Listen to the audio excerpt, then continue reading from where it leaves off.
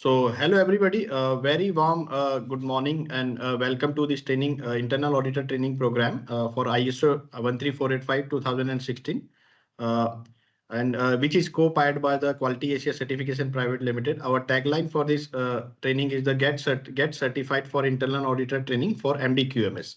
Okay, this is a brief structure of the course.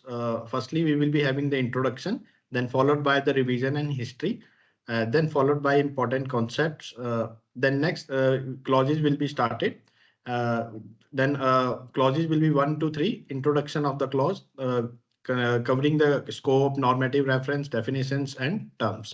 Then followed by clause number 4, requirement of clause quality management system. That is clause number 4. Then followed by clause number 5, that is management responsibilities. Then followed by clause number 6, resource management.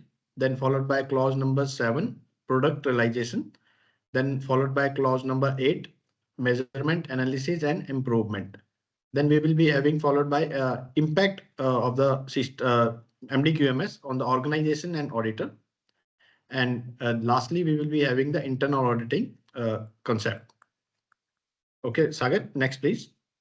Our objective of the course defined as review the purpose of quality management system, refer to the medical device, then understanding the scope and requirement of ISO 13485 2016 version, then to learn how important those requirements in your organizations, then identify which actions are required to ensure the continuous compliance as per the standard, and then to learn auditing practices, principles, techniques, and practices as per the 19011 2018 guidelines. These are the objectives of this course. Then our today's trainer, I am just introducing him, Mr. Atul Suri. He will be our today's trainer, and in the past trainings also, Atul Suri was provided the training. He is a BE Electrical MBA. He is a certified lead auditor for ISO 9001, 14001, 45001, 50001, 22000, 27000, 13485, and 26000. He is a BE certified energy auditor. He has a professional experience, almost 30 plus year experience in industry with a strong foundation in engineering and management. He has 20 plus years of experience as a seasoned management system auditor and trainer and delivering expertise across multiple sectors. He also worked with various top-notch certification bodies as a lead auditor and a reviewer like Quality Asia, Intertech, Apave, Modi, IRQS, etc. Sagar, next, please. So about Quality Asia, our mission is to empower organization with the world-class quality standards and sustainable practices. Our vision is to be the leading provider of a quality assurance and certification solution in India. We are NABCB accredited. Quality Asia is accredited by NABCB, which means that our certifications are recognized internationally. Then we are committed to providing 100% and ethical services, auditing and compliance services, ensuring transparency and integrity of every certification we issue. Then we specialize in ISO 9001, ISO 13485, ISO 27001, and more for the more standards, offering a full spectrum of certification services tailored to your organization needs. So we are providing free internal ISO internal auditor training programs like we are providing today. So we empower your team with a free internal training, helping you all to build internal expertise and maintain compliance with the international standard. So we have a global reach and local touch. That means serving clients across the multiple Indian cities and international locations. We combine global expertise with personal local service. Then committed to excellence, our mission is to support business in achieving and maintaining their certifications, unlocking new opportunities, and improving operational efficiency.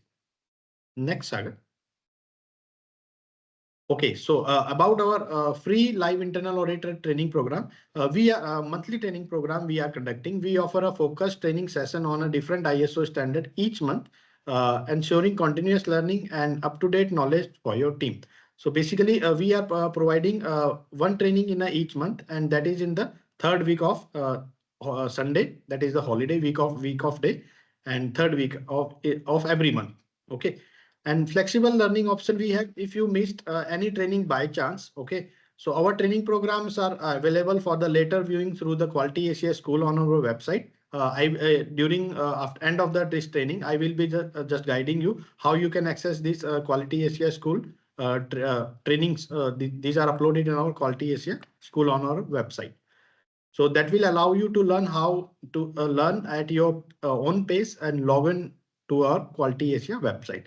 So again, our mission, we are dedicated to increase awareness of ISO standards and enhancing internal auditor competence. Our goal is to uplift the industry operation in the standards by empowering professionals with the knowledge and skills they need to drive the excellence in their organization. Next. Okay, so now we are starting with the ISO 13485 2020 MDQMS Medical Device Quality Management System training PPT. So I request our respected Atul Suri sir to initiate the training program. Over to you, Atul Suri sir. Okay, so good morning to all of you, and today we are going to discuss about ISO 13485 2016, which is basically quality management system standard for medical devices. So this today's session is in continuation to our earlier training programs, which we have already conducted on other management system standards like ISO 9001 quality, ISO 14001 environment, ISO 45001 Occupational Health and Safety Management System, ISO 27000 Information Security, ISO 50001 Energy Management System, and also 22000 ISO 22000 Food Safety Management System. So today we are going to discuss about ISO 13485 2016. 2016 is the year of publication and 13485 is the number of standard, and basically this standard is about medical devices, how you can apply quality management system to an organization based in the field of medical devices. Yeah, next. So now what is a medical device? The definition of medical device is a medical device is an instrument, apparatus, appliance, implement, machine, contrivance, implant, in vitro reagent, software, material, or other similar or related articles, including a component or a part or accessory, which basically it is intended for use in diagnosis of some disease or some other conditions, or in the cure, alleviation, mitigation, treatment, or prevention of disease in human beings or even animals, or it is intended to affect the structure or any function of the body of man or other animals, but which does not achieve its principal intended action in or on the human body by pharmacological, immunological, or metabolic means, but which may be assisted in its function by such means. So basically, this is what the definition of a medical device is. Next. So, since these are medical devices, so there are regulations also. So these medical devices, whether in India or in other countries, they are covered by regulations, because these are the devices which directly impact patient safety. So that is why regulations and compliance to regulations is very important. So why regulations are important in this particular case? Because medical devices directly impact patient safety, and these, once you comply with these regulations, this ensure product efficacy and risks are minimized. So there are different regulatory bodies. For example, in India it is CDSCO, then there is FDA in USA, MDR EU, TGA Australia, etc. So basically harmonization is done with various quality management systems. So that is why once you are into this field, you need to comply with the related regulations also. Yeah. So what is ISO 13485 quality management system standard? So this is an internationally recognized standard for quality management system in the field of medical device industry, and basically it is also based on quality management principles just like ISO 9001 to ensure that these medical devices meet applicable regulatory requirements as well as customer requirements. So the applicability of this standard ISO 13485 is for the organizations which are into the manufacturing of medical devices, or they are suppliers to these manufacturers, or they are service providers, or any organization which is involved in the life cycle of various medical devices. Next. And why this ISO 13485 or certification or compliance to the requirements of ISO 13485 is important? Because first, it ensures that compliance with regulatory requirements is there, because compliance to regulatory requirements is the basic requirement of this ISO 13485 certification process. Secondly, it ensures quality assurance across the supply chain. And thirdly, it helps in mitigating the risk and also ensures patient safety. And then it's a good marketing tool also. It helps in market entry and global acceptance, because many medical devices companies, they are exporting their products also. So once you are ISO 13485 certified, so your marketing becomes easy, your entry into various global markets and also global acceptance improves. And since it's a management system standard, once you follow the standards requirements, then it helps in producing a consistent product. So consistency in product quality is another support which it provides, and ultimately it provides a competitive advantage in the medical device industry. Next. So again, once you get certified or once you implement the requirements of ISO 13485, so what benefits the organization gets? So basically it is regulatory compliance with respect to the respective countries' regulations. Then there is one ISO 14971 standard also, basically risk management standard. So once you are implementing 13485, you have to comply with the requirements of ISO 14971 also. So basically it helps in improving the risk management. Then it also enhances product quality and reliability, because you're following a quality management system. It enhances or streamlines your internal processes and documentation, increases customer satisfaction, increases stakeholder trust, and it supports efficient supplier and production controls. Next. So why do we require quality management system? This we understand very well, but just a recap, because we have discussed in detail ISO 9001 2015 standard, and this standard also is a quality management system standard.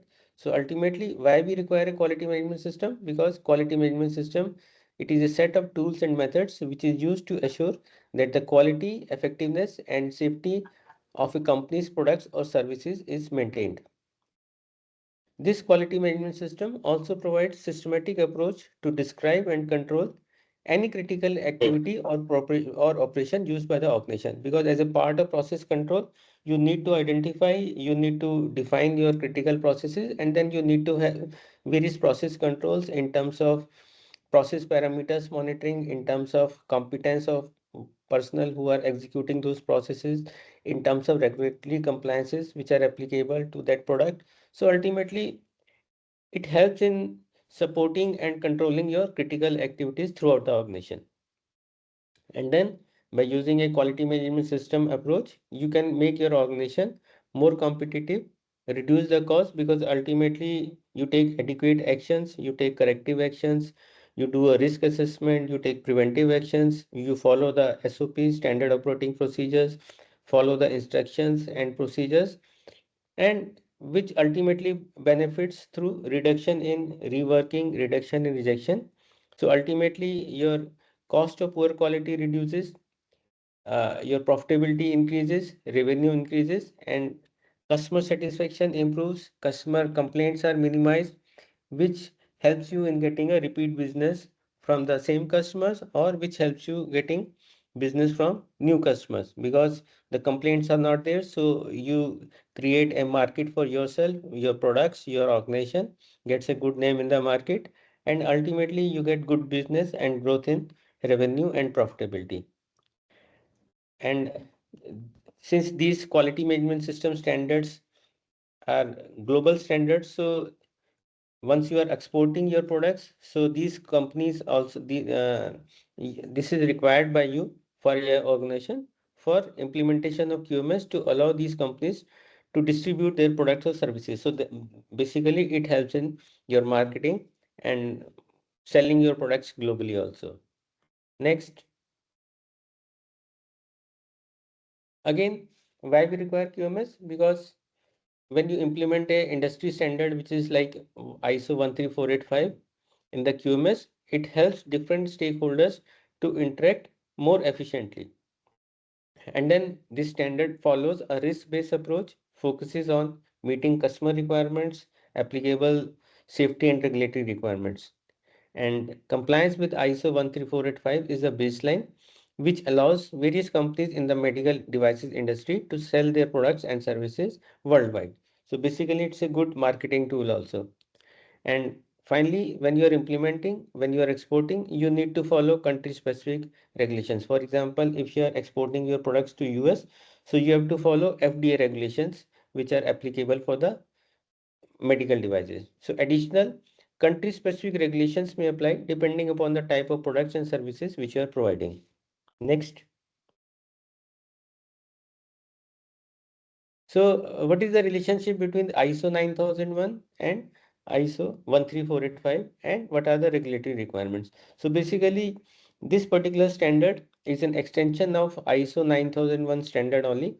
Although one big difference is that ISO 9001 was updated in the year 9001 2015 and all other management system standards. Thank So you. Thank you. as a policy keep everyone on mute, otherwise the momentum is disturbed. Okay, so what is the relationship between ISO 9001 and regulatory requirements? So as I was telling, ISO 9001 got updated in the year 2015. So now we have 9001 2015. But this ISO 13485 is still based on the previous version of ISO, that is ISO 9001 2008. So that means instead of total 10 clauses which are there in ISO 9001 2015, since 13485 is based on 9001 2008, so there are 8 total clauses. So it is not yet updated. So when we compare 9001 versus 13485, 9001 is a generic standard which is applicable to all kind of industries, including manufacturing and servicing industries. But this ISO 13485 is an industry specific standard which is focused on the medical devices. And ISO 9001 emphasizes continuous improvement, whereas 13485, the main focus is on regulatory compliances. And then these regulatory compliances are country specific, so we need to follow the country specific regulations where we are providing our products and services related to medical devices. So EU MDR, FDA, QSR, WHO, these are the pre-qualification programs, and these regulatory requirements are basically aligned with risk-based thinking for medical device safety. So 13485 is a industry-specific quality management standard which focuses on the organizations which are there in the medical devices field, and it focuses on the regulatory compliances. Next. This 13485, earlier there was 2003 version, and in 2016 we have this 2016 version. So as in any standard, whenever some changes happen, 2016 version also had some changes. For example, some key changes: risk management. So it has more focus on risk management, and that is why there is a reference standard 14971 whose guidelines need to be followed in 13485 2016 version. And software validation has been also explicitly more explained in 2016 version, because many medical devices basically they require software also. So software validation for QMS and production has been explained in more details in 2016 version. Even supplier control, evaluation and risk control, monitoring suppliers has been explained in more detail in 2016 version. Documentation requirements have also been increased, and there is a strong focus on regulatory compliances. So we are talking about 13485 2016 because 2003 version is history now. Next. So as you can see, though this standard is based on 9001 standard, but not on 9001 2015 standard, it is based on 9001 2008 version. So that is why instead of 10 clauses, it has got 8 clauses. So clause 1 talks about scope, then clause 2 normative reference, clause 3 terms and definitions, clause 4, 5, 6, 7, 8 are the implementable clauses. Clause 4 is quality management system, 5 is management responsibilities, 6 is resource management, 7 is product realization, and 8 is measurement, analysis, and improvement. So as for any management system standards, scope and applicability are there. So scope ISO 13485 covers all phases and activities of the product life cycle related to the medical device, concerned medical device. And it is applicable for all organizations which design the medical devices, produce the medical devices, store or distribute those medical devices, and provide other services like installation, servicing, repair of these devices, either directly or as a subcontractor. And again, organization has to define what all requirements are applicable of ISO 13485, and organization must also describe how various clauses of the standard are implemented in the organization. And in case you seek any exclusion or non-applicability, then you have to explain why those requirements are not applicable for your organization. So those exceptions must be clearly defined and justified. Next. And once you are identifying what all is applicable, that is identification of applicable requirements.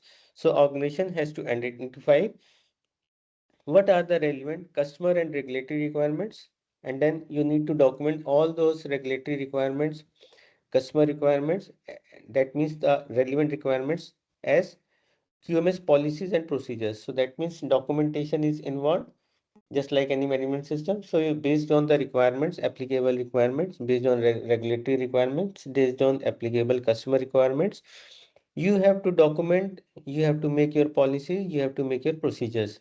And then you also need to establish a risk-based approach to those applicable requirements and applicable processes. Then you need to implement, control, maintain, and improve all applicable documents, operations, processes, and resources in order to ensure that continuous regulatory compliance is there. And process, you all understand what is a process? Process is a set of activities which converts inputs into outputs to achieve or accomplish a specified goal. So when you talk about scope and applicability, you need to identify the applicable requirements, identify the relevant regulatory requirements as well as customer requirements, convert those requirements into policies and procedures which have to be implemented all across the organization.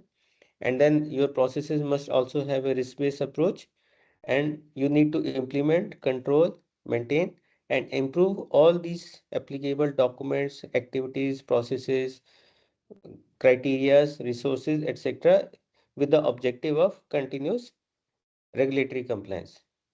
Next. So what can be the scope of 13485? ISO 13485 specifies requirements for a quality management system for the organizations which are involved in medical devices, design, development, manufacturing. That means you are a designer of the product. You design the product, develop the product, and you manufacture the product. Or the organization is in supply chain and distribution of medical devices. That means you are a dealer or distributor of those products. Or you are providing installation, servicing, and disposal services, or you are developing software for those medical applications, or you are involved in sterilization and validation processes. So this scope of 13485 can be for various organizations like design, development, and manufacturing, supply chain and distribution of medical devices, installation, servicing, and disposal of these medical devices, development of softwares for medical applications, or sterilization and validation processes. Next. So this applies to various organizations like manufacturers of medical devices, their contract manufacturers and the suppliers, organizations providing sterilization facilities, distributors, importers, exporters of medical devices, organizations into software development for medical devices, organizations which are providing calibration and testing laboratories for these medical devices, and also healthcare facilities which are providing these medical devices. Next. So now in the standard, there are certain key definitions given. Let us see what all these are. Next. So as we already discussed about medical device, what is a medical device?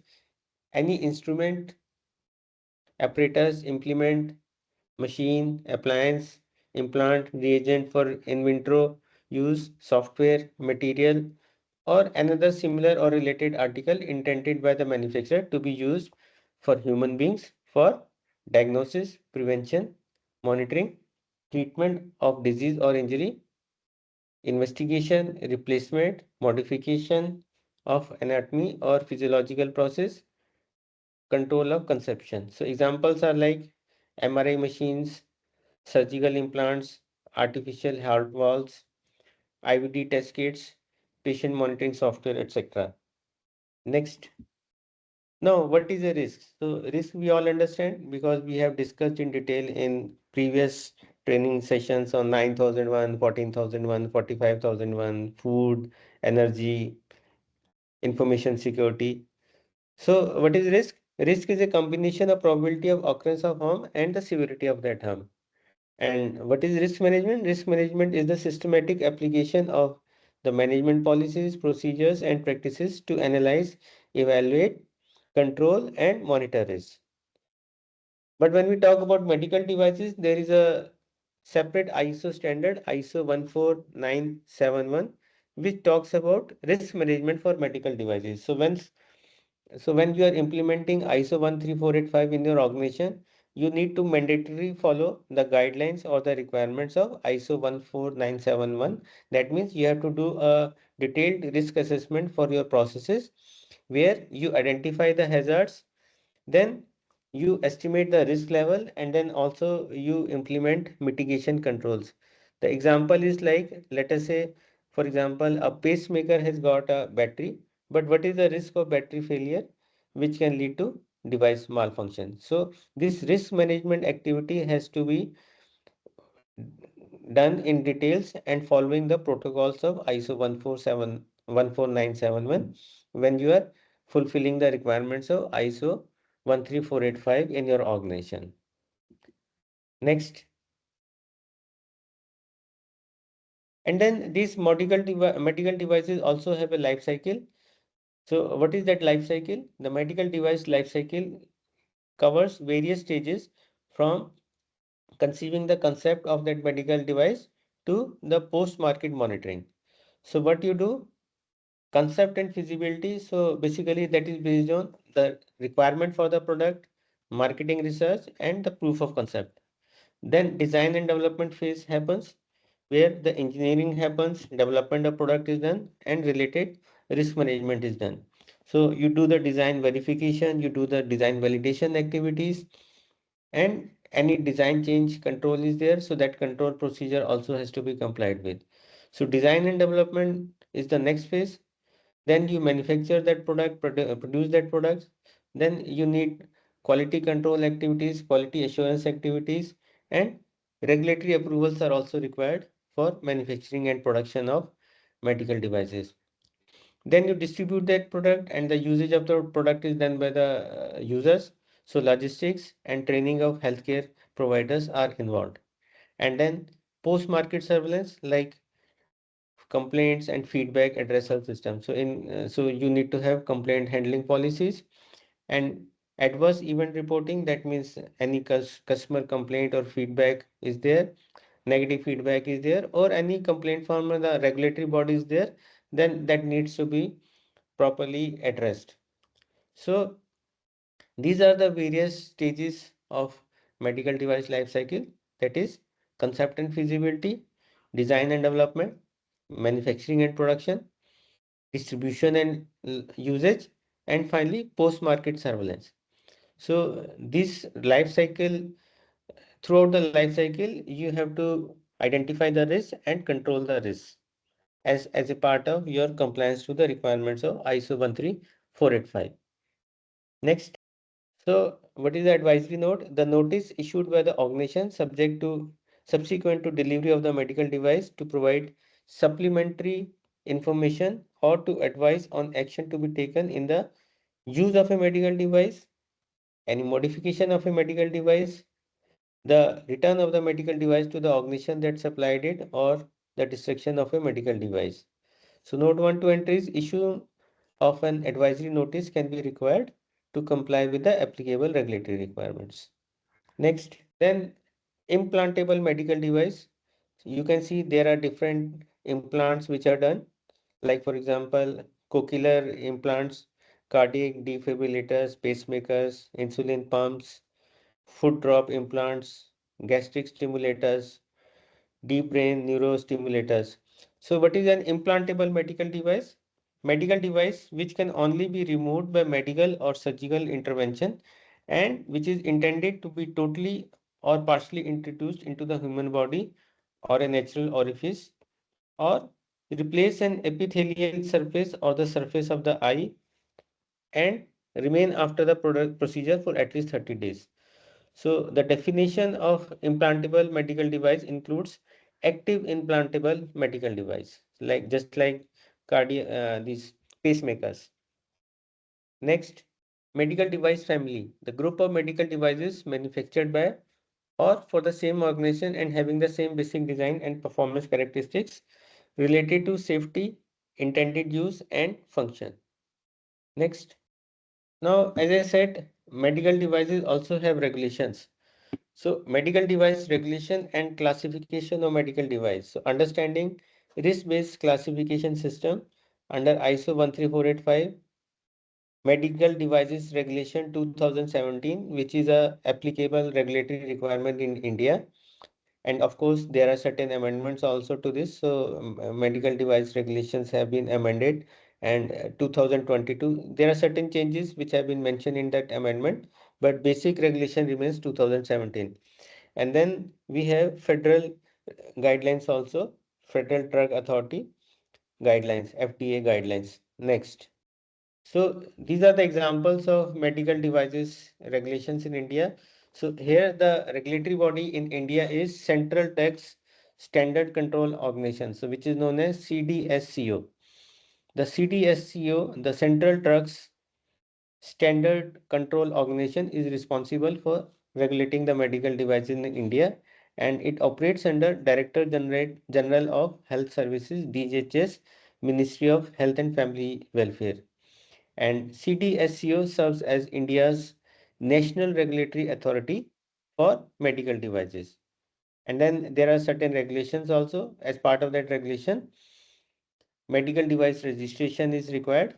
Non-local manufacturers Non-local manufacturers must appoint a local agent or manufacturer to liaise with CDSCO for regulatory compliance, and all medical devices must meet risk-based classification and regulatory standards for approval. So that means regulatory approvals are required.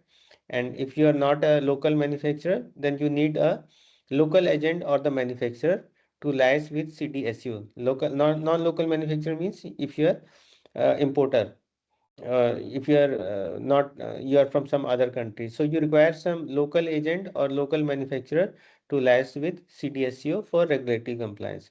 And these compliances also are based on risk based, and regulatory standards approval is required before you start selling or distributing your products in the country in India.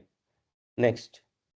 So key Indian medical device regulation. So basically there is a Drugs and Cosmetic Act 1940, drugs and cosmetics rules, but it mainly deals with the drugs part.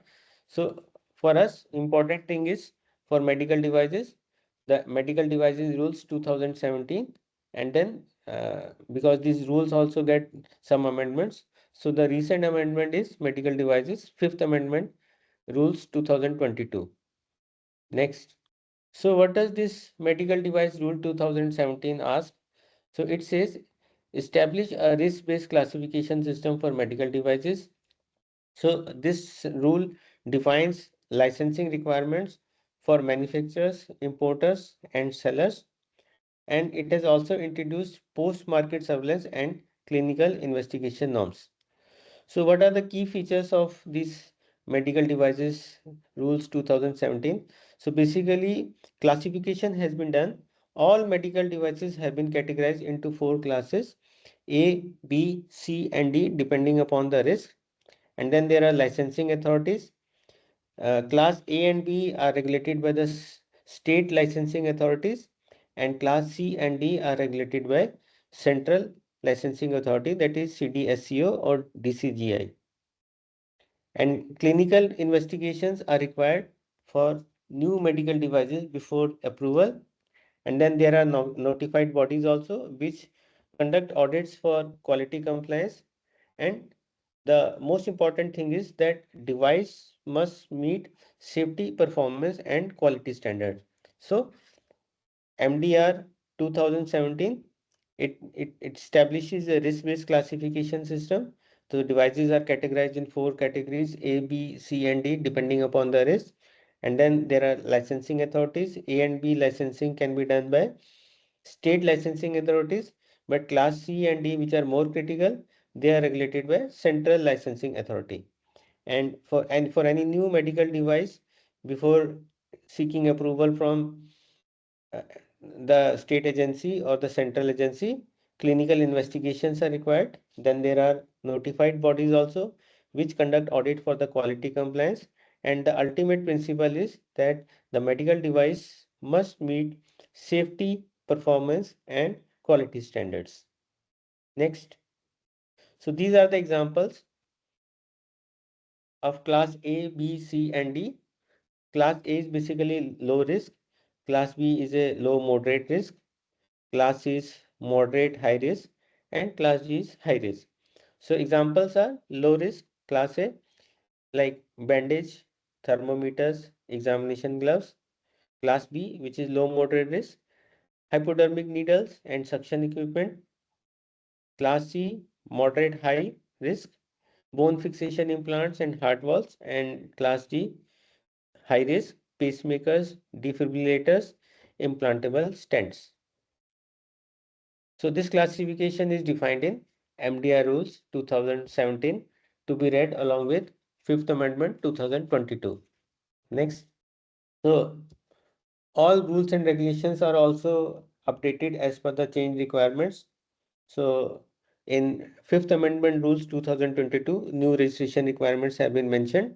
So all devices, medical devices, excluding the exempted categories, must be registered with CDSCO, and the registration can be done online.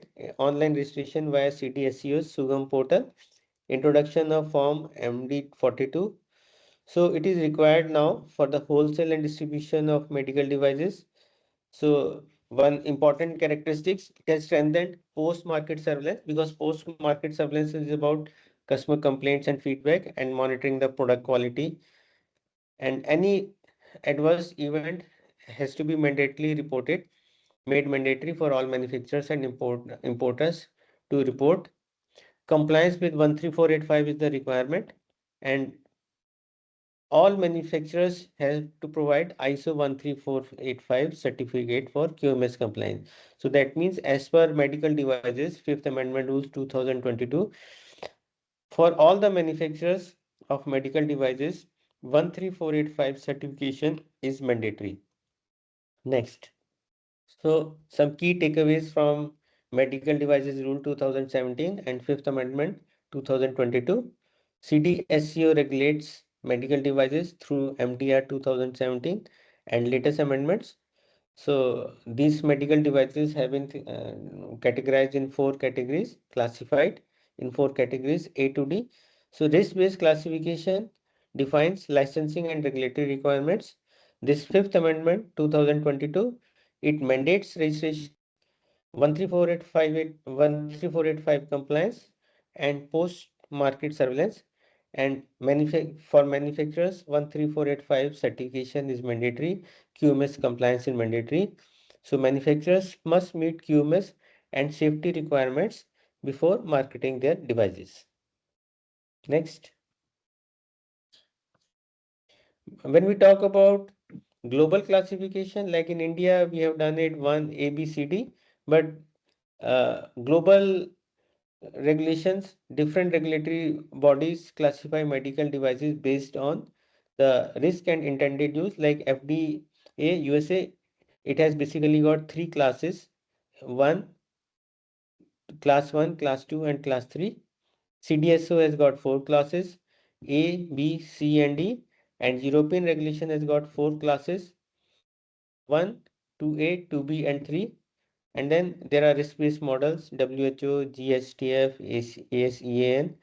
Risk-based models are there. Next, then US FDA guidelines. The Food and Drug Administration, US FDA, has established classification for approximately 1700 different generic types of devices and grouped them into 16 medical specialties referred to as panels. So each of these generic types of devices is assigned to one of three regulatory classes based on the level of control necessary to assure the safety and effectiveness of the device. So that means total approximately 1700 type of devices are there, and these devices are further grouped into 16 medical specialties, which are known as panels. And then you need to have a level of control which is necessary to assure safety and effectiveness of the device.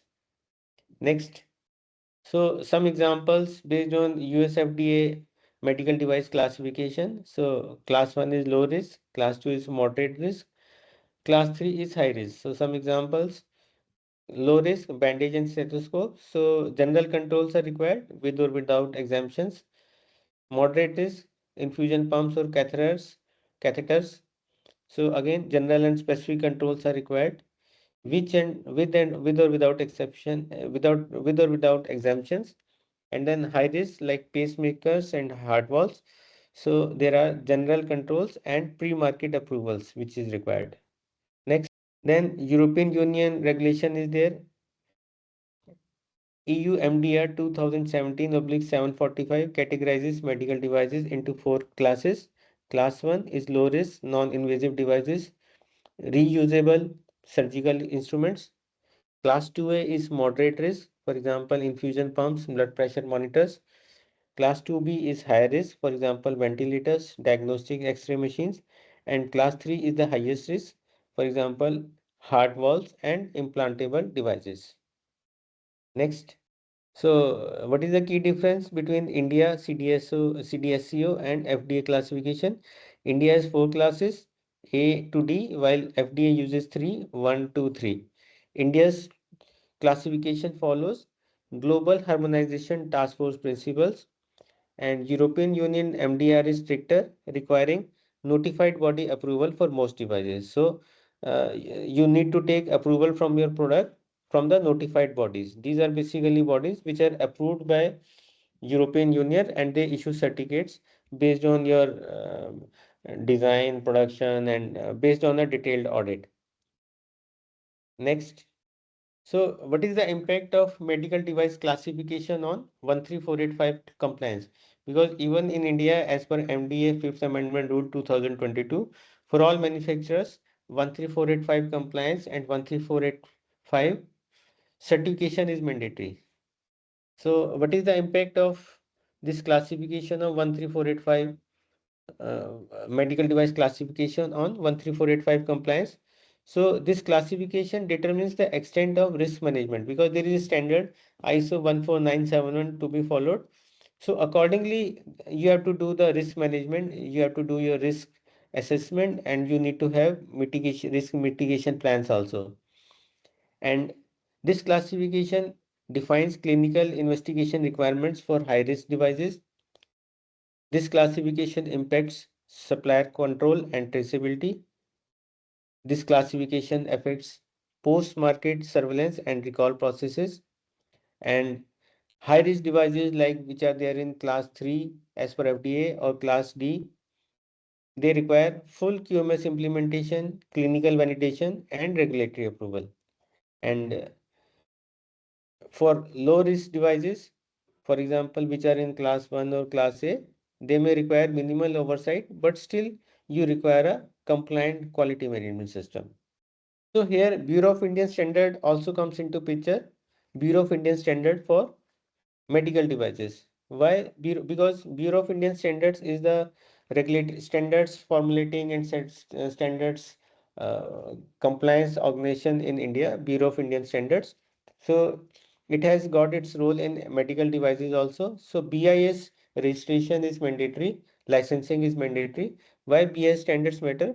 Because Bureau of Indian Standard establishes safety, performance, and quality benchmarks for various medical devices, and BIS has aligned with ISO 13485, QMS, and global regulatory requirements, and it is mandatory for medical device approval and licensing under MDR 2017 and Fifth Amendment 2022. So the important thing is medical devices in India must comply with BI standards for market entry. So that means for selling your products, selling your medical devices in India, you need to comply with BI standards and obtain necessary licenses or registrations.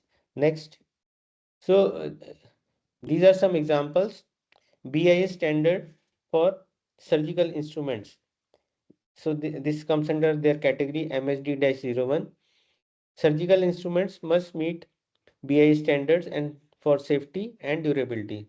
So example is if you are making nail scissors curved on flat, so you need to comply with IS 10383 1982. Likewise, there are standards for different products. For example, general requirements for scalpels and knives. The related BI standard is IS 3318 1965. All this information is available on Bureau of India website. The second category, BI standard for orthopedic implants and instruments. So orthopedic devices must meet stringent market and mechanical standards. So some examples of related standards are, for example, bone screws mechanical requirements. They are covered in IS 10121 part 1 and 2. Bone plate dynamic compression IS 12088 1987. So likewise, your organization need to identify which is the applicable BA standard for us, and then you need to meet all the requirements of that particular standard and obtain license. Next, like for obstetric and gynecological instruments, which comes under MSD 03 category. So this is another example. Next. So likewise, classification is there for various medical devices, and related BI standards are there which you need to identify and comply. Next, you can skip this. Yeah, skip this. Yes, next. Okay. So other key BIS standards for medical devices. Other categories covered under BIS medical devices standards like dental instruments and equipment, diagnostic, medical devices, radiology images, ultrasound, sterilization equipment, autoclaves, ethylene oxide sterilizers, hospital planning and infrastructure like clean rooms, ventilation, and air quality. So BI standards are there for various medical devices and equipment. Next, importance of BI standards in ISO 13485 compliances. These standards provide technical specifications for product quality, and 13485 ensures implementation of these standards within a QMS framework. So that means you have to follow the technical specifications of the respective standard, respective BI standard when you are meeting requirements of ISO 13485. So ISO 13485 ensures implementation of these standards within the QMS framework, and regulatory authorities mandate compliance with national and international standards. So that means for ISO 13485, regulatory compliance is a must. These regulatory compliance makes it mandatory that you have to follow with national and international standards. If you are in India, so there is Bureau of Indian Standards which provides these technical specifications for ensuring product quality and as per the categorization of that particular medical device. And then you need to follow the BI standard. So once you implement 13485, you need to ensure that the respective technical specifications are adequately followed. So that is part of your compliance. And then you also need to follow ISO 14971, which is basically risk management standard. and this incorporates BIS standards in safety evaluation. So the key thing to understand is without BIS compliance, medical devices cannot be legally marketed in India. Next, so after this basic background about the medical devices and regulatory requirements, now let us understand what are the specific requirements of ISO 13485. So as I said, this particular version 13485 2016 is based on earlier standard of ISO 9001, that is ISO 9001 2008. That means it is not yet aligned with the high level structure which we have been talking about in all the other management system standards like 9001 2015, 14001 2015, 45001 2018, ISO 22000, 27000, and 50001. So it is still based on previous version of ISO 9001, that is ISO 9001 2008. So clauses numbering is also like this. So that is why you will not find any reference of maybe climate change, maybe uh, internal and external stakeholders, interested parties, etc. Because this is based on the previous version of 9001. So clause number 4 is quality management system. 4.1 is general requirements. 4.2 documentation requirements with specific requirements of 4.2.1, 4.2.2, which is quality manual. Now, if you see if you compare with ISO 9001 2008, then 9001 2008 had four sub clauses in 4.2, that is documentation. So there used to be 4.2.1 general requirements, 4.2.2 quality manual, 4.2.3 control of documents, and 4.2.4 control of records. But now since it is a medical device, so medical device file is a mandatory document, which is basically a technical document related to the medical product in compliance with the requirements of respective Indian standard or any national or international standard which is applicable. So even even though this is based on 9001 2008, but it has got additional specific requirements. So you can see 4.2.3 medical device file, which is a additional specific requirement in this particular case. Next, 4.1 general requirements. Quality management system shall be documented and maintained. Your QMS must be effective at meeting the requirements of ISO 13485 standard and other applicable regulatory requirements. And also any relevant requirement, process, activity, arrangement or procedure shall be identified, included, planned, documented and controlled in the QMS. So this is a general requirement 4.1. Next, your overall documentation describes how your organization is implementing the relevant requirements of ISO 13485. So you also need a quality manual. Next, the role undertaken by the organization, that is manufacturer, authorized representative, importer and distributor, shall be documented. The role of organization which determine which activities and controls the organization must implement in its QMS, and organization shall determine which processes are needed for quality management system and how they must be applied based on the roles undertaken by the organization. So these are part of general requirement under clause 4.1. Next, the organization shall apply a risk-based approach to the control of the required processes. The organization must determine the sequence and interaction of various processes. The criteria and methods for ensuring these processes, operations, and control of processes are effective must be determined. That means you need to define the criteria, your specifications, your quality assurance plan, your guidelines, SOPs, etc. And then, just like any management system, you need resources and information, and that resources and information which are required for supporting the operations and monitoring of your QMS activities must be available. So all this is part of general requirements. Next, organization shall define actions necessary to achieve the planned results and maintain the effectiveness of the QMS processes.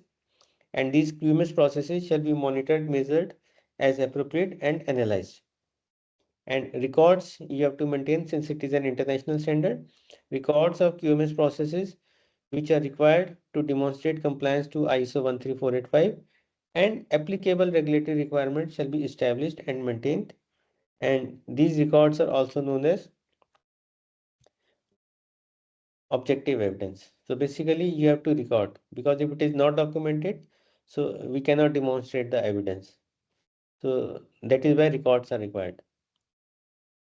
Then general requirement also mentions any changes to processes shall be controlled and evaluated, and this evaluation must be based on potential risk of those changes to your quality management system and the product and services which your organization is providing. And outsourcing is allowed. You can outsource some processes, but you need to define the controls on that outsourced processes. So if the outsourced processes can impact conformity of products and services, those processes and monitoring shall those processes shall be monitored and controlled. So that means you can outsource the processes, but you need to identify what all processes have been outsourced, what is their impact on the conformity on products and services, and how these outsourced processes shall be monitored and controlled. That means your control on your outsourced service providers. Next. So general requirement is that the organization remains responsible for meeting customer safety and regulatory requirement for these outsourced processes. So the control over outsourced processes shall be proportionate to the risk involved and ability of the external supplier to meet those requirements. So normally this is in the form of a quality agreement, written agreement document, and this agreement is a written contract between your organization and your external service provider in order to define the quality related activities and the ownership. Next. So like in medical devices, computer softwares are also used. So computer software application used to support the QMS activities must be validated prior to initial use and following a validation procedure. And this changes to the software or its intended use may require periodic revalidation also, and the extent of validation effort must be based on the risk. So that means uh, software evaluation, software validation is also part of the risk assessment, and according to the risk assessment, according to the risk category, you need to have risk mitigation plan also. That means the revalidation of that software. And then this is a mandatory record, so you have to maintain the record of validation also. So normally this type of validation is done in three steps, that is installation qualification, operational qualification, and performance qualification. So computer software validation is mandatory. The frequency, the extent of validation or revalidation is based on the risk assessment, and then record of that validation has to be maintained, and normally and validation is done in three steps, that is installation qualification, operational qualification, and performance qualification. Next.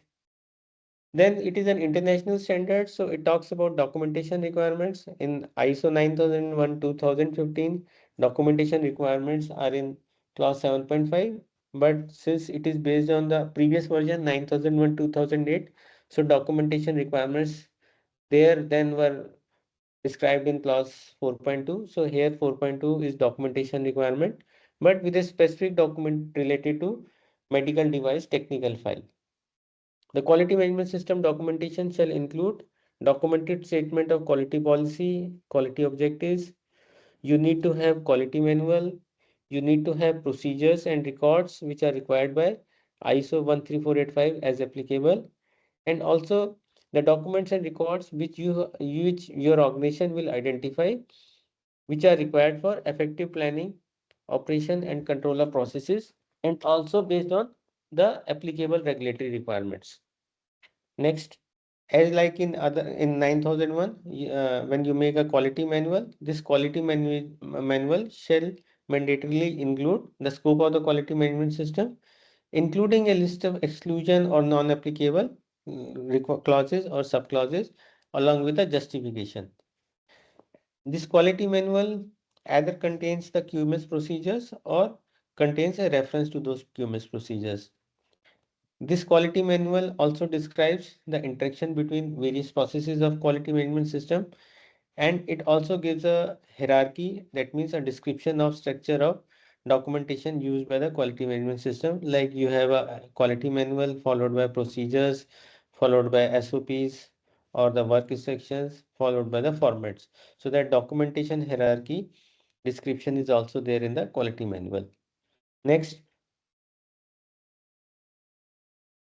but a specific requirement in case of ISO 13485 is a medical device file. So basically this is a technical file related to the medical device equipment which you are either designing or you are producing or you are providing servicing or as per the scope of your 13485 certification activities. So the organization must develop a medical device file which is specific to each product model, type, class, or category. So, for example, if you have multiple devices, multiple products being produced, designed, or serviced, so for each type of products, you need to have a medical file. So, the medical file has to be specific to each product model, type, class, or category. And important thing to capture in that medical device file is this file must include all the relevant documents which describe your medical device specifications and the related realization processes like manufacturing, designing, drawings, testing, servicing, installation processes. And ultimately, the contents of this file have to demonstrate compliance to the requirements of 13485 standard as well as applicable regulatory requirements. Next. So the minimum contents of this medical file, that is bare minimum requirements, are it includes general description of medical device, intended user purpose, and labeling including the instructions for use. It includes specification for product. It includes specifications or procedures for manufacturing, packaging, storage, handling and distribution of the product. It includes procedures for monitoring and measurement activities, and wherever applicable, it includes requirements for installation and servicing. Next, so document control, it is a part of all management system standard requirements and it is applicable for 13485 also. So organizations can control the documentation and records which are required for operation of quality management system. So you need to have a procedure. Procedure shall be created to describe the controls applicable for review and approval of both new and updated documents prior to release for use. Then document change, identification of document revision status and change history. Then you need to ensure that the controlled distribution of documents is there so that the relevant versions of those documents are available at point of use. You need to ensure these documents are legible and identifiable. You need to ensure prevention of deterioration and loss of those documents. And then you need to identify and prevent unintentional use of obsolete documents. So obsolete documents have to be removed from the working system. And if you are retaining them for some purpose, then they need to be properly identified, marked, or stamped. Next, identification and distribution requirements also apply to documents which are generated outside the organization. That means external origin documents. For example, if you're following regulatory guidelines, you're following BI standard. So any changes, any amendment to the document, that standard also needs to be identified and controlled. So you need to ensure identification and distribution requirements for documents which are external origin documents, which you have identified to be a part of your QMS operations.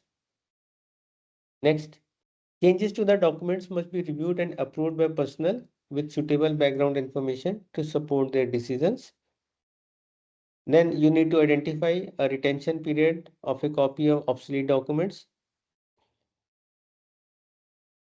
Very important thing is that documents which are used in manufacture and test process of medical devices must be retained for the life cycle of the product, because we also consider the life cycle of the product starting from the concept stage to design development, manufacturing, handling, storage, distribution, and post-market surveillance activities.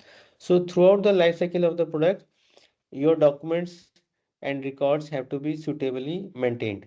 So document used in manufacture and test process of medical devices must be retained for the life cycle of the product or as specified by the regulatory requirements. So whatever regulatory requirements are stipulated by the respective agency, that also you need to ensure.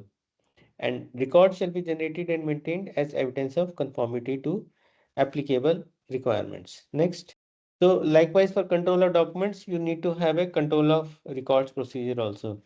Since it is based on 2008 version, so we are calling them controller documents and controller records. But in 2015 version of ISO, we are calling them as control of documented information. So a procedure must be created to describe the controller records. The control method shall ensure that records are identified, stored, secured, retrievable, retained, and disposed of. Confidential information contained in records must be protected according to the applicable regulatory requirements because it's an intellectual property, design and development, manufacturing specifications, technical specifications.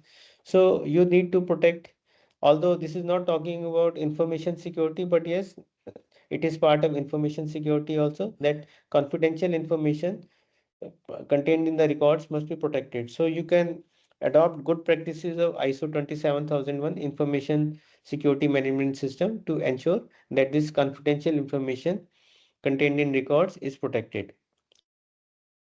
Then your records must remain legible, identifiable, and retrievable.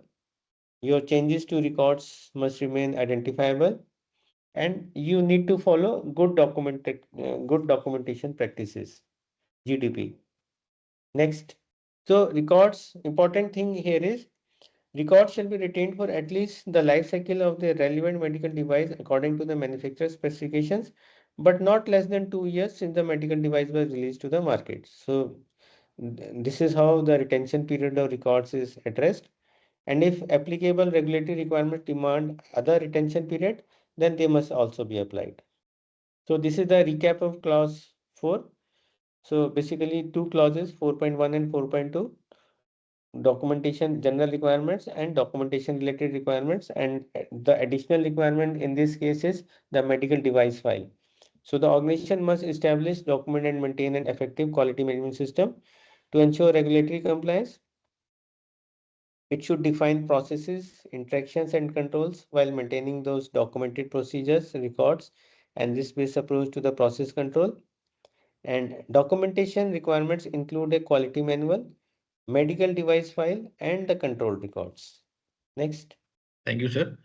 So now we are having a workshop for after this clause completed. The Sagar has shown the barcode on the screen. Sagar, please share link in the chat box.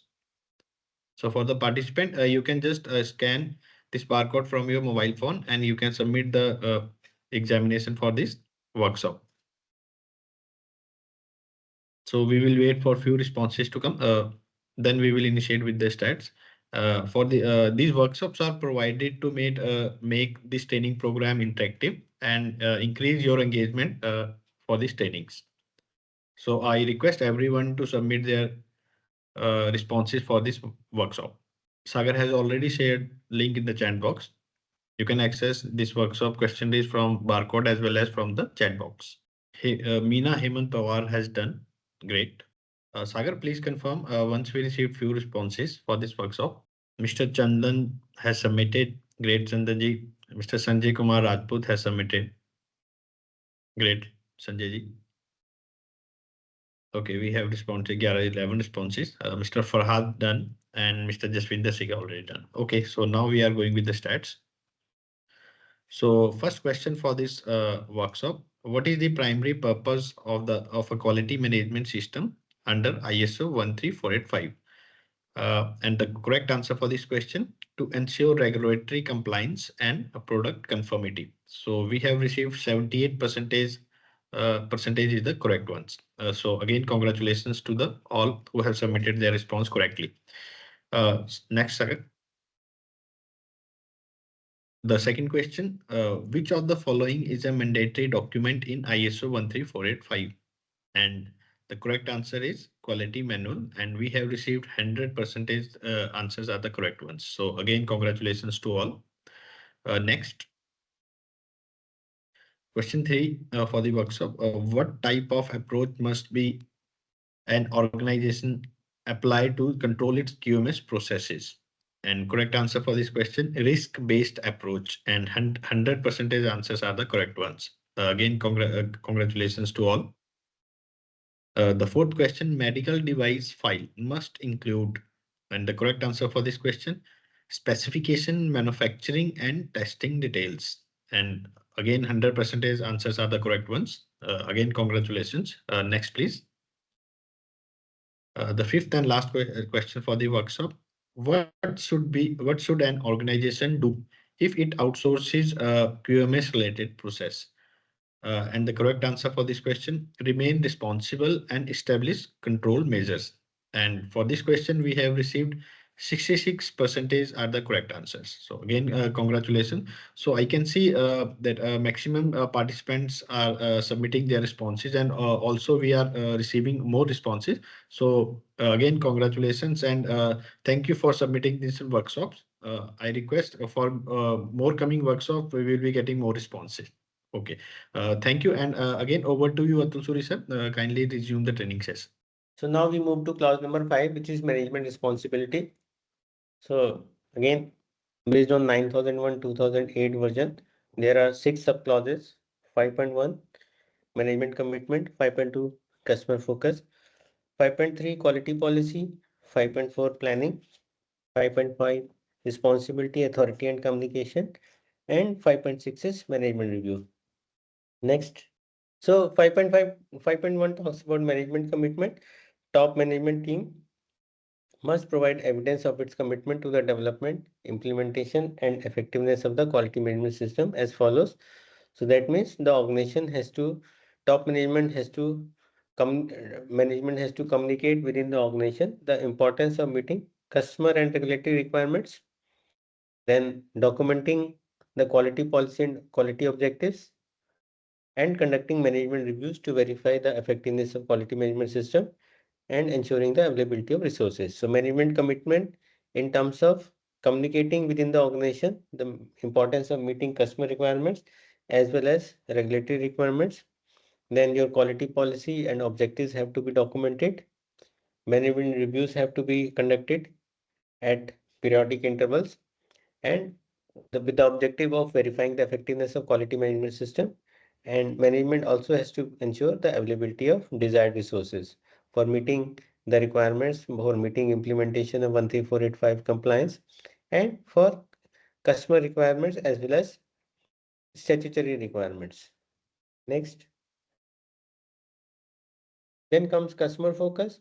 Top management must ensure that customer requirements and the regulatory requirements are determined and met, and management must ensure that the quality policy is applied to the purpose of the organization. The quality policy states organization's commitment to compliance with the applicable requirements and maintaining the effectiveness of quality management system. And the quality policy provides a framework for setting and reviewing the quality objectives. Next. Yeah, so this is basically 5.3 quality policy. Management has to ensure that quality policy is there, which is applicable for the purpose of the organization, suitable for the purpose of the organization. This policy includes commitment for complying with applicable requirements and to maintain the effectiveness of quality management system. And the policy provides framework for setting and reviewing quality objectives. And top management has to ensure that the quality policy is communicated and understood within the organization. And wherever required, whenever required, the policy must also be periodically reviewed and updated if it is required. Next. So the planning talks about quality objectives. Top management must ensure that there are quality objectives which are established to meet relevant regulatory requirements, customer requirements, and also for improvement of activities. Then sufficient resources are allocated to the appropriate functions and processes for meeting these objectives, and these objectives shall be measurable and consistent with the quality policy. Next. Top management must also ensure that the planning of quality management system is carried out to meet the applicable requirements and also to achieve or fulfill the quality objectives. The integrity of the quality management system is not impacted whenever there are changes which are executed, which are planned and executed. Top management also ensures that the responsibilities and authorities are defined, documented, and communicated within the organization.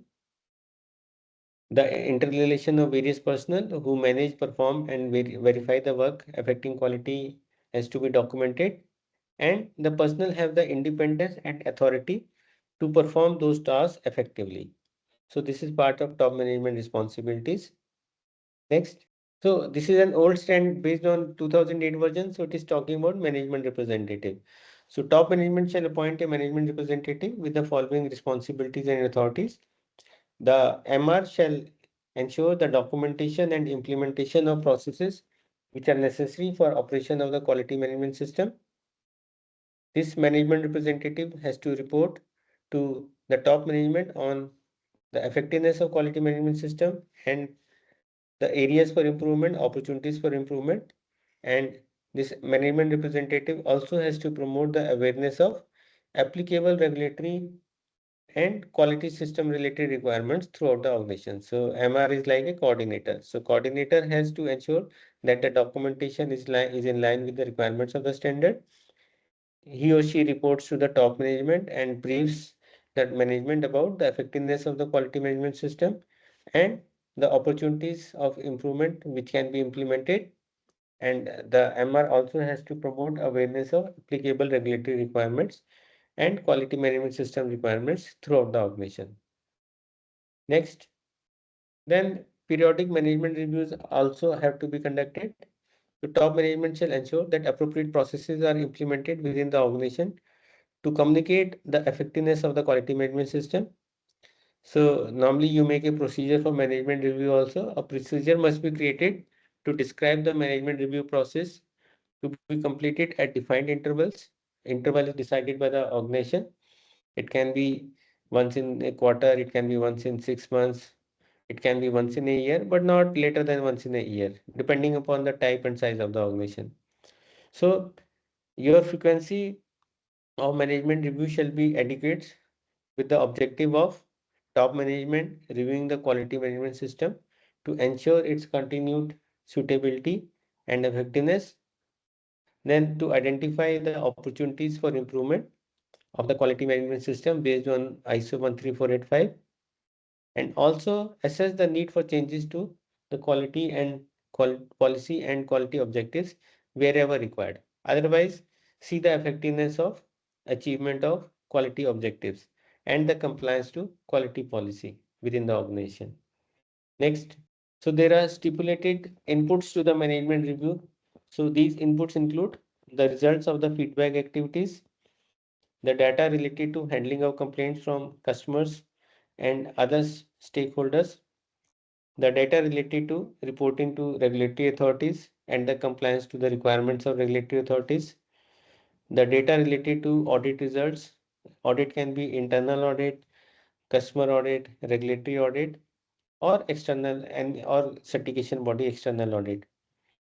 Data related to result of monitoring and measurement activities of processes and products, data related to corrective and preventive actions, status of follow-up action agreed in the previous reviews, then the changes that could affect the quality management system, like any new changes or any revision in regulatory requirements and recommendations for improvement or any other inputs which are defined by the management with the by the organization. So these are the mandatory inputs when the top management is conducting or chairing the management review process. Next, so then based on the review inputs, there are outputs also, and it is a mandatory record. The output of the management review process shall be recorded and maintained. So this output must include that the inputs have been reviewed, and based on that, some decisions and actions have been taken and agreed upon, which can be related to your improvement to the quality management system, thus maintaining its suitability, adequacy, effectiveness, or changes due to new or revised regulatory requirements, the improvement of changes to products and services related to customer requirements, and any resources which are required to implement those changes. So based on the management review output, there can be based on the management review input, there can be management review outputs, output related to improvement to QMS for maintaining its suitability, adequacy, and effectiveness, or changes due to new or revised regulatory requirements. Then improvement or changes to products and services related to customer requirements, and any resources which are required to implement these changes. Next, so this is a recap of clause 5. Basically talks about top management responsibility. So top management is responsible for demonstrating commitment to quality management system through a system of defined quality policy, quality objectives, and management review process. The top management has to ensure that adequate resources are provided to establish, then focus on customer focus, then appointment of a management representative, and conducting periodic reviews to assess the quality management system, effectiveness, and compliance with the regulatory requirements. Next. Yeah. Thank you. Yeah, Sagar has shown the barcode on the screen. Sagar, please share the link in the chat box. I request all participants who have joined later during the training program. These workshops are provided to make this training session more interactive and increase your engagement to this training program. So I request all of you to kindly scan this barcode, or you can just submit your responses through the link in the chat box. Yeah, I have just received a message in the chat box. Mr. Navneet, yeah, he want to ask one question. So, Mr. Navneet, we will be having a question answer session once our training program is completed. Okay, and we will be answering all your queries and questions at the end of this training program. So you can, all of you, I request you to note down your queries, your questions, and definitely we will be answering all of your questions. Meena Hemantawar has submitted. Great, Meena ji. Mr. Navneet ji has submitted. Great, Navneet ji. Mr. Jaswinder Singh submitted. Great, Jaswinder ji.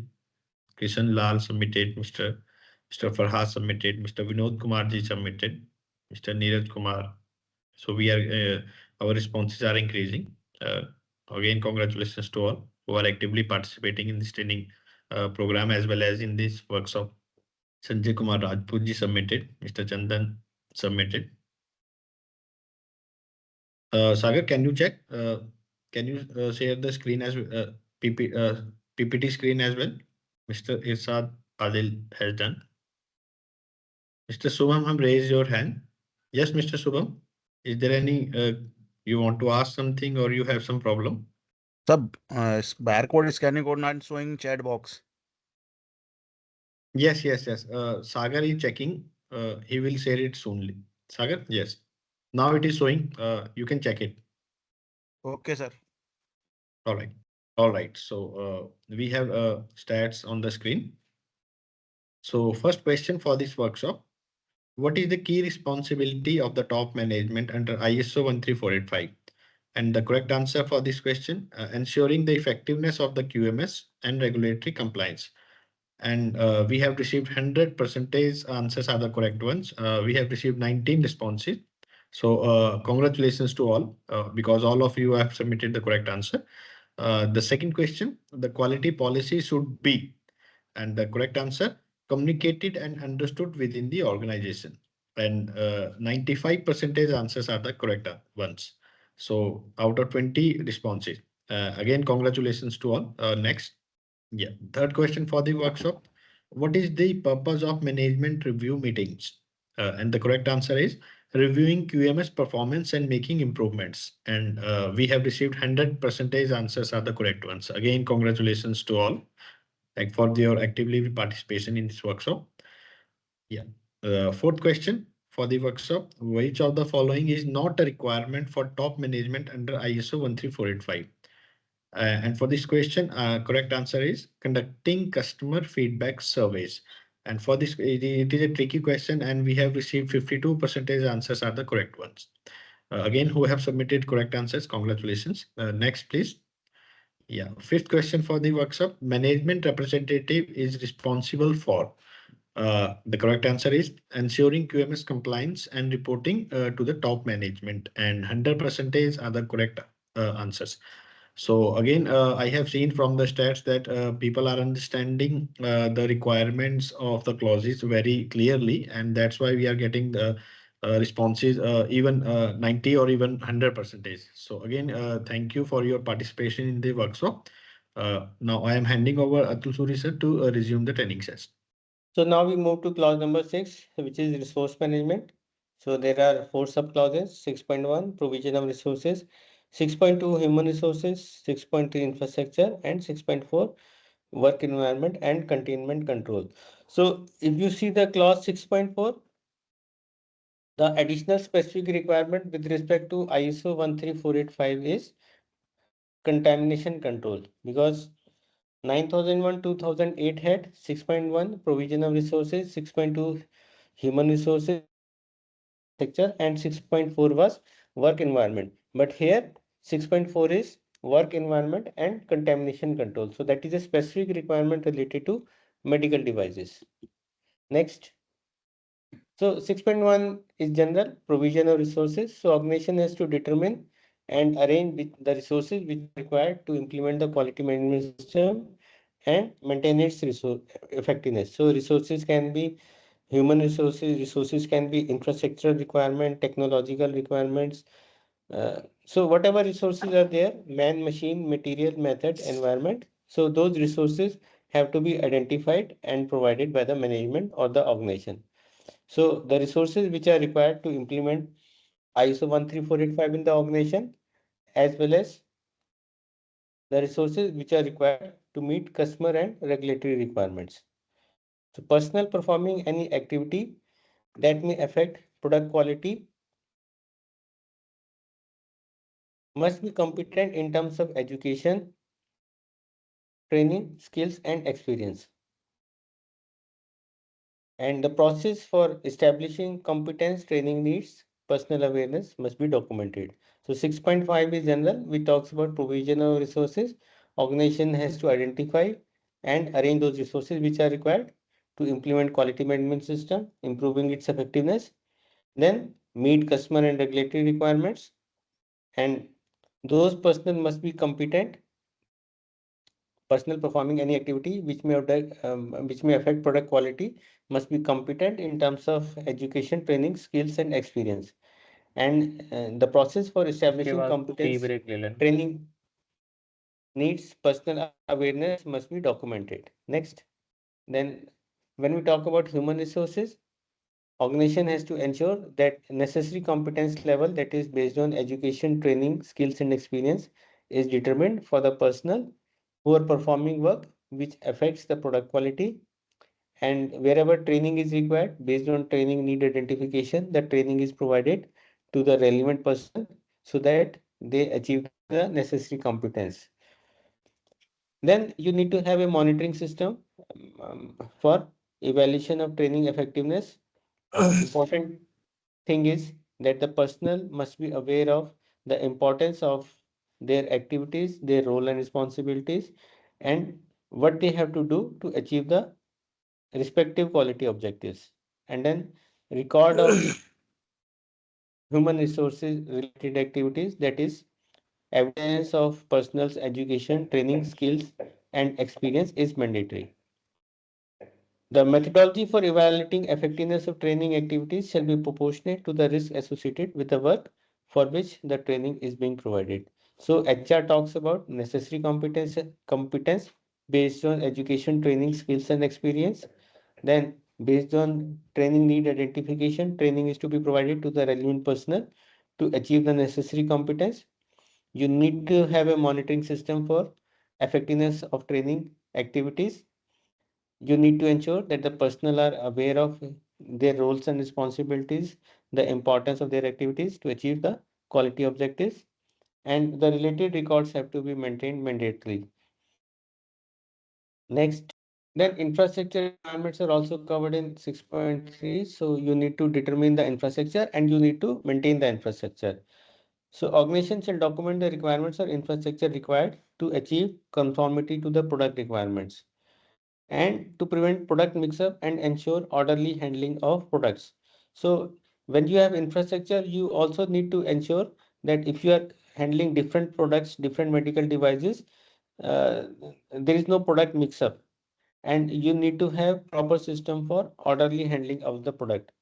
So this infrastructure includes building workspaces, utilities, processes, process equipment, hardware, software, and supporting services like transport, communication, or infrastructure or information system. So this infrastructure has to be provided also, and this infrastructure has to be maintained also. That means your preventive maintenance activities.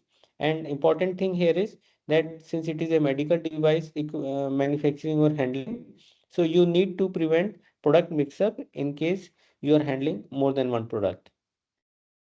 And this infrastructure includes your work premises, buildings, workplaces, utilities, process equipment, software, hardware, supporting services like transportation, communication, and information systems, IT part also. Next, the infrastructure maintenance activities and intervals shall be defined and documented if they can affect the product quality. And this maintenance activities may also include equipment which are used in production and control of the work environment and monitoring activities. So maintenance activities also include your equipment which is used in shop floor area, the control of the work environment and monitoring activities. For example, clean room. Clean room is a requirement in many medical devices, manufacturing and handling. So those maintenance activities should also include maintenance of the clean room environment. This record of maintenance activities is mandatory record. So record of mandatory maintenance activities shall be maintained as an evidence, and periodic calibration and inspection of monitoring and measuring equipment is a typical maintenance activity in manufacturing environment.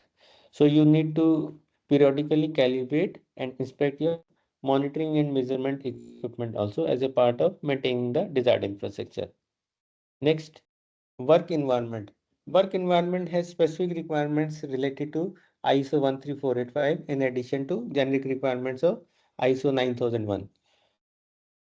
So the organization shall document the requirements for work environment which is required to achieve conformity to product requirements and the procedures to monitor and control the specified conditions of work environment. So here the additional requirement is document the requirements of for the control of personal health, cleanliness and clothing if contact between such personnel and the product or work environment could affect the product quality. So work environment also includes documenting the requirements for control of personal health, cleanliness and clothing if contact with such personal and product or work environment could affect the product quality. So this also includes the temporary personnel or contractual personnel who are working. Ensure that the personnel temporary working under special environmental conditions within the work environment are also competent to complete the required tasks or are supervised by a competent person. So there are additional standards ISO 14644 and ISO 14698 which provides information regarding clean rooms and associated control environments, because medical devices also require a clean room kind of infrastructure. So what kind of controls are required for those clean rooms and associated work environments? You need to refer to ISO 14644 and ISO 14698. So this standard talks about classification of air cleanliness by particle concentration and biocontamination control. Next, so contamination control is also a requirement for ISO 13485. So you need to plan and document the actions which are to be taken to control contaminated or potentially contaminated products to prevent the contamination of the work environment, personal or other products. And for sterile products, the requirements for controlling contamination with microorganisms or particulate matter shall be documented. The required cleanliness during assembly or packaging processes must be maintained. Next, so this is recap of clause number 6. Organizations must provide adequate human resources, infrastructure, work environment to ensure medical device conformity and the personnel shall be competent through training, education, infrastructure must support compliance, and contamination control must be there for sterile medical devices. Next. Yes, so we have another workshop. Yeah. Link. Sagar, please share the link in the chat box. And barcode has shown on the screen. So we will wait for few responses to come. Yeah, for the information for the participants. After this workshop, we will be having a tea break of 15 minutes. Okay. Once this workshop is completed, I request all participants to submit their responses for the workshop. You can access the barcode from the screen and you can submit your responses from the link in the chat box as well. Sagar has already shared the link in the chat box. Kindly access from there. Meena Hemant Pawar has already completed. Meena ji always done first every workshop. Mr. Navneet ji also done. Great Navneet ji. Mr. Krishan Lal submitted. Congratulations Krishan ji. Mr. Sanjay Kumar Rajput ji submitted. Great Sanjay ji. Mr. Neeraj Kumar submitted. Nikhil Sharma, Vinod Kumar. Mr. Mohammad Irfan and Riyad Sadal. Mr. Subham also submitted. Sanisa Aman, Sahanisa Aman. Sahinisa Aman, sorry. Again, congratulations to all who have submitted. Sagar, can you check the screen? Okay, all right. Okay. So we have updated stats. We have received 20 responses. So we can go with the questions. The first question for this workshop, what is the required under ISO 13485 for personnel involved in QMS related activities?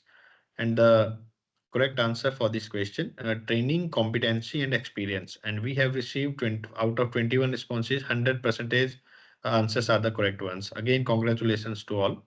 Next, please. Second question, what must an organization ensure regarding its work environment? And the right answer for this question, it complies with regulatory requirements for product safety, and 90% responses are the correct ones. So again, congratulations to all. Next, please. Third question, infrastructure under ISO 13485 includes, and the right answer for this question, building, process, equipment, and supporting services. And 95% answers are the correct ones. Next, please. Fourth question is, when must training effectiveness be evaluated? And the correct answer for this question, whenever training is conducted for QMS related tasks, and 86% answers are the correct answers. Next, please. Fifth question, the organization must document contamination control procedures if, and the correct answer is, the products are sterile medical devices, and 80% answers are the correct answers. So again, I am congratulating to all who have submitted correct responses for this questions for this workshop. Okay, so now we come to clause number 7, which is product realization, the main clause related to manufacturing part. So this has got 6 subclauses, 7.1 to 7.6. 7.1 is planning of product realization. 7.2 is customer related processes. 7.3 is design and development. 7.4 is purchasing. 7.5 is production and service provision. And 7.6 is control of monitoring and measuring equipment. Yes, next. So planning of product realization. Planning, organization shall plan and develop the processes which are required for planning of product realization. So planning of product realization means your production planning activity, your quality assurance activities, your monitoring and measurement activities. So plan and develop the processes required for the realization of the product, and planning activities shall be consistent with the requirements of other processes of quality management system. So when you're doing the planning, you need to apply a risk management process also. Apply a risk management process as part of product realization and maintain the records which are generated as a part of those activities. For example, PFMEA, process failure mode effect analysis. So this is a methodology which is used to identify and mitigate risks related to specific process or set of activities. So we identify the processes, various activities of the processes. We identify what can go wrong with that particular process and activity, and what can be the control measures to mitigate the effect, to control those activities. So this all is part of planning of product realization. So if you are responsible for design activities also, then the organization performs a DFME also, design failure mode and effect analysis. So what can go wrong with the design process? The various activities, various processes of the steps, what is the occurrence rate, probability of occurrence, severity, occurrence and detection. Normally FMEA we use a RPN model, risk priority number. We calculate this priority number. So depending upon the process and the activity, we identify the severity, we identify the occurrence rate, and we also identify the control measures, detection. Severity into occurrence into detection leads to a risk priority number, and based on the risk priority number and based on the risk severity, we classify whether that risk is a significant one or not, and based on the significant we take appropriate actions if it is a design process FMEA. Same way is applicable for process FMEA also. So we identify process failure modes. So what can go wrong with the processes, various manufacturing activities, various installation, servicing, commissioning activities as per the scope of your product. And again, we calculate the RPN, risk priority number, severity criteria is there for significance, as well as overall risk score criteria is there for significance. And then we define the controls, and this is how FME is done. So process FME, design FME, it is all part of planning of product realization. Next. So as a part of product realization planning, organization also defines the quality objectives and requirement for the products. That means specific objectives related to the product or services. Then organization identifies various processes, documents, resources, including the infrastructure and work environment. For example, in critical processes, critical devices, you require a clean work environment, and there are specific guidelines for those clean requirements, clean work environment also. So everything is done in the planning stage. So identify the processes, documents, and resources, including infrastructure and work environment required for the product.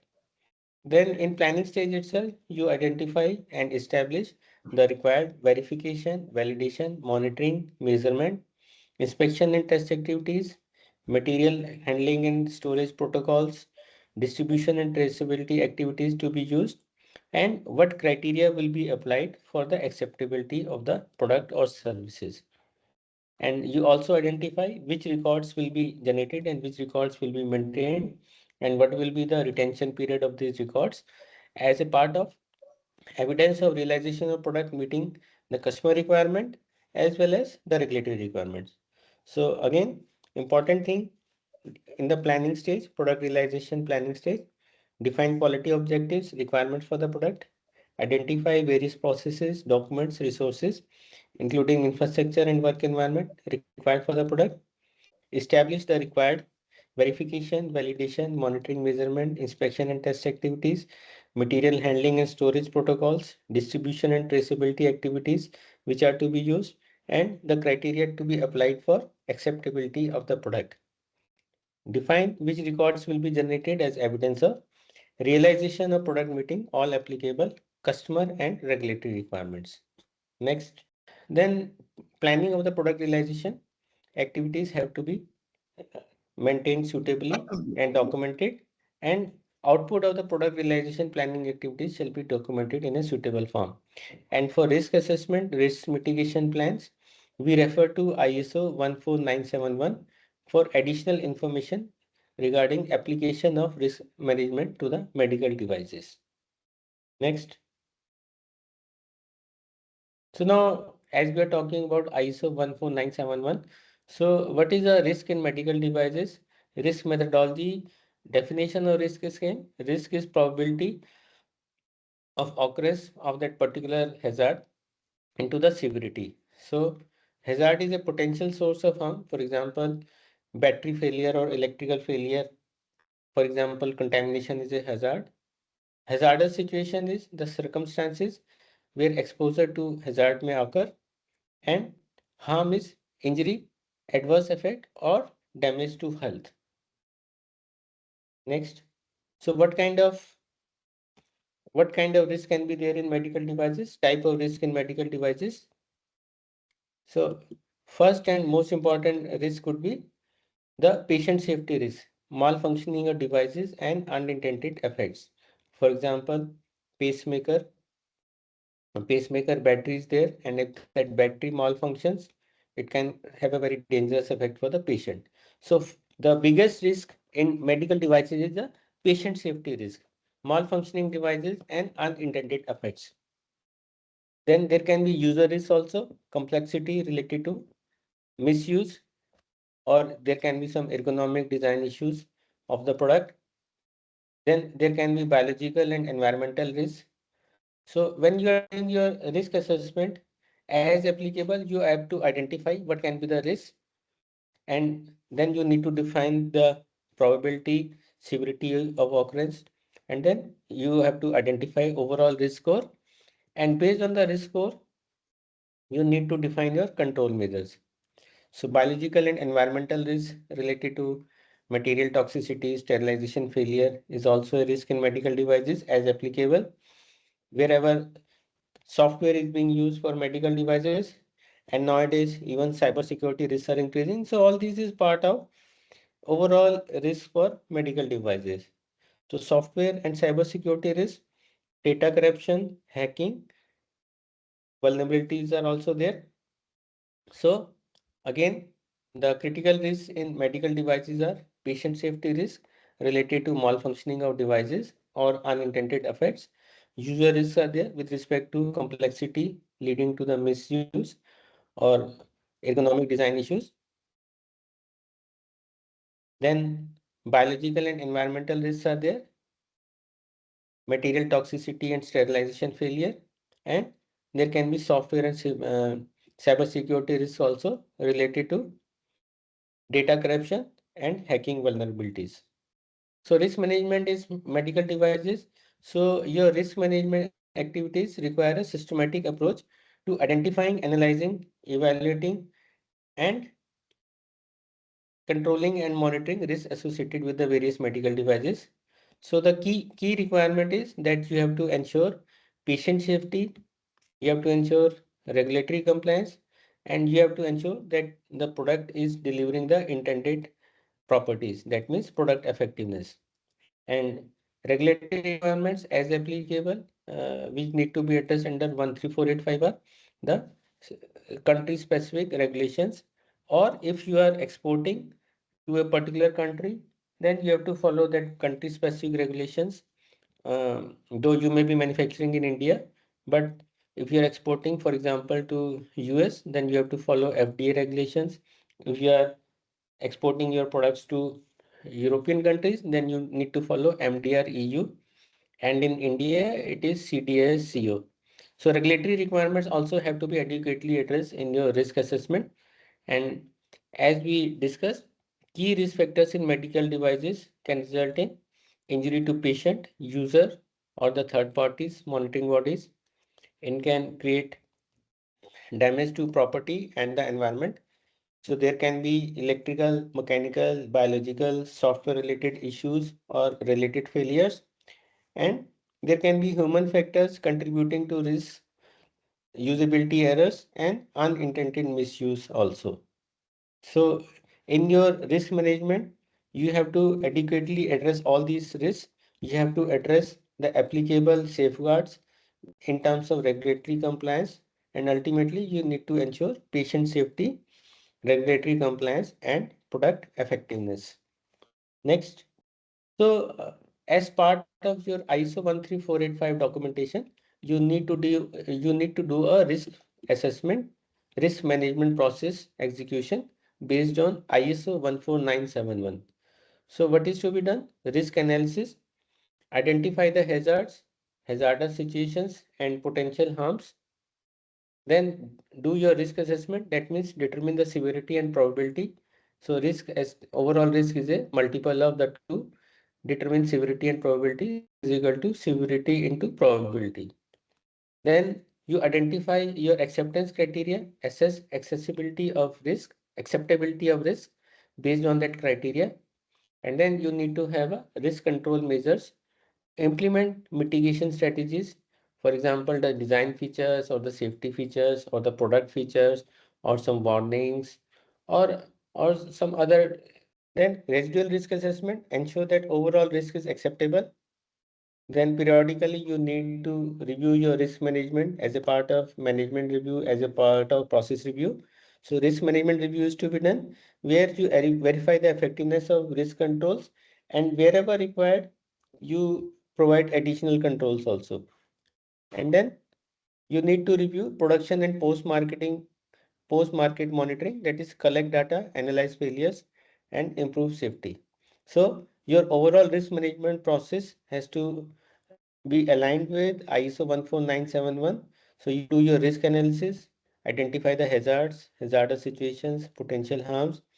You do the risk estimation based on severity and probability. You get your risk score. You evaluate that risk score. You lay down the criteria for acceptability of the risk based on that criteria, and then you identify and implement risk control strategies, mitigation strategies, for example, through design features, through safety features, through warnings, through SOPs, through instructions, etc. Then you see what is the residual risk. So you do a residual risk assessment, and ultimately you ensure that overall risk is acceptable. Then periodically you review and update your risk management activities also, risk control processes also, apply additional controls wherever required, and you do your post-market monitoring activities, follow-up activities. So you collect the data, analyze the failures if any, and again work on improving the safety. So that is a part of your improvement. Next. So these are some of the techniques which can be used for risk analysis of medical devices.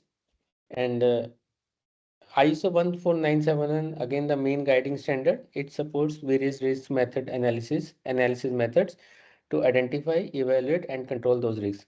For example, these are some techniques: preliminary hazard analysis with the objective of early identification of hazards, and then there is FMEA, failure mode and effect analysis, so which is a systematic failure evaluation.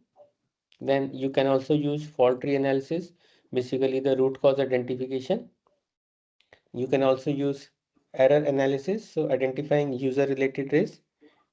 And ultimately you can also do HAZOP, hazard and operability study, which is a process failure analysis objective. So wonder. Next. So this FMEA, is it DFMEA or PFMEA?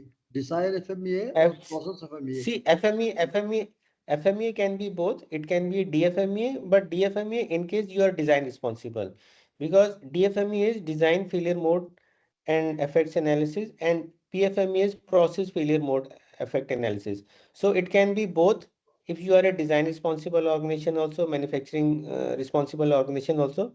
But if you are just following some national, international guidelines, some standard, or you are basically following your customer specifications where design is not applicable, but then you need to justify as a part of your documentation, as part of your quality manual system, you need to identify why design is not applicable for you. So in case design is not applicable for you, then process FMEA can be done. But if design is also applicable, then both DFMEA and PFMEA are desired. So risk management in regulatory compliance. So this ISO, as I again repeat, this ISO 14971 is essential for global compliance also, because if you see various regulatory requirements globally, they also require risk management. So like for example, FDA USA, it requires risk management as part of QMS. So this is as per the regulation 21 CFR part 820. Then European Union MDR Europe also requires ISO 14971 compliance, and they also ask for C marking on the products, that is C marking by the notified bodies. Then we have CDSCO in India, which talks about risk-based classification, and it requires compliance with the principles of ISO 14971. Then there is Health Canada. Likewise, regulatory compliances are there for various countries. So whichever country we are doing the manufacturing or whichever country we are exporting our products, we need to follow the compliance to that. If it is India, then we need to make sure that relevant or related BIS standard is followed. If we are exporting to Europe, then we need to ensure that our product has got mandatory CE marking, and that too from a notified body. If we are exporting our product to USA, then again you have to follow US FDA guidelines.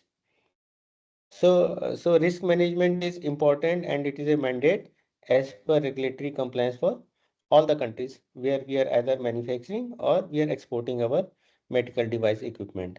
Next. So after the planning, then we need to identify requirements related to product. So determination of requirements related to product. The organization shall determine the product requirements as defined by the customer, including delivery and post-delivery activities. So now we are ready to produce the product, but for that we first of all we need to identify what are the requirements related to the product. So these requirements, if we are working for some customers, so we identify the requirements which are defined by the product by the customer, including delivery and post delivery activities. But in case we are selling the product directly with our brand and as such there are no customer specific requirements, then we need to identify the applicable regulatory requirements or our designing principles. So additional requirements that may not be explicitly defined by the customer, but which are required for the intended use, that we need to determine, because customer may not be basically specialist on the device. Customer is basically a user or user organization. So wherever customer specifies as the product requirements, including delivery and post delivery activities, we need to determine and identify that. But wherever customer is not providing those requirements, then onus is on us, responsibility is on us to identify those requirements. And most importantly, whatever regulatory requirements are applicable to the product, that we need to identify and define. And maybe some places, some products, user training is also required to ensure the effective use of or safe use of that particular product. So 7.2.1 is about determination of requirements related to product. Next. So review of requirements related to the products. So all product requirements identified must then be reviewed by the organization, by the concerned personnel, prior to committing to supply those products to the customer. So one is determination of requirements related to product. Then wherever customer specified requirements are there, we need to review those requirements. So product requirements identified must be reviewed by the organization prior to committing to supply those products to the customers. So when you're doing the review, you need to ensure that the product requirements are adequately defined and documented. And if any discrepancies are there on customer requirements, so those discrepancies are resolved. So basically doing a detailed contract review. Then you also need to address the regulatory requirements in your reviews, and wherever user training is required, so that also need to be addressed. And most important thing is, in your review you must ensure through your review that your organization has the capability to meet those requirements. So review of requirement is like a contract review. Next. And then you need to maintain the records. So all the records of product requirement review and action list must be maintained. And where, as I said, customer, many times customer is not specialist of the product. Customer is basically user of the product. So where customer does not provide a list of requirements, then you yourself as an organization, you need to identify what are the related requirements for products, and you need to document it, review it, and confirm it. The relevant documents must be updated if the requirements change. So sometimes customer requirements may also change. Sometimes regulatory requirements may also change. So sometimes product specifications also change. So important thing to maintain is your doc to comply with your document change procedures, and ensure that the relevant documents, let it be technical specification, let it be production schedule, let it be inspection plan, let it be any related document, let it be supplier related instructions. So any regulatory requirements, any applicable requirements change. So everything has to be reviewed and updated. And also you need to ensure that the relevant personnel must be informed about the changes. Next. Then communication with customers shall be planned and arranged following a documented process when sharing information like the product information, the enquiries, contracts and product ordering, customer feedback and complaint handling, advisory notices, and communication with regulatory authorities shall follow the applicable regulatory requirement. So communication is also part of your QMS implementation based on ISO 13485. So communication can be internal communication. Communication can be external communication with respect with various stakeholders, regulatory bodies, customers, users, etc. So communication with customers shall be planned and arranged following a documented process. And when sharing information like this, uh, which includes information like the product information, enquiries, contracts and product ordering, customer feedback and complaints handling, advisory notes, and communication with regulatory authorities shall follow applicable regulatory requirements. Next. So 7.3 is design and development. So wherever applicable, where the company is designing and developing the products also, so this clause will be applicable. Design and development. Procedure for product design and development processes shall be documented to plan and control those activities. So as a part of design and development planning, what organization needs to document? So first of all, you have to identify which are the design and development phases. And if you're doing design and development, then you also need to do a design FMEA, design failure mode effect analysis.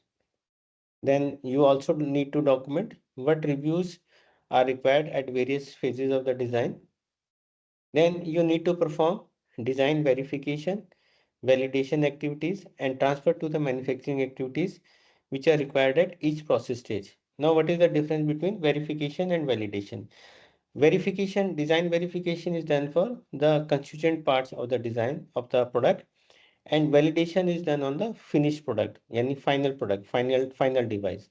So you need to identify what would be done as a part of design verification, what would be done as a part of design validation, and how the design data, the drawings, specifications, bill of material, etc., they will be transferred for mass manufacturing activities.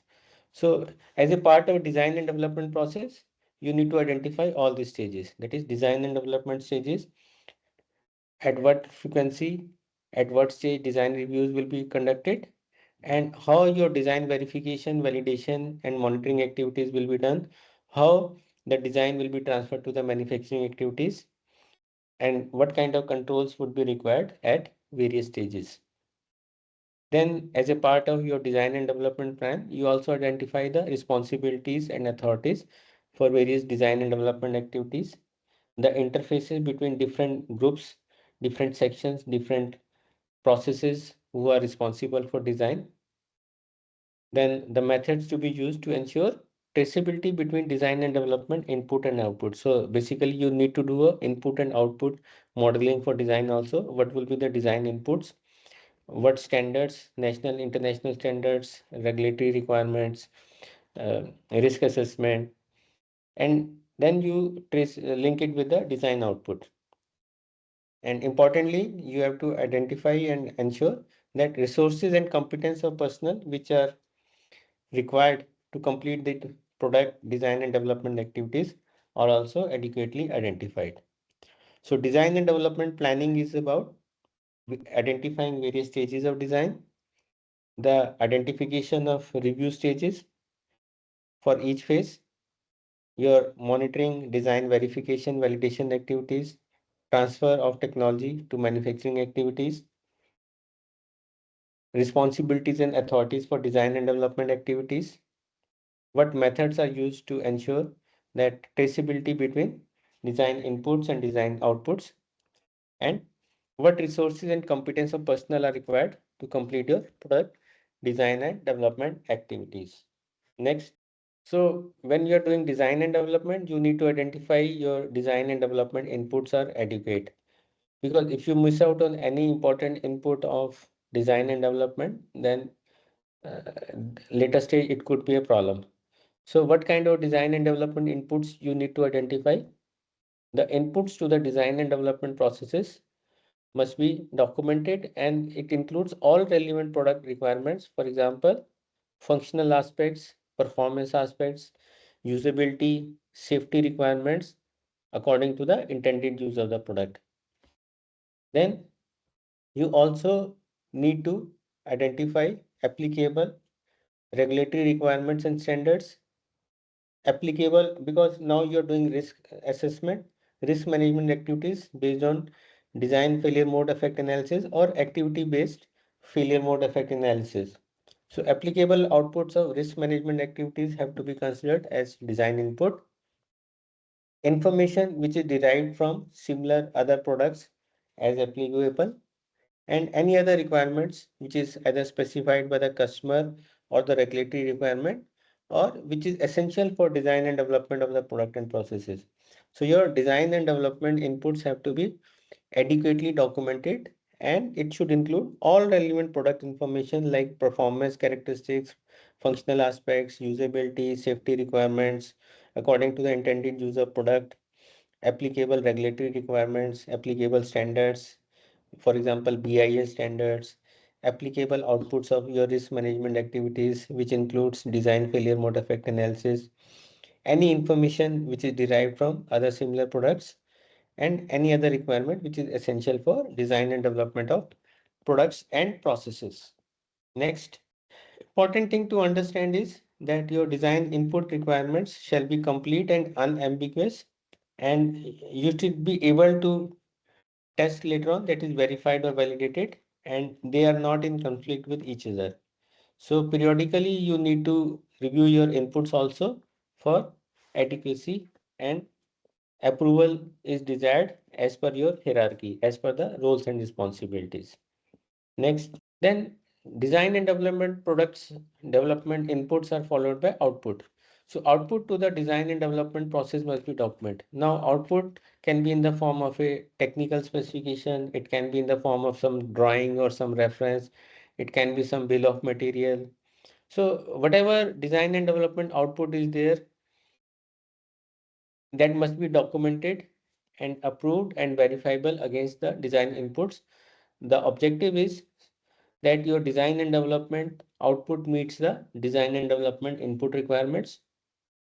This output provides you sufficient information, for example, for purchasing, for outsourcing activities, for in-house production or outsourced production, for servicing activities. This output must also include products acceptance criteria and specify product characteristics to ensure that it is safe and it can be used properly. So output, design output has to be documented, it has to be approved by the competent authority, and it has to be verifiable against your design inputs with the objective of meeting the design input requirements, providing sufficient information for purchasing, for example, technical specifications, purchase specifications, some bill of material, some specification sheet, some work instructions, some method of testing, your inspection plan, test plan. So whatever is required for purchasing information, for purchasing, production, and servicing. So this output should also include your product's acceptance criteria, and it should specify the product characteristics to ensure its safe and proper use. Next, then periodically you need to do the design review also, design and development review at suitable, and this is as per your design and development plan. So at suitable stages of design and development process, which you have already identified in your design and development plan, the reviews shall be performed to evaluate the ability of result of design and development to meet the requirements and to identify and purpose necessary actions. So when you're doing this design and development review, this review has to be cross-functional, means representatives from various departments. It can be production, it can be purchase, it can be materials, it can be maintenance, it can be quality assurance, incoming, inspection, it can be your storage personnel. So that you have to identify, and it can be some external specialist also. So participants of the reviews shall include representatives which are relevant to the design and development stage and other specialist personnel. And then these records are mandatory records. So all stages of design, whatever activities you are performing, the records are mandatory. Your planning stage record is mandatory. Your design and development inputs record is mandatory. Your design and development output record is mandatory. Your design and development review record is mandatory. Your design and development verification record is mandatory. Your design and development validation record is mandatory. And your design and development change management evidence record is mandatory. So all stages of design, the records are mandatory, and these are reviewed to be reviewed by you in your internal audits, and also these are reviewed by the external body, certification body or regulatory body auditing also. So record of reviews shall be maintained, including identification of reviewed design results, actions, participants, and the date. Next. So then you conduct the design and development verification also at appropriate stages. So verification of design and development output shall be executed to confirm that they meet the input requirements. This design verification plans must be developed and include methods, acceptance criteria, and statistical techniques, including sample size rationale as required. And if the intended use of the product includes the interface with other devices, verification activities must include confirmation of the correct implementation of that functionality. So design and development verification is done as per the plan, but this is done for the various constituents of the overall equipment, overall device. And design validation is done for the finished product, final product. So next stage is design and development validation. Next, so continuing with the verification, you need to maintain records because as I said, all stages of design records are mandatory. So record of design and development verification activities shall be maintained, including the result and conclusions obtained. Validation of the resulting product shall be executed to confirm that it is capable of meeting the specified or intended use. So likewise, design validation plans must be developed and includes methods, acceptance criteria, statistical techniques, including sample size rationale as required. Next. So design validation is done on the finished product, final product. Design validation is executed using samples of representative products based on initial production unit or equivalent. So it is like a pilot lot of production, and then you perform all the relevant tests so that your product meets the all the intended requirements, including the applicable statutory requirements or customer specifications, customer requirements. So design validation is executed using samples of representative products based on initial production units or equivalent, and the rationale for product used for design validation shall be recorded. And like for clinical performance evaluation is also required as a part of process control or as a part of regulatory body requirement, depending upon the type of product or the class of medical device.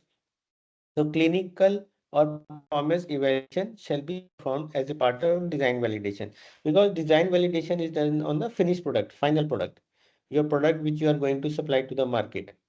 So performance evaluation, clinical or performance evaluation shall be performed as part of design validation as required by the regulatory requirement. So you need to refer to the regulatory requirements guidelines also. So what needs to be done as part of clinical evaluation or performance evaluation. So sometimes you even give your samples to your customers, but so providing a medical device to a customer or a clinician only for the purpose of evaluation, that is, which is part of your validation, is not considered as a product release for use. So if any, it is like a sample you are giving your customers to test, but that is not considered as a product release because officially you cannot release that product unless your design and development validation activities are complete, and wherever they are linked with licensing, wherever they are linked with regulatory body requirements, they are complete, because that is also part of that evaluation is part of clinical or performance evaluation.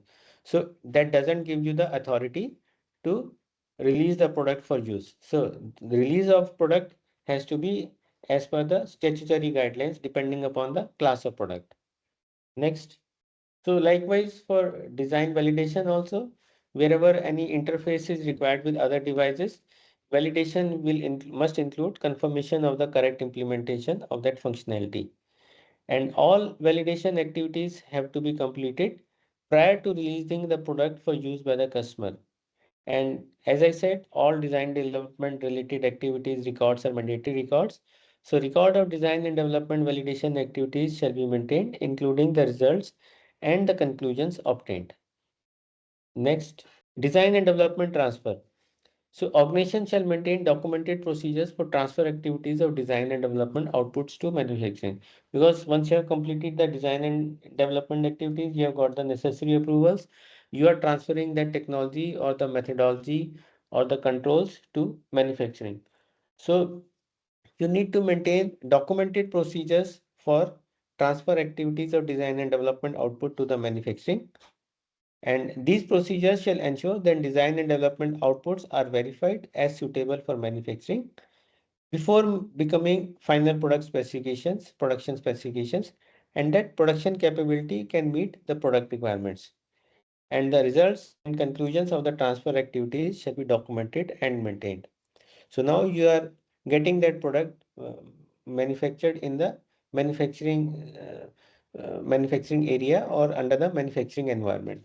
So whatever results and activities you are doing as a part of that transfer, you need to maintain a records for that. Next.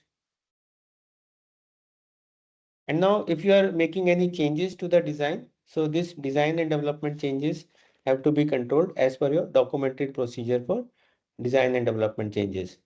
And the significance of change to the product function, performance, usability, safety, and regulatory requirements shall be determined. And whenever you are making any design and development changes, these changes have to be adequately identified, reviewed, verified, validated, and wherever applicable, the statutory approvals also have to be taken, and finally approval has to be there.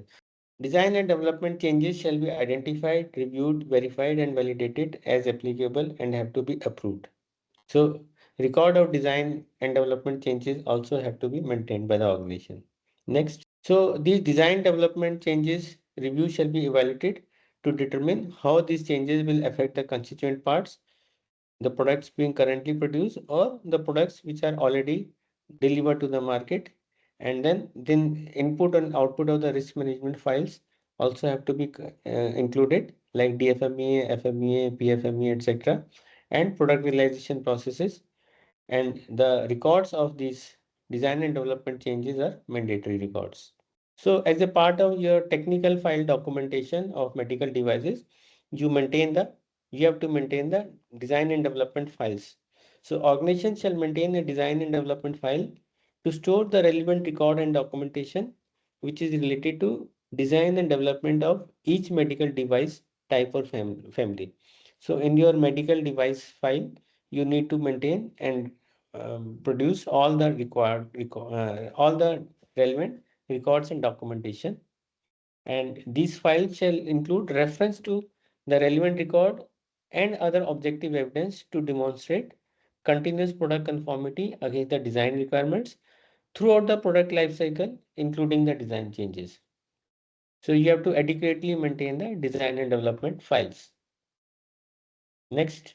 So now we come to the purchasing process. So you need to have a documented procedure to ensure that purchased products, that is your materials, components, or even services, they conform to the specifications. So you need to define your criteria for evaluation and selection of suppliers. And then this also has to be addressed in your in your risk assessment, risk management.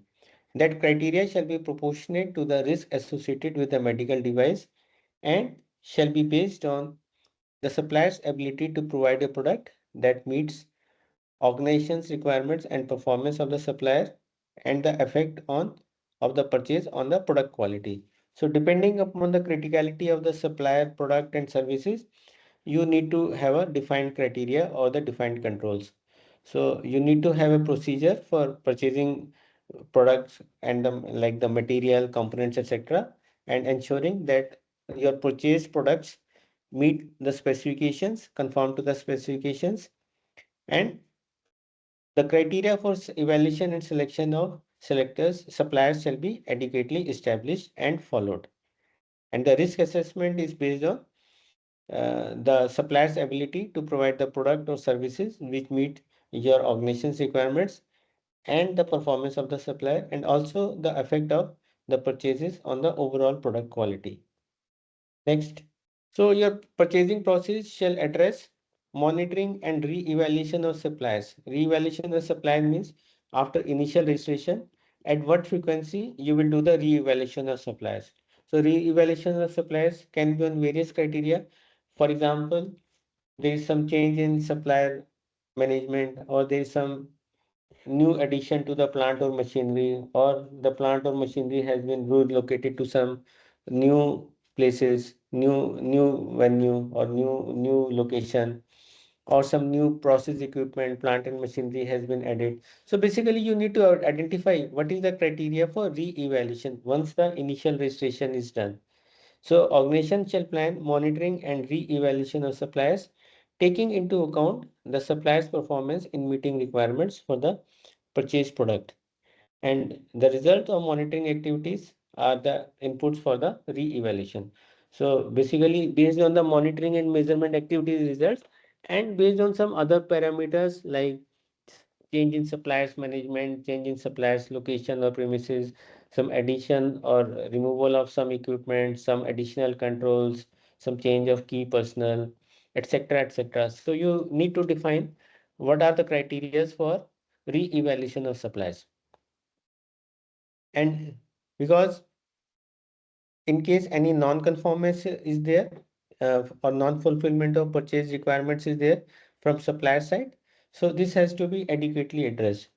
So non-fulfillment of purchasing requirements shall be addressed with the supplier based on the risk and based on the applicable regulatory requirements. And then this record is also a mandatory record. Record shall be maintained for suppliers evaluation, selection, monitoring, re-evaluation, and related actions. So what you need to do is organization shall plan the monitoring and re-evaluation of suppliers, taking into account suppliers' performance in meeting the requirements for the purchased product. The result of monitoring activities are the inputs for this re-evaluation. Any non-fulfillment of purchasing requirement by the supplier shall be addressed with the supplier based on the risk and applicable regulatory requirements, and you need to maintain related records for suppliers performance, suppliers evaluation, selection, monitoring, re-evaluation, and any related actions based on this evaluation and re-evaluation activities.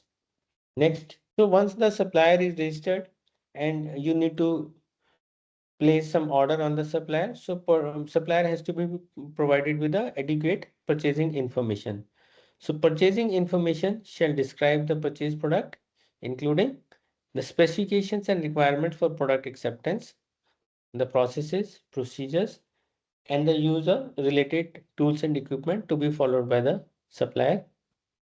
Then qualification requirement for supplier personnel relevant to the purchasing product, and any quality management system requirements.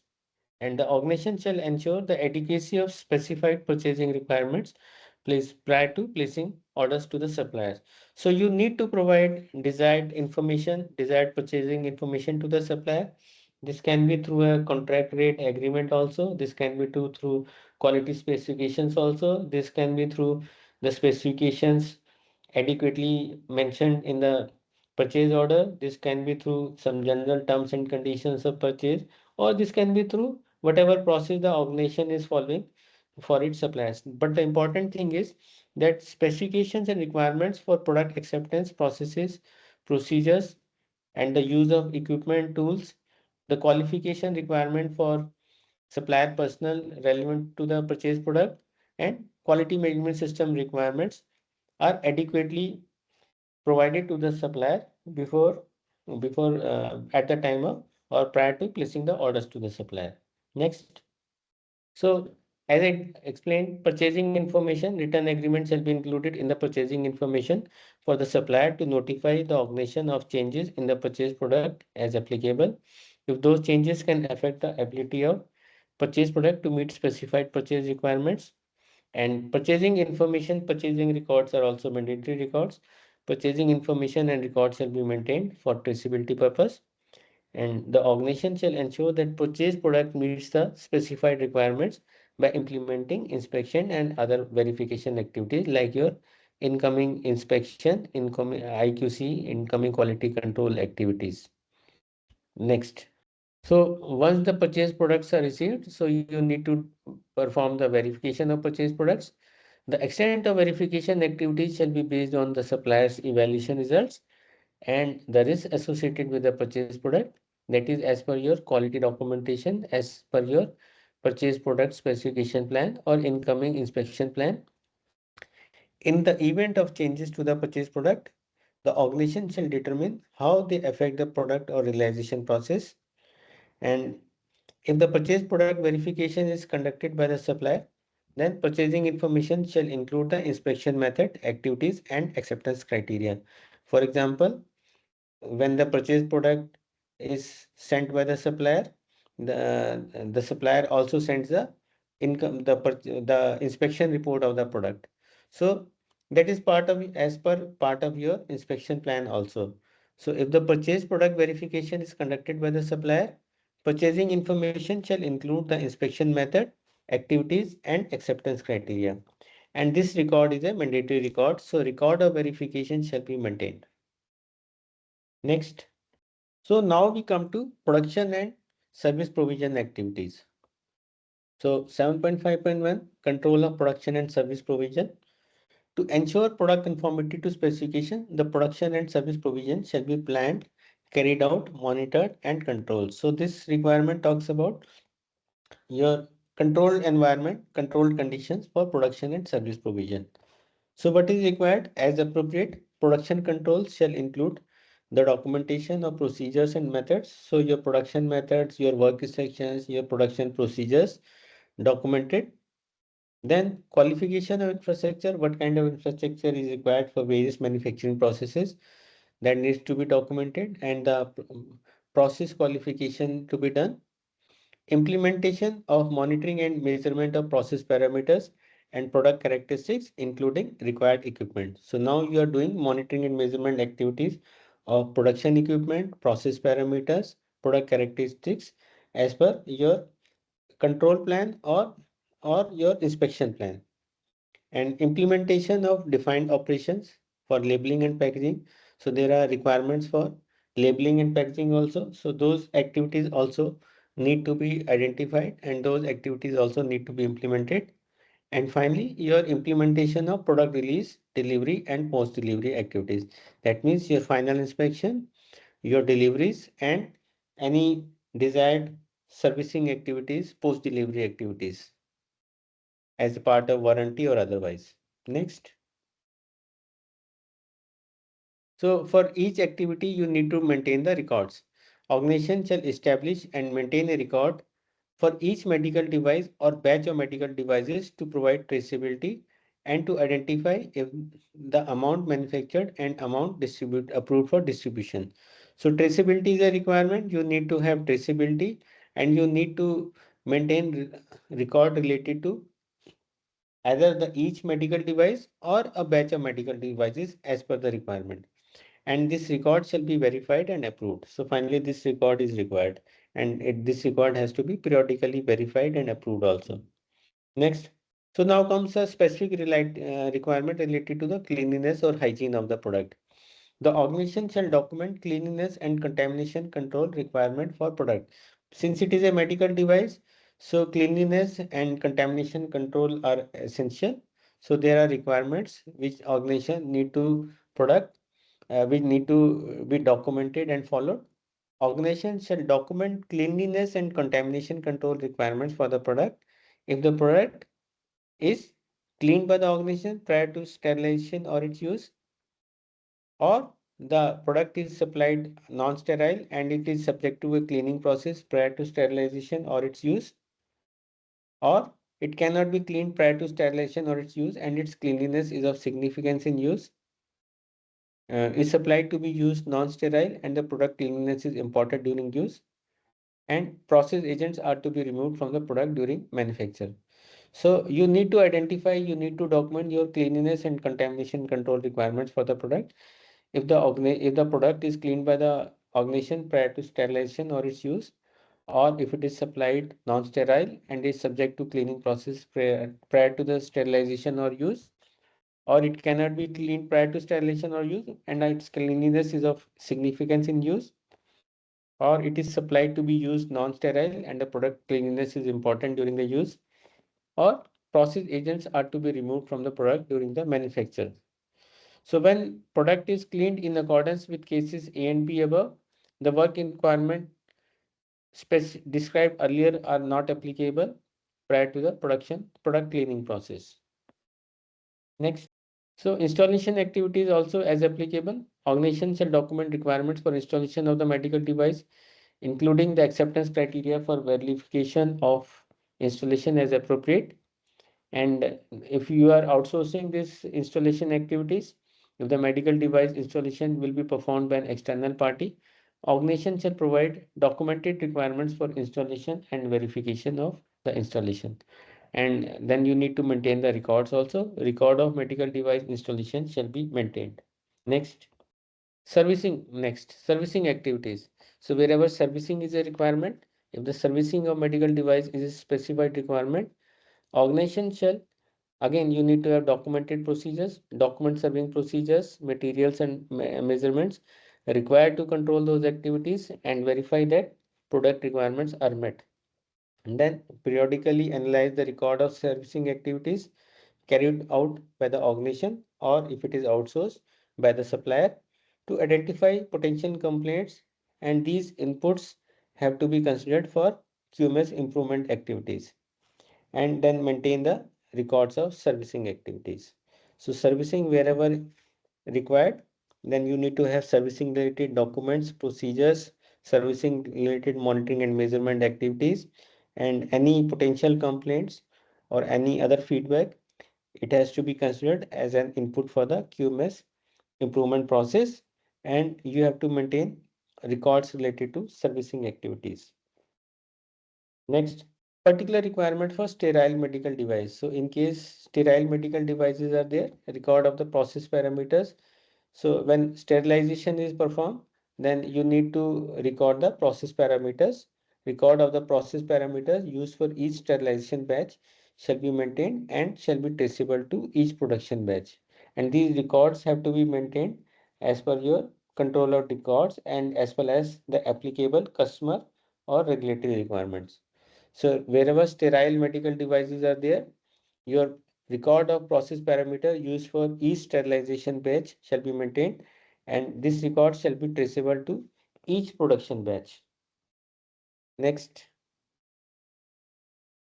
So validation of processes also. For example, whatever process parameters you have freezed for your production processes, you need to validate those processes also. For example, you are freezing some specifications. So how you have arrived at that particular specification, and then you need to periodically validate that frequency, that validation also. So you need to identify the frequency of validation also. So validation of processes for production and service provision is also a requirement. The organization shall validate any production and service provision processes where resulting output cannot be verified by subsequent monitoring or measurement. So this is applicable in case the resulting output cannot be verified by subsequent monitoring or measurement, and your validation shall establish the ability of those processes to achieve the expected results consistently. Next. So you need to have a documented procedures for validation. Procedures to perform process validation shall be documented, including your defined criteria for review and approval of these processes, the qualification of equipment and the personnel, the use of methods, procedures, and the acceptance criteria, the statistical techniques with the rationale for sample sizes as applicable, and what validation records are required to be maintained, and what is the criteria for revalidation and any approval to of changes to the processes. So validation you require procedure as well as record, including qualification, equipment and personnel, your methods, procedures and acceptance criteria. Next. So for validation, procedures shall be documented by the organization for validation of the application of computer software wherever you are using computer software in production and service provision, and also when used in monitoring and measurement of product to determine its conformity to determined requirement.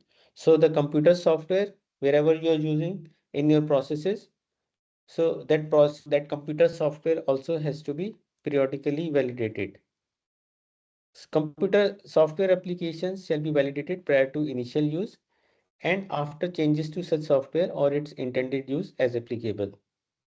And the efforts associated with the software validation shall be proportionate to the risk of the intended use of the software and potential impact to product quality. So how much effort or at what frequency that software validation is done? So that frequency and the effort for validation shall be proportionate to the risk of intended use of the software and its potential impact to the product quality. And then all these records are mandatory records. So software, computer software, wherever you are using, it has to be validated when you're using it for production and service provision.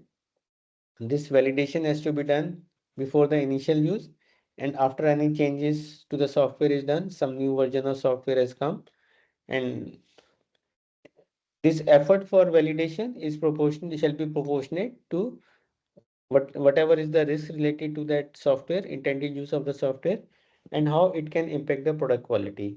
And then you need to maintain the records also. Next. So requirement for validation of processes for sterilization and sterile barrier systems. Organization shall document procedures for validation of processes for sterilization, because sterilization is a very important process in the medical equipment manufacturing. So sterilization also, you need to have documented procedures for validation of process for sterilization and sterile barrier systems and their revalidation following product or process change as appropriate.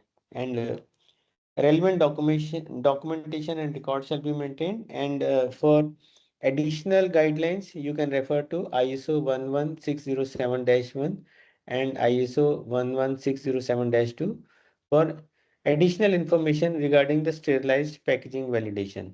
Because after sterilization, packaging is also done. So how to validate that packaging requirements, those can be further obtained in the ISO standards 11607 part 1 and part 2. But important thing is that your procedure for validation of procedure for sterilization and for sterile barrier systems shall be documented, and it shall be uh, and whenever there is some product and process changes there, then it should be also updated, and you have to maintain the relevant documentation and relevant records. Next. So identification is also a key requirement. Organization shall establish procedure for product identification. So how will you identify the product or the constituents? So that you have to document and establish procedure for that. And important thing is that product shall be identified by suitable means throughout the product realization chain. And the status of product regarding their conformity to monitoring and measurement requirements shall be identified and maintained throughout the product realization, including production, storage, installation, service, and repair activities. So identification requirements also you have to follow. You need to establish procedures for that, and you need to ensure that your products are identified by suitable means throughout the product realization. So this has to be followed throughout your product realization, including various stages of production, storage, installation, servicing, and repair activities. Next. The status identification shall ensure that only products which have passed the required inspection and tests or are released under an authorized concession are dispatched, used, or installed. And a system shall be implemented to assign a unique device identification to the medical device if applicable for regulatory compliance. So in case there is a regulatory requirement related to unique identification of device, maybe through some serial number or some barcoding, that system shall be implemented. And procedures shall be established to ensure that products returned to the organization are identified and distinguished from non-conforming products. So any market return, any product for servicing activities shall be marked separately and shall be identified separately, and it shall be distinguished from the conforming products. Next. So traceability is also a requirement. Establish and maintain documented procedures for product traceability, which is in line with the applicable regulatory requirements. And you also need to identify how you will ensure the traceability requirements in your production supply chain. Next. So wherever the medical device is implantable, that is a special requirement. So the record shall include information of components, materials, and conditions for the work environment use. If these could cause the medical device not to meet its specified safety and performance requirements. And the suppliers of distribution services or distributors shall maintain records to allow traceability of the products, including the name and address of the shipping package consignee, and records must be maintained and ready for inspection. So in case of implantable medical devices, your record shall include information of the components, materials, conditions for work environment use. If these could cause the medical device not to meet the specified safety and performance requirements. And the suppliers of distribution services or distributors have to maintain records to allow traceability of products, which includes the name and address of shipping package consignee. And these are the mandatory records. Next. So any customer property also which you are having in your possession that has to be addressed and identified. Customer property provided for use or incorporation into the product shall be identified, verified, protected and safeguarded when it is under the control of organization or it is being used by the organization. And you need to maintain records related to the communication with the customer if that customer property is lost, damaged, or found to be unsuitable for use. So any equipment coming to you for repair or servicing is also a customer property. Or if you are providing services to some other customer, that is you are part of that outsourced supply chain, and your customer is providing you some sub-assemblies, some parts or some constituents for you to be used in the final assembly. So you need to have a system for proper identification, verification. You need to protect it properly. You need to safeguard it properly. You need to provide the controlled work environment which is required and all those related activities. So customer property has to be handled with care and proper communication has to be there with the customer if that is found, if that is found is lost or it is found damaged or it is found unsuitable for use. Next, so preservation of product, then you need to have procedures to preserve the product conformity according to the requirements during its processing, storage, handling, and distribution. So these products have to be protected against any alteration, any contamination or damage when it is exposed to some expected conditions and hazards involved in those conditions activities by documenting and implementing. So you should have suitable packaging and shipping containers and any specific requirements for pack preservation of product have to be addressed accordingly. So preservation of product, so related procedures and compliance for processing, storage, handling and distribution has to be adequately implemented in your ISO 13485 compliance activities. Next, then you are using monitoring and measuring equipment. They have to be adequately controlled as per 7.6. Organization shall determine the necessary monitoring and measuring activities and related equipment required to provide evidence that products meet their requirements and specifications. So you need to have documented procedures to describe the methods and activities to ensure that monitoring activities, measuring activities are performed according to the requirements. Next. So in order to ensure valid results, your monitoring and measuring equipment shall be calibrated or verified prior to its initial use at specified intervals against measurement standards traceable to national or international standard. And in case no such standard exists or are not applicable, then your own methodology for calibration or verification shall be documented, defined, justified, and record maintained.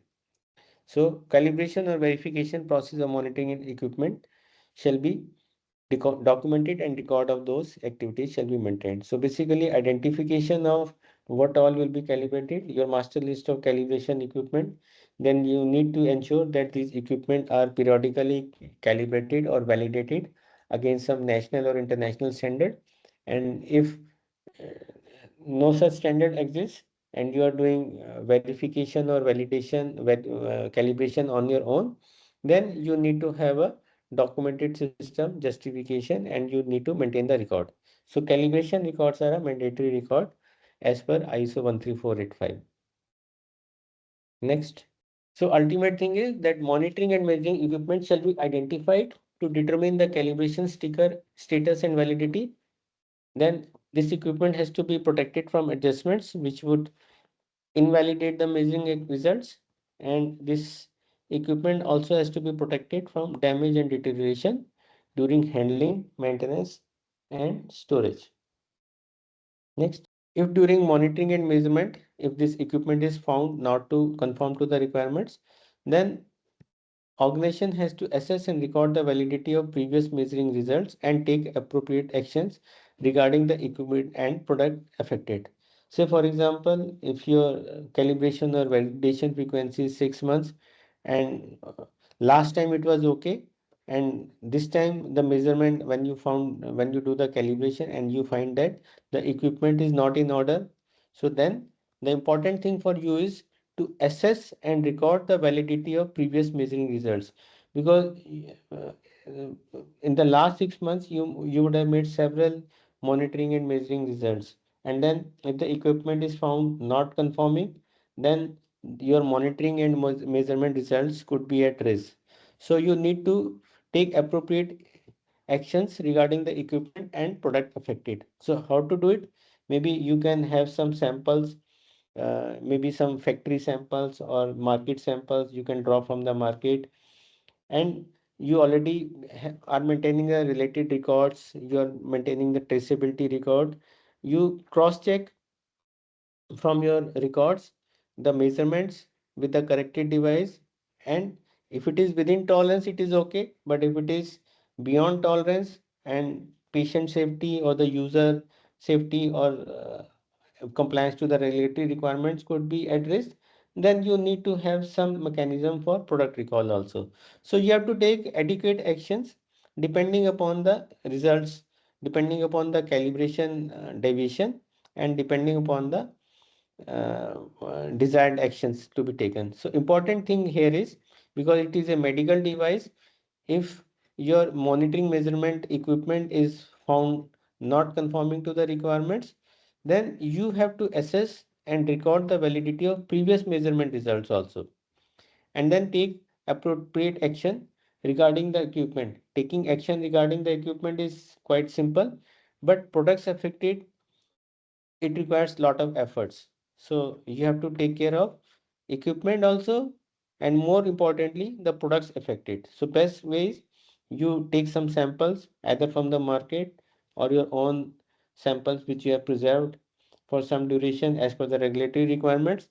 You do the monitoring measurement activities of that product. Again, if it is within tolerance then you can accept it, but if it is beyond tolerance and there are substantial deviations from your own product specifications or customer requirements, or say regulatory requirements, that means the product which you have supplied to the market, to the customer, to the patient, that is not safe for the user. So you need to take immediate action to recall the product from the market, get it retested, get it revalidated. So, so action gravity you have to see depending upon the test results, re-evaluation of results. And there is one more ISO standard, ISO 10012, for additional information regarding measurement management systems, requirement for measuring processes and measuring equipment. Next. So this is a recap of clause number 7. So this covers the entire product life cycle, including design and development, purchasing, production, and servicing activities. So it started with design, monitoring and measurement activities, planning, then contract review of identification of requirements and review of those requirements, design and development activities, production activities, purchasing activities, and servicing activities. The organization must define requirements, ensure risk-based controls, maintain traceability, implement verification, validation, and controller processes like sterilization and packaging to maintain product integrity. Thank you, sir. There is another workshop. The barcode has shown on the screen, and Sagar, kindly share the link in the chat box. So we will wait for a few responses to come. Then we will go for the stats. And Sagar has already shared the link in the chat box. Dear participants, kindly access the questionnaires from the link from the chat box and from the barcode on the screen. And request all of the participants to submit their responses for this workshop. Meena Hemant Tawarji has already submitted the response. Great, Meena ji. Mr. Farhad submitted. Navneet ji also submitted. Great, Navneet ji, Farhad ji. Nikhil Sharma Tushar submitted. Great, Nikhil and Tushar ji as well. Sanjay Kumar Rajput ji submitted. Great, Sanjay ji. We are looking for few responses to come. Jaswinder Singh ji submitted. Great, Jaswinder ji. Bara Neeraj Raj ji submitted. Sahinsa Aman submitted. Great. Riyadh submitted. Great, Riyadh. Sagar, please update me once we received responses.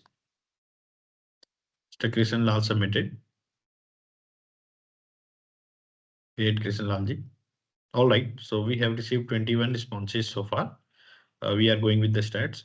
So for this workshop, the first question is product realization cover which stages? And the correct answer for this question, design, production, distribution, and post-market activities. And for this question, we have received 90% answers are the correct ones. So again, congratulations to all. Next, please. Second question, what must be considered when purchasing material for medical device production? And the correct answer for this question, suppliers' ability to meet regulatory and quality requirements. And for this question, we have received 95% answers are the right answers. Next, please. Again, congratulations to all who have submitted correct answer. Yes, third question for this workshop, what is the purpose of design and development verification? And correct answer for this question, confirming that design outputs meet design inputs requirements. And right answer for this question percentage is 91%. And again, congratulations who are actively participating and submitting their responses correctly. Next, please. Fourth question, what is the primary requirement for product traceability? And the correct answer for this question, identifying products throughout production, storage, and distribution. And 95% answers are the correct answers. So again, congratulations to all. Next, yes. The fifth question, which document should be maintained for each medical device or batch to ensure traceability? And yeah, this is a tricky question. And for this question, the correct answer is batch record. And we have received 64% answers are the correct answers. So if I observing from the stat that we are getting a maximum percentage 90 or even above, right? So again, I am thankful. I am thanking all participants who are actively participating, and congratulations to all who have submitted their responses correctly.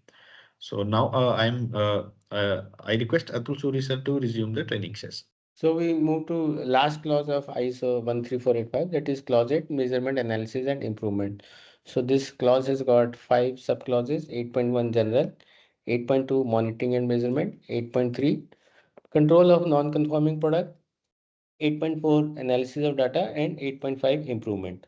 So 8.1 measurement, analysis, and improvement. So organization shall plan and implement processes for monitoring, measurement, analysis, and improvement, which is required to demonstrate conformity of product against the requirements and ensure conformity of quality management system requirements, and maintaining the effectiveness of quality management system. So these processes shall include determination of appropriate techniques, methods, including statistical techniques, and the context and the extent of their use. So 8.1 is general. It talks about monitoring, measurement, and improvement activities have to be carried out in the organization, which is implementing ISO 13485. So feedback 8.2.1 is about feedback. Organization shall document a process for gathering and monitoring relevant information to confirm that the quality management system based on ISO 13485 is effective at meeting customer requirements. So you need to obtain feedback from customers. A feedback process shall be established based on the data from production and post-production activities, and the feedback information shall be used as an input to the risk management process to ensure conformity with product requirements and continuous improvement of QMS processes. And in case it is specified by relevant regulatory requirements, the experience obtained from post-production activities shall be used as part of the feedback review process. So you need to have a process for obtaining feedback. So feedback process shall be established based on the data from production and post-production activities. And this input feedback, either positive or negative, shall be used as your input to the risk management process so that you can do continuous improvement of your QMS processes as well as you can ensure conformity with the product requirements. Next, complaint handling. So you need to have an adequate complaint handling process also. Organization shall establish and maintain documented procedure for handling complaints in a timely manner. And this has to be according to the applicable regulatory requirements. So whatever regulatory requirements specify you for complaint handling, so it has to be as per that. Next, so your complaint handling process shall define the requirements and responsibilities for receiving and recording, evaluating and investigating the complaints.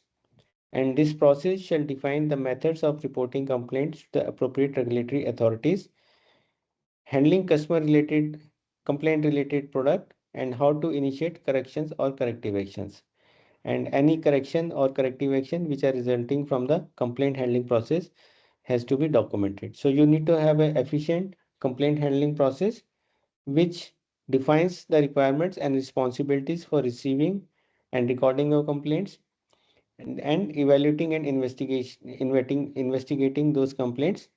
And in case you need to report these complaints to the appropriate regulatory authorities, that shall also be addressed in the procedure, complaint handling procedure.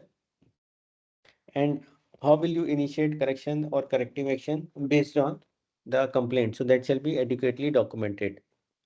Next, and if you are not investigating it, so when a complaint is not investigated, a justification shall be documented. And if an investigation of the complaint determines that activities outside the organization contributed to the complaint, the relevant information shall be exchanged between the organization and the external party involved. And record of complaint handling process shall be maintained. So if you are not able to investigate a complaint, then you should have a proper justification for that. And if that complaint originated from outside the organization, that means a third party involved or your supplier involved, then you have to basically exchange the relevant information with that third party involved or the external party involved. And all complaint handling process related records shall be maintained. So it is a mandatory record. Next, reporting to regulatory requirements. So organization shall identify the applicable regulatory requirements regarding the notification of complaints and follow a documented procedure when reporting to the appropriate regulatory authorities. And record of reporting to those authorities shall be maintained. And internal audits shall be conducted by the organization at planned intervals to conform to QMS requirements and ISO 13485 standard requirements and other regulatory requirements, and to ensure that QMS is effectively implemented and maintained. About the internal audit, we'll be discussing in details in the post-lunch session. But just to address the requirement of internal audit, which is there in the ISO standard, it says organization shall establish a documented procedure to describe the responsibilities and the requirements for planning and conducting the audits, and the recording and reporting of the audit results. And you need to prepare a proper audit program. Audit program should be planned considering the following: the status and importance of processes and areas to be audited, the result of previous audits, and the audit criteria, scope, interval, and audit methods. The internal audit methodology we will be discussing in details in the post-lunch session. Next. So the requirement of standard is the organization shall select auditors and conduct the audit to ensure objectivity and impartiality of the audit process. And then as an internal auditor, you cannot audit your own work as an auditor. And records of internal audit shall be maintained as an evidence of implementation of the audit program and the audit result, including identification of the processes and areas audited, findings, and the conclusions. Next. So, management responsible for the audited area shall ensure that non-conformities are addressed, including the implementation of necessary corrections and corrective actions without unnecessary delays. And follow-up activities shall include verification of actions taken and the reporting of the verification results. And you can refer to ISO 19011 for additional information and guidelines for auditing management systems. But this internal audit methodology we'll be discussing in the subsequent slides after the lunch break. Next, the monitoring and measurement of processes. So you have to establish and implement suitable methods for monitoring and measurement of processes of your QMS based on 13485 to confirm the ability of the processes to achieve the planned results. And in case the planned results are not achieved, you need to do adequate corrections and corrective actions.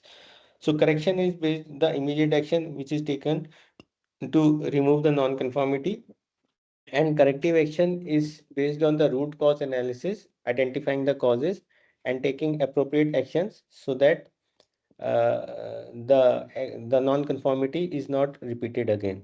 So you need to take corrections as well as corrective actions as appropriate when you are not able to get the planned results. Next. So monitoring and measurement of product as per your quality assurance plan, as per your control plan, as per your specification sheets, as per the customer requirements, as per the applicable regulatory requirements, as per the product related standard, BIS standard, or any regulation you are following. So you need to do monitoring and measurement of product. Organization shall measure and monitor the characteristics of the product throughout the different realization processes and stages to ensure that the product requirements have been met. And these monitoring and measurement activities have to be carried out in accordance with the planned and documented arrangements and the procedures. And then you need to maintain records to demonstrate products conformity to the specified requirements, and the acceptance criteria shall be maintained. And these records shall include information on the test equipment, which is used to perform the measurement activities as appropriate. Next. So monitoring and measurement of product release and service delivery shall not proceed until all the planned and documented activities have been successfully completed. And for implantable medical devices, organization shall record the identity of the personnel performing product inspection or testing activities, because implantable medical devices are in critical category. So you need to maintain record of the identity of the personnel who has performed the product inspection or the testing activities. And you need to ensure that the products which do not conform to the product requirements are identified and controlled to prevent unintended use or delivery of the product. Next, control of non-conforming products. If you identify any non-conforming products, they have to be properly identified and corrected. So a procedure shall be established for non-conforming products to define the controls and related responsibilities and authorities for their identification, documentation, segregation, evaluation, and disposition. And the evaluation of non-conformity shall determine the need for an investigation and notification to any external party responsible for the issue. And you need to maintain records to capture the non-conformity and any action taken, such as the evaluation, investigation, and the rationale for the decisions. For example, product disposition. So you need to have a procedure for control of non-conforming products. You need to identify the responsibilities and authorities for their identification, documentation, segregation, evaluation, and disposition. And when the non-conformity is there, you need to have an investigation. And if any external party is involved, supplier is involved, so you need to send a proper notification to the external party involved also. And you need to maintain proper records for capturing the non-conformities and taking appropriate actions such as evaluation, investigation, and the rationale for your decision, for example, product disposition. Next, action in response to non-conformities product detected before delivery. So when non-conforming product is detected prior to delivery, organization shall take required actions to eliminate the detected non-conformity, to prevent the original intended use or application of the product, and if applicable, authorize the use, release, or acceptance of the product under concession if justification is provided and approved and applicable regulatory requirements are met.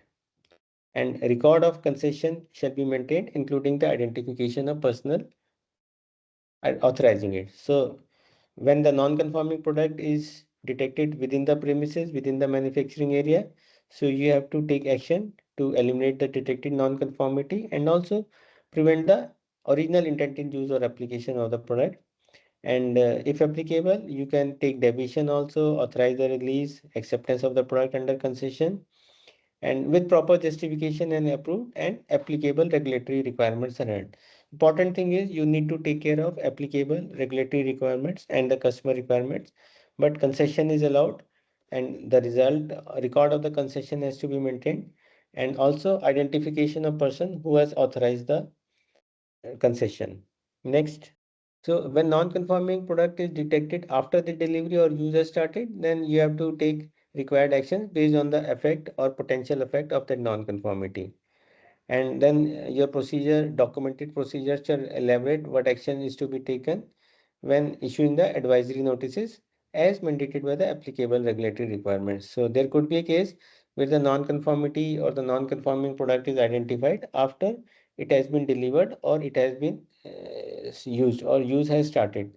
So then you have to take appropriate action based on what effect or the potential effect of that non-conformity is there, and you need to issue the advisory notice also, which is as per the applicable regulatory requirements, and these actions shall be ready for implementation at any time, and their records shall be maintained including the advisory notices. Next, so in case the rework is there, organization shall perform rework following documented procedure considering the potential adverse effect of the rework on the product, and this rework procedure shall be reviewed and approved just like the original procedures, and the rework product shall be verified to ensure that it meets applicable acceptance criteria and regulatory requirements. So rework is allowed, but you need to have a procedure for the reworking. Then after reworking, the product has to be retested, re-verified to ensure that all the applicable criteria are met and all the applicable regulatory requirements are met, and you need to maintain the record of reworking. Next. So 8.4 is about analysis of data. So whatever data is generated in the organization that needs to be analyzed, documented procedures shall be established and maintained to determine, collect and analyze the data necessary for to demonstrate the suitability, adequacy and effectiveness of the quality management system. And the procedures shall include determination of appropriate methods and statistical techniques and the extent of their use. Next. So this analysis shall include data gathered from various monitoring and measuring activities. For example, feedback, conformity to product requirements, characteristics and trends of processes and products, opportunities for improvements, suppliers data, suppliers performance, auditing data, service reports. So what all data is available is generated and gathered: customer complaint, customer feedback, conformity requirements, characteristics, objectives, quality objectives, opportunities for improvements, suppliers performance, non-conformity data, reworking data, corrective preventive action related data, auditing results, auditing data, service reports, design and development reports, design and development data, design verification data, uh, design changes data, training related data. So whatever data is generated in the organization, in compliance to or monitoring of various processes, it has to be analyzed. And this result of the data analysis should be used as an improvement for improvement activities when it shows that quality management system is not suitable, adequate, or effective. So based on the analysis of data, you or based on the improvement activities identified, you need to take appropriate action. And the result of or the data record of this data analysis has to be maintained by the organization. Next, so we come to last clause, subclause, that is improvement. So organization shall identify and implement the changes which are required for continuing suitability, adequacy, effectiveness of the quality management system, and to maintain the medical device safety and performance. So these changes shall be implemented using quality processes such as quality policy, objectives, audit, post-market surveillance, data analysis, corrective and preventive action process, and management reviews. So organization has to demonstrate improvement over the quality management system processes based on ISO 13485 and to ensure the medical device safety and performance. And the changes have to be implemented using various processes like your objectives, your policy, your audits, audit results, post-market surveillance activities, data analysis, corrective actions, preventive actions, and management review. Next, so you need to take corrective action. Corrective action is the action taken to eliminate the cause of any non-conformity and prevent its reoccurrence without undue delay. So you need to have a procedure for that. You need to have evidence records for that. Organization shall implement actions to eliminate the cause of any non-conformity and prevent its reoccurrence without undue delay, and these actions shall be proportionate to the effect of non-conformity. Next,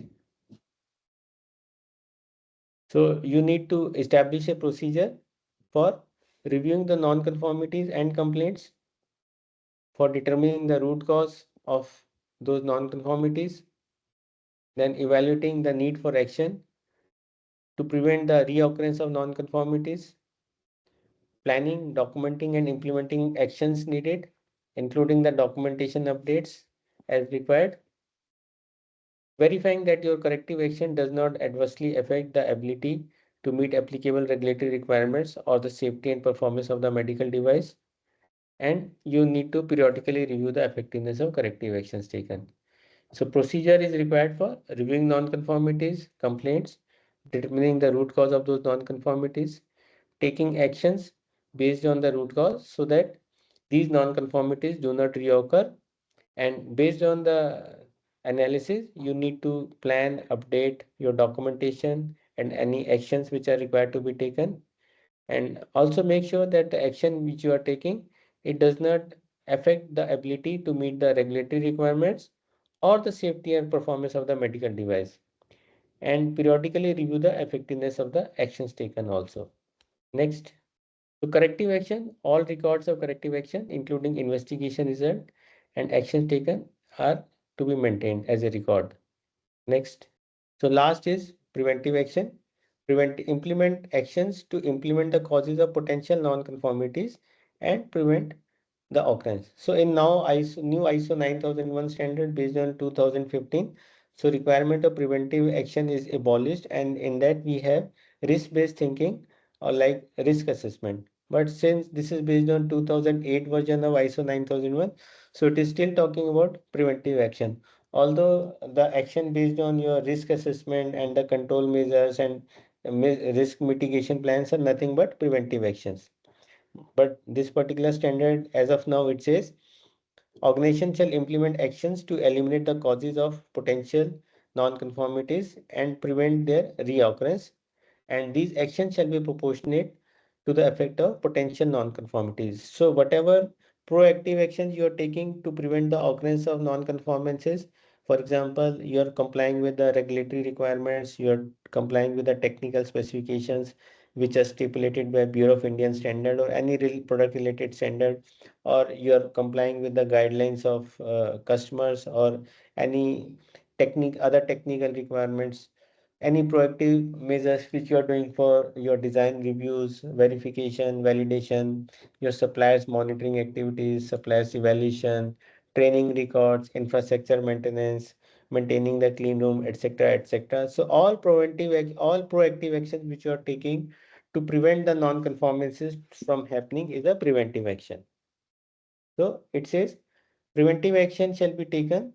Organization shall implement actions to eliminate the causes of potential non-conformities and to prevent their occurrence. And these actions shall be proportionate to the effect of potential non-conformities. Next. So here also you require a documented procedure. A procedure shall be established to define the requirements for determining potential non-conformities and their causes, evaluating the need for action to prevent the occurrence, then planning, documenting, implementing actions required, including the documentation updates as required, verifying that your preventive action does not adversely affect the ability to meet applicable regulatory requirements or the safety and performance of the medical device, and reviewing the effectiveness of preventive actions taken. Next, so these records have to be maintained. Next, yes. So preventive action, record of previous preventive actions, including investigation results and actions taken shall be maintained. Next. So this is a recap of clause number 8, 8.1, 8.2, 8.3, 8.4, 8.5. So organization must implement monitoring, measurement and data analysis to ensure product and process conformity. So this includes your internal audits, complaint handling, control of non-conforming products, corrective actions, preventive actions, and continuous improvements based on the performance and regulatory feedback. Next. So now there is an exercise, and after this workshop, we will have the lunch break. Over to you now. Thank you, sir. Sagar, please share the barcode on the screen. Thank you. And also Yes. share the chat link in the chat box. Dear participants, already Atul sir has already shared that after this workshop, we will be having a 1 hour lunch break. Hopefully, we will start the lunch by 1:15 p.m. Okay, 5 minutes after this workshop, and it will go till 2:15 p.m. So I request all participants to submit their responses for this workshop as maximum. Mr. Nikhil Sharma already submitted. Great, Mr. Nikhil ji. Meena Hemant Pawar already submitted. Great, Hemaji. Mr. Krishan Lal submitted. Mr. Tushar submitted. Great, Mr. Krishan Lal ji. Great, Mr. Tushar ji. Mr. Warpe has submitted. Great, Mr. Suresh Warpe ji. Navneet ji submitted. Sanjay ji submitted. Neeraj ji. Congratulations to all who has submitted their responses. Mr. Riyad already submitted. Great. Sainsa Aman already submitted. Great. So now the stats are already shown on the screen. I'm going with that. So first question for the workshop. What is the purpose of internal audit under ISO 13485? And the correct answer for this question, identifying and addressing non-conformities in the QMS. And for this question, we have received 100% answers are the correct ones. So congratulations to all of the participants who have submitted correct answers. Next, please.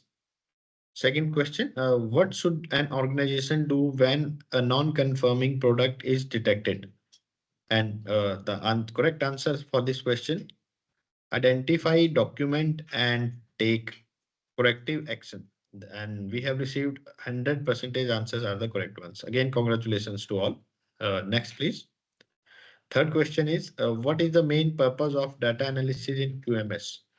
And right answer for this question, identify trends and opportunities for improvement. And 94% answers are the correct ones. Again, congratulations to all. Next, please. Yeah, fourth question, what is the role of post-market surveillance? And right answer for this question, gathering customer feedback to improve product safety and performance. And 88% answers are the correct answers. Congratulations to who has submitted their responses correctly. So, last and fifth question for this question, which of the following is a key component of corrective and preventive actions, that is CAPA? And correct answer for this question, documenting and addressing causes of non-conformities. And 90% answers are the correct answers. So again, I am thankful to all who have submitted their responses and also correctly. And again, congratulations to all of you. So now I am handing over this training session to Atul Suri sir. I request Atul Suri sir to resume this training session. Yeah, hello. Yes, sir. Okay, so now we start with the auditing process, that is auditing, internal audits, and also to understand what is external audit, audits definition, principles, and types. Okay, next. So this is the definition of an audit. Audit is a systematic, independent, and documented process for obtaining audit evidence and evaluating it objectively to determine the extent to which the audit criteria are fulfilled. So auditing is basically a systematic activity. It is an independent activity, and also it's a documented activity for obtaining the evidence and evaluating it objectively against the norms to determine the extent to which the guidelines or the criteria are fulfilled.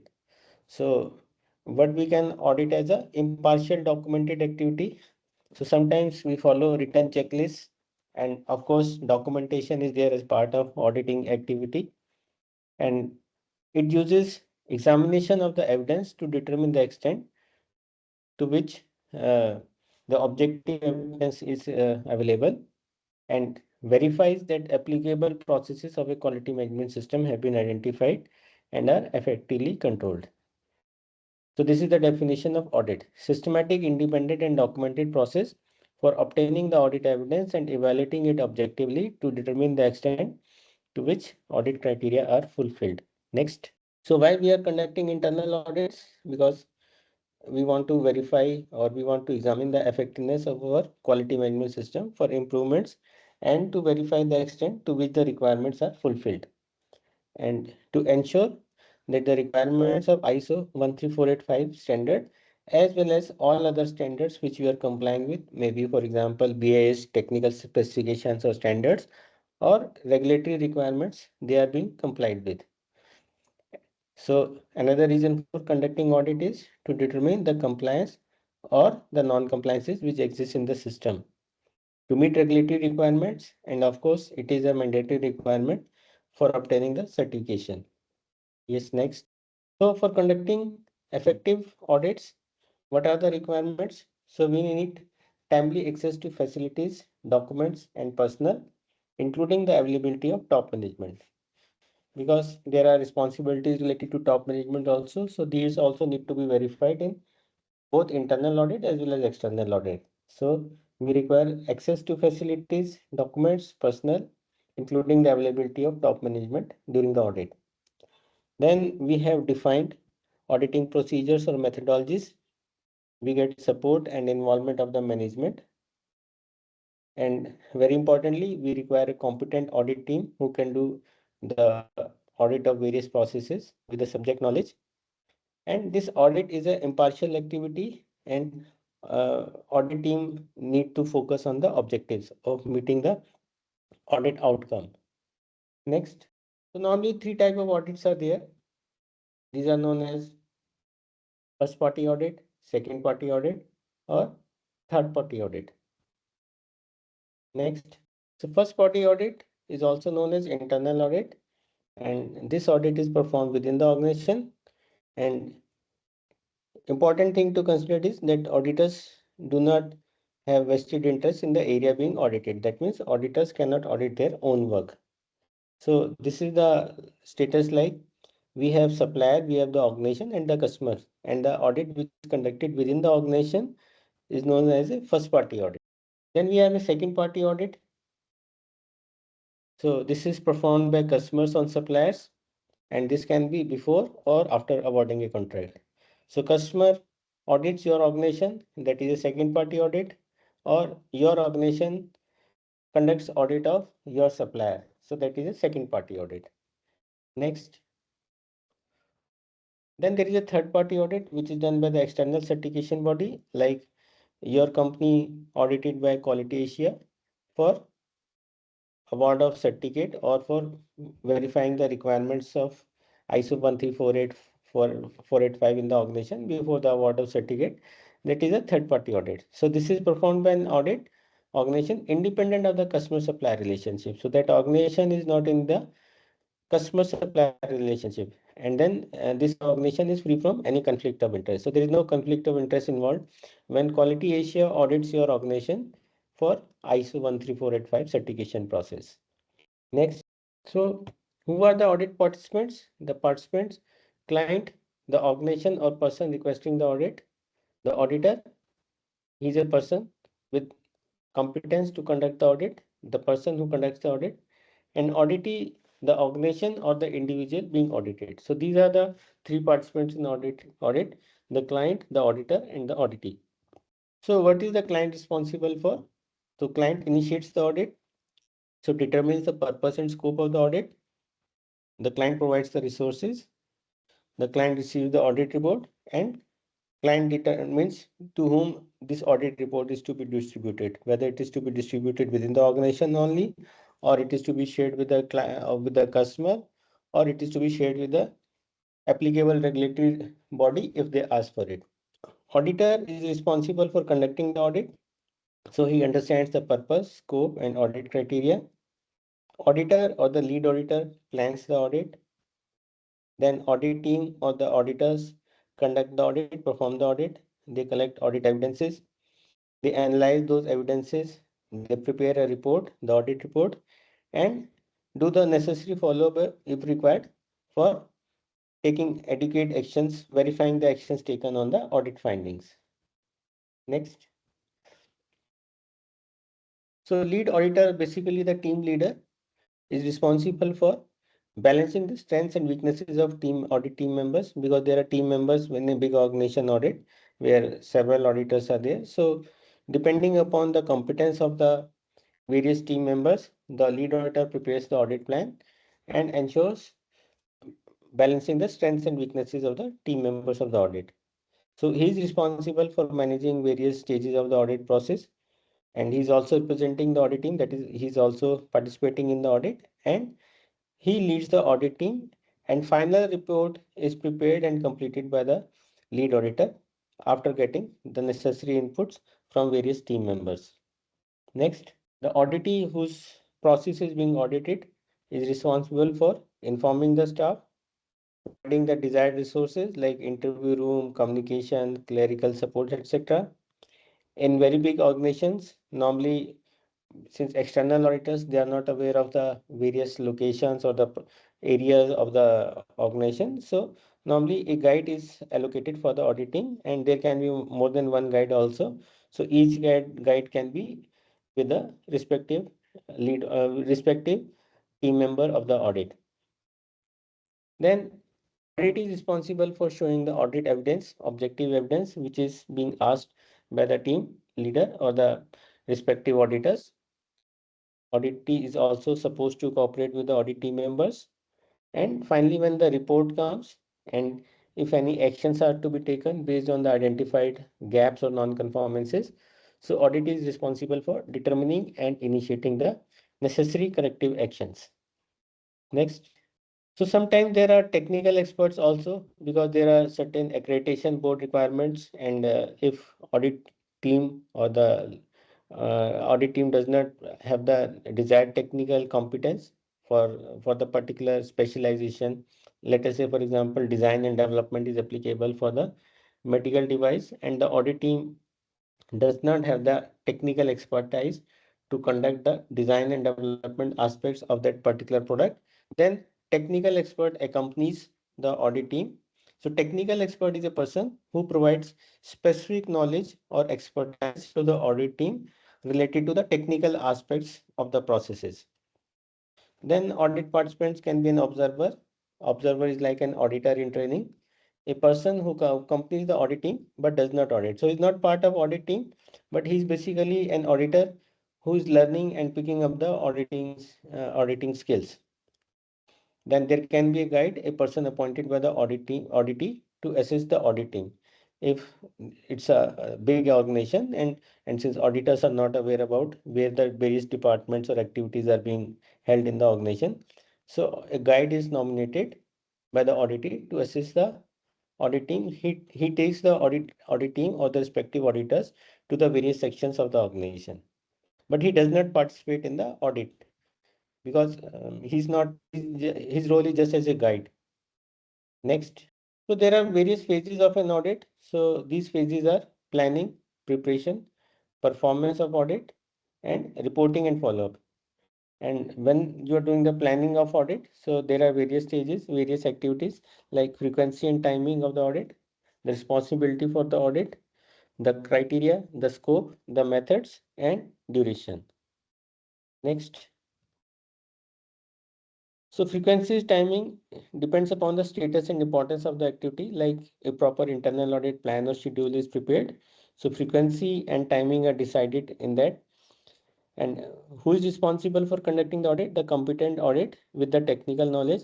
And if the auditor is not having the desired technical knowledge, then in that case, a technical expert accompanies the audit team or the respective auditor as a technical expert who advises the auditor on the technical aspects of that particular activity or the process or the product.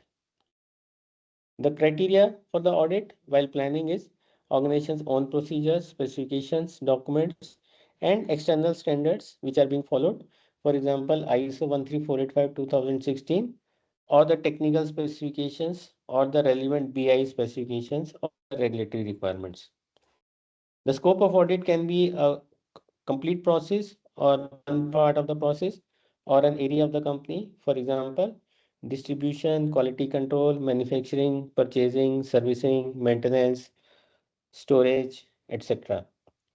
And the duration of the audit depends on the size of the scope. And for accreditation, there are certain accreditation norms which the certification bodies have to follow. So based on those norms, the audit mandates are calculated. So duration of the audit depends on the size of the scope. Next. So when you are planning second party audit, so these frequency and timing are determined by the organization. For example, organizations, depending upon the criticality of the suppliers, they prepare a supplier audit plan. And frequency and timing of supplier audit is decided in that supplier audit plan. And again, here also, competent auditor is required with the technical knowledge. And criteria again, what are the contractual obligations or the agreement with that particular supplier? The organization's own management system, 13485 standards requirements, or other agreed standards like multiple standards 9001, 14001, 45001, 22000, 27000. So what all is applicable? What all agreed standards are there? So that forms the criteria for audit, second party audit. And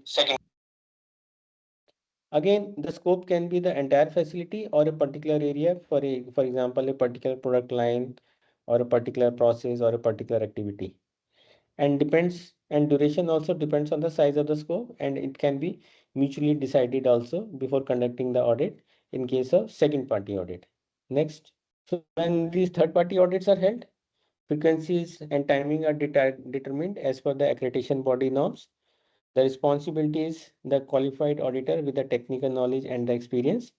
The criteria is 13485 standard or any other standard against whose requirements the audit is to be conducted.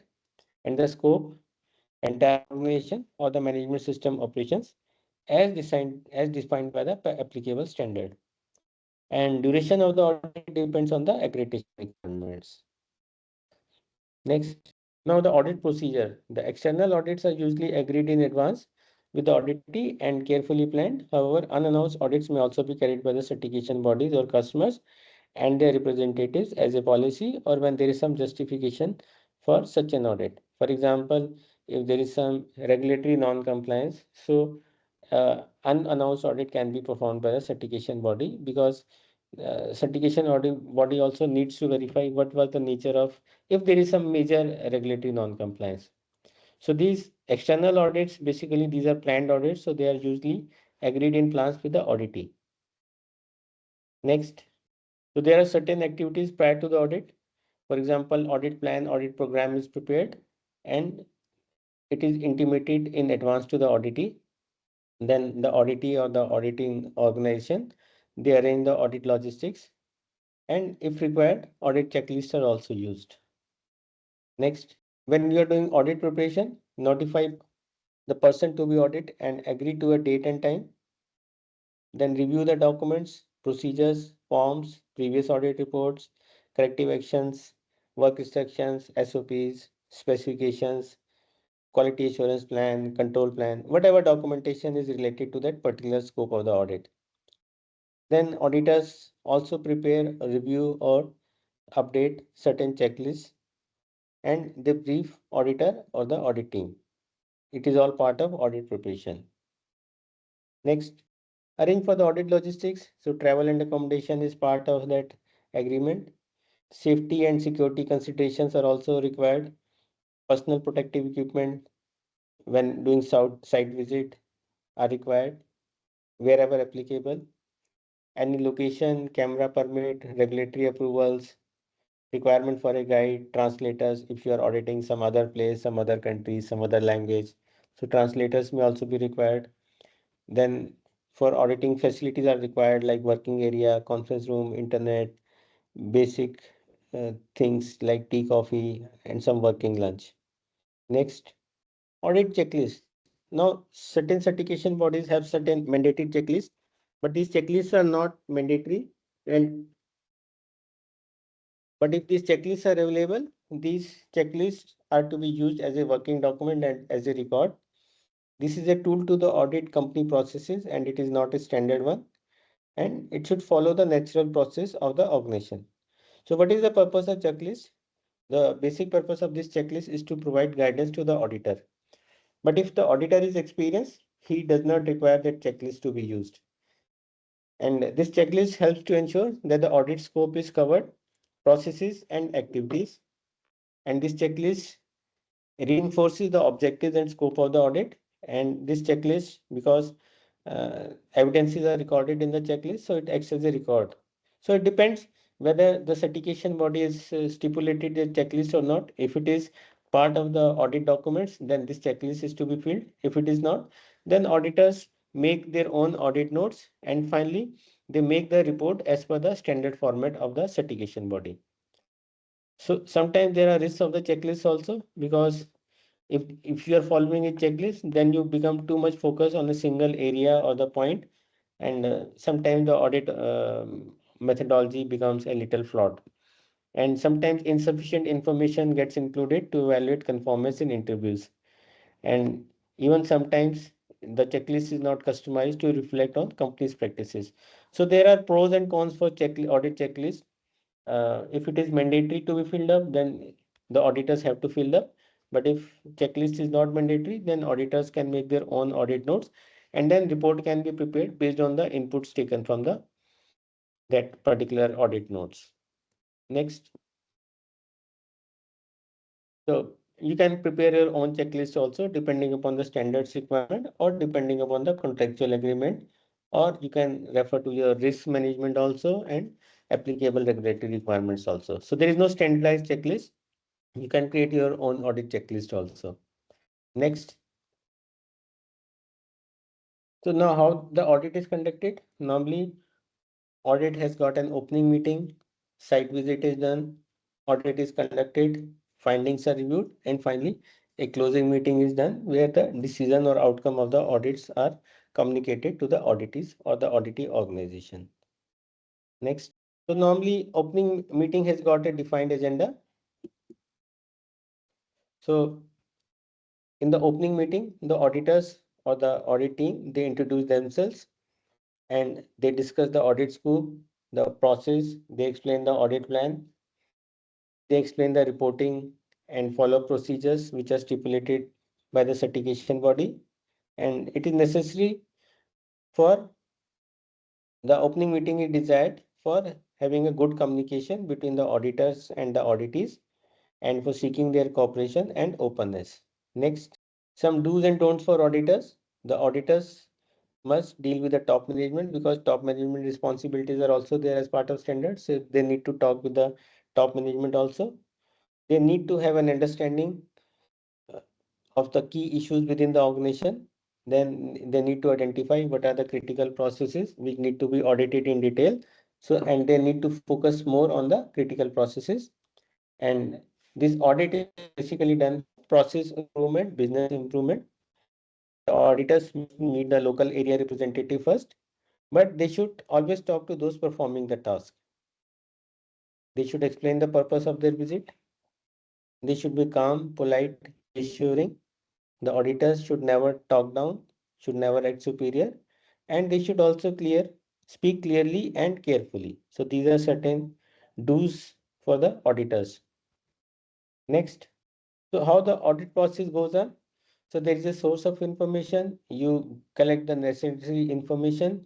From that information, you collect the audit evidence, and from evidence, you conclude on the audit findings, and finally the audit conclusion. So what are the sources of information through which an auditor collects the information? So gathering and selecting. So normally there are three ways: document review, interviewing the personnel who are performing the task, and observing how the activities are being done. So document review includes the review of the procedures, process related documentation, specifications, etc., and also the records which are being maintained as part of mandatory record, because you must have observed so many records are there as a part of implementation of ISO 13485 requirements. So document review is also done, records verification is done, interviewing the personnel who are actually performing the task, and observing how the activities are being done. So then this information is verified and compared with the audit criteria, finally a review, and review leads to audit findings or audit conclusions. Next, so auditors are to collect the objective evidence, that is the audit evidence. So how they collect that audit evidence? So this is collect from interviewing with the personnel who are performing the task, observation of activities being performed, understanding the processes, how various functions, activities, and processes are interacting with each other. Then what are the monitoring and measurement programs, monitoring measurement activities, quality assurance plan, control plan, specifications, production planning, execution. So various activities, various monitoring and measurement of processes and programs, the documents and records being maintained, data summaries, reports from other sources like customer complaints, customer feedback, suppliers performance. So what all data is available in that department being audited. So from that audit evidence or objective evidence is gathered. Then evidence is also gathered from the people who are executing those tasks. So basically an understanding of whether these documentation and the systems are understood by the people who are performing the task. Are these employees competent? Is there cooperation amongst the various employees and the processes execution? Or are there any systematic problems, system related problems? So this is how auditors collect the objective evidence during the course of the audit. Next, then auditors also observe the activities being conducted. So they observe whether these processes are effective, efficient, are they are being done in some logical sequence, what is the interaction between these processes and correlate with the documentation, what is the significance of linkage between the processes, can the outputs and inputs of the process be identified. So this is where observation of activities, and then also measurement of processes and programs like capacity of the processes, product measurement, accuracy, dependability, cycle time, utilization, productivity, quality assurance activities. So different activities through which auditors collect their audit evidence as a part of their report writing. Next, then they also verify the documents and records with respect to the requirement which was stipulated in controller documents and controller records. For example, issue status, completeness of records, condition of records, documents, their legibility, their identity, approval, availability at point of use. Then data summaries also like customer feedback, customer complaints, vendor analysis, internal audit, management reviews, any financial measurements, cost of quality, cost of poor quality, failure cost, preventive cost, appraisal cost of non-conformity. So different data summaries are analyzed and reviewed by the auditors for obtaining the audit evidence. Next, then you can also examine the objective evidence in terms of input and outputs, in terms of the documents and data being fully complete, the accuracy of data, who has authorized, checking for the authorization, the review of analysis of data, the evidences, the environmental conditions, and then finally you establish whether these are conforming or not conforming. That is the extent of conformity and non-conformity, if any. Then you can also check the nature of non-conformity. But important thing is the sample which you are selecting for evaluating or collecting audit evidence is the sample is according to the amount and variety of evidence, and sample should always be selected by the auditor himself and not the one sample which is shown by the auditee. So very important for auditors is select the sample yourself. But how many samples to collect? That depends upon the processes, the available time, the maturity of processes, the maturity of people, the competence of people, and various factors. So auditors use their own skill to identify how many samples are required for seeking verification or finding gaps, if any, in the processes. But the important thing is that sample must be selected himself by the auditor and not the sample which is being shown or chosen by the auditee. Next, sometimes you use the checklist also. So that checklist can be used to record conformity or non-conformity. That checklist also helps you to track where you are and how you can manage your audit time. This helps you to control the pace of the audit and also manage the auditee personalities. This helps you to ensure that all areas are covered. This helps you to make notes for follow-up in other areas and for future reference also.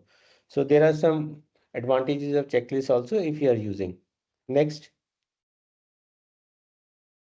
So normally there are different questioning techniques which the auditors use basically to collect information about the processes, like who executes this process, what is being done in the process, when is this process executed, where is the process executed, why it is done like this, and how it is done. So basically 5W and 1H. Who, what, when, where, why, and how. So these are the questioning techniques used by auditors to evaluate the auditees and the processes being executed. Next. So because especially in third party audit, there is a limited time and there is time allocation for various processes being audited. So you need to monitor and control the pace of the audit also. So important thing is that you insist that people being questioned answer for themselves. Then do little talking as possible because you are asking question and the auditee is explaining or replying or giving answer. So question is always small, answer is big, lengthy. So do as little talking as possible and let the auditee explain you or the reply to your question. And do not let others dictate the pace of the audit. Sometimes your question may not be properly understood, so rephrase misunderstood questions. Wherever you feel like, give compliments, say thank you, and be aware of hidden agendas and emotional blackmail if it happens. Next, then you need to verify certain basic things, some basic issues. So establish that the company is demonstrating control over the processes or the operation which you are auditing. Then you need to involve management in the audit process. Observe your work progression whenever required, when possible. Evaluate the evidences which are being shown to you. Evaluate those evidences.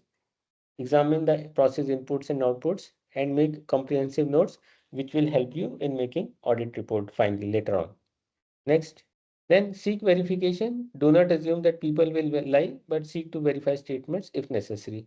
For example, if you audited store and store, you ask for certain information and store person said ki, yes, we are short of this material and we have already given indent to purchase department for procurement of that item.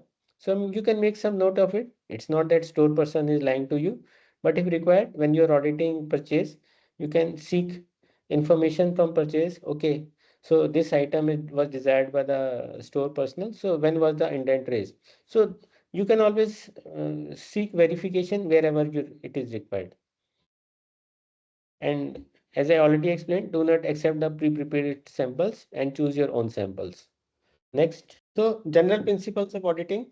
So these are certain things which you need to follow. Integrity, the foundation of professionalism, fair presentation, the obligation to report truthfully and accurately, due professional care, that is application of diligence and judgment in auditing, Then confidentiality, you need to ensure security of information. Independence, the basis for the impartiality of the audit and objectivity of the audit conclusions. And evidence-based approach, so the rational method for reaching reliable and reproducible audit conclusions in a systematic audit process. So general principles of auditing include integrity, fair presentation, due professional care, confidentiality, independence, and evidence-based approach. Next. So these are personal attributes of auditors also. So they have to be ethical, that is fair, truthful, sincere, honest, and discreet. They have to be open-minded, that is willing to consider alternative ideas or points of view. They have to be diplomatic, that is tactful in dealing with people. They have to be observant, that is actively observing physical surrounding and activities. They have to be perceptive, that is aware of and be able to understand the situations. Versatile, that is able to readily adapt to various situations. Tenacious, that is persistent and focused on achieving the audit objectives. Decisive, that is able to reach timely conclusions based on logical reasoning and analysis. And self-reliant, able to act and function independently while interacting effectively with others. So auditors' personal attributes are ethical, open-minded, diplomatic, observant, perceptive, versatile, tenacious, decisive, and self-reliant. Next, so general knowledge and skills of management system auditors. So they should be aware about the audit principles, methodologies, procedures, etc. Then they should be aware of the relevant management system for which you are doing auditing, that is management system and the reference documents. Then organizational context, because now news all standards talk about understanding the organization, its context. So auditors should be able to understand the organizational context also with respect to internal and external issues, and also the need and expectations of interested parties. And very importantly, auditors should be aware of the applicable legal and contractual requirements and other requirements that apply to the auditee. For example, you are auditing 13485. So there are applicable legal requirements depending upon the class of the medical device and also the applicable BI standards. So auditors should be aware of those standards. And discipline and sector specific knowledge and skills of management system auditors are also desired. Next. Then the leader of the team is known as team leader or lead auditor. So generic knowledge and skills of audit team leader includes balancing strengths and weaknesses of individual audit team members, developing harmonious working relationship among the various team members. Lead auditor is responsible for planning the audit. So plan audit and effectively use the audit resources, that is the team members allocated to him. Then manage the uncertainty of achieving audit objectives. So he should be able to manage that in case any conflict situation happens, he should be able to resolve it. Then protect the health and safety of the audit team members, including the compliance with the requirements. Organize and direct the audit team members. Provide direction and guidance to the auditors in training, that is the observers. Prevent and resolve conflicts if required or as necessary. And he is also representing the audit team. So he leads the audit team to reach the audit conclusions. And finally, the audit report is prepared and completed by the lead auditor. Next, so some good practices for auditors. They introduce self and or the audit team members. They ensure that the audit agenda is understood by the auditees, and they restrict themselves to the agenda only, keep to agenda. They monitor audit time, keep control of the audit and the time. Don't get into arguments, listen carefully, maintain the audit records, and remain polite, calm, and professional throughout the process of audit. Next, so when the audit is complete, then a review is done by the audit team members, which is known as a private review, before conducting the closing meeting. So where multiple audits are there, multi days audits are there, in that case, interim or end of the day audit reviews can also be done with the auditee as appropriate. So when you are doing the audit review, then you review your findings, you review your audit notes, and wherever checklists are used, you ensure that those checklists are completely filled up. And then you verify the audit notes also as a lead auditor of the team members. And finally, you list down non-conformities, if any, which are identified during the course of the audit. Next, so then you analyze the results, review if the deficiency is an isolated case or there is a breakdown of the system with respect to the requirement. For example, calibration, you found that some measuring equipment was not calibrated, but was it a one-off case or none of the monitoring and measuring equipment in the organization are calibrated? So that means non-availability of calibrated equipment or timely conduct of calibration. Is it an isolated error or the calibration or control of monitoring and measuring equipment does not exist at all? You also see whether the auditee is aware of the problem or not. And you also check whether this deficiency has been reported earlier also. If it is reported earlier also, then what action was taken by the auditee to prevent it reoccurrence. So that means if the problem is reoccurring, so the corrective action taken was not adequate or not effective or not effectively followed or monitored. Next. So then there is a closing meeting where the audit team leader explains and discusses the findings with the team management, with the auditee team, and obtain their agreement also. In case some non-conformances are there, then the lead auditor states the overall degree of conformity or non-conformities, if any, and also mentions about the positive points. So when you are like, these are three different type of audits: internal audit, second party audit, and third party audit. So when the closing meeting is done in the internal audit, because this audit is done within the organization, so it is a little informal, but the idea is that it is for a constructive purpose, for improvement purpose, or system improvement purpose. When it is a second party audit, then closing meeting, because it is based on contractual requirements, and sometimes major issues or major gaps can also lead to some contract also being at stake. Sometimes that second party audits also includes some checklists from the client side or the customer side, and the supplier is stipulated to have certain mandatory percentage of score, maybe 60%, 70%, 80%, whatever is the agreed norms. And if that agreed norms, if the adequate score is not achieved, so maybe then temporarily it can be held, the production supplies or orders can also be held up, depending upon the category and the findings. So sometimes this can also lead to contracts at stake. Then these reports can be used as future reference. Sometimes, so sometimes there are challenges also to be faced because of that outcome of that meeting, and more emotional situation than first party audit meeting. And again, third party audits, when the findings are there, because now there is a decision to be taken by the certification body whether the organization is to be awarded the certificate or not.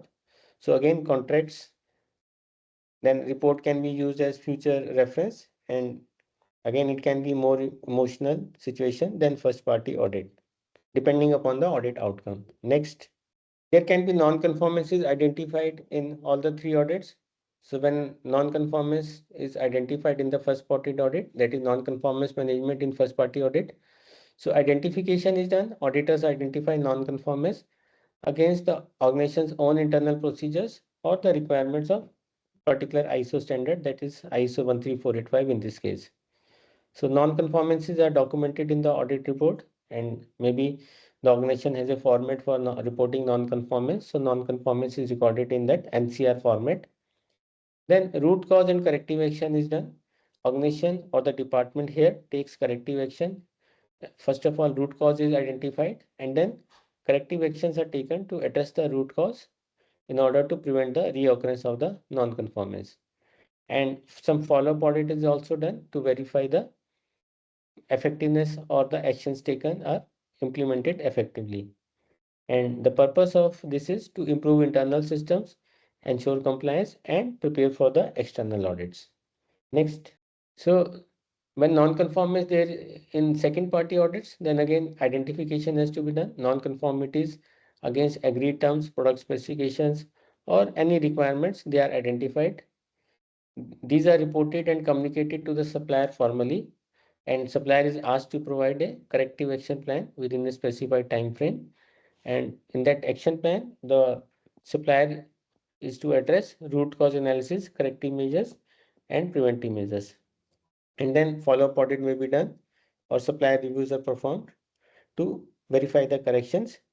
And the purpose of second party audit is to ensure suppliers meet contractual obligations and the desired quality standards. Next, and when it is a third party audit, that is the external body, certification body, then normally the non-conformances are categorized as major or minor. Major is a systematic failure or high risk non-compliance, and minor is an isolated case which doesn't pose a significant risk. So these non-conformities are included in the audit report and communicated to the auditees. And corrective action is desired from the auditee. So normally auditees submit an action plan with root cause analysis, corrective actions, and there is a timeline also. This timeline varies from 30 to 90 days, depending on whether it is a major non-conformity or minor non-conformity. And finally, verification action is done. Major non-conformity requires immediate action because sometimes major non-conformities also require re-audit. But with major non-conformity, certificate cannot be awarded, and at least the major should get should get converted to minor non-conformity.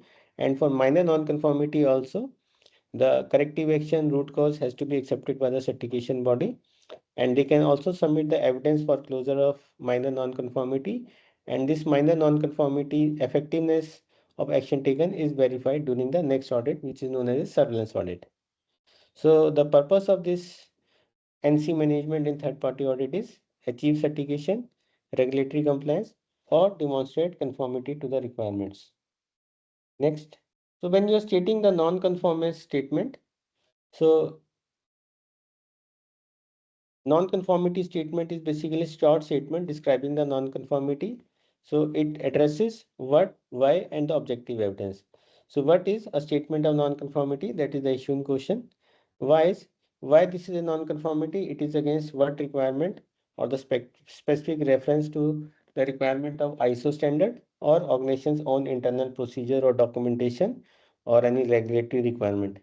So what the statement is raised against, and the third is objective evidence. Objective evidence observed that supports the statements of non-conformity. That is the objective evidence which was found by the auditors or the audit team. Next.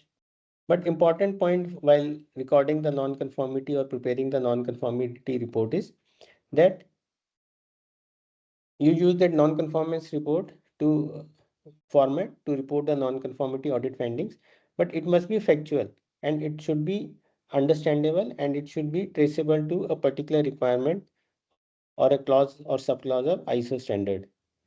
So normally if non-conformances are raised, non-compliance report is raised on completion of the audit, and audit is given time to implement corrective action prior to, and then finally audit is requested to sign signifying and understanding and acceptance of the non-compliance. Next. So wording of non-conformance is important. If there is a non-conformance, it is important when preparing and wording the non-conformance reports to take care and ensure that it is justified, and failure to achieve clear information will invite challenge of the findings at the closing meeting.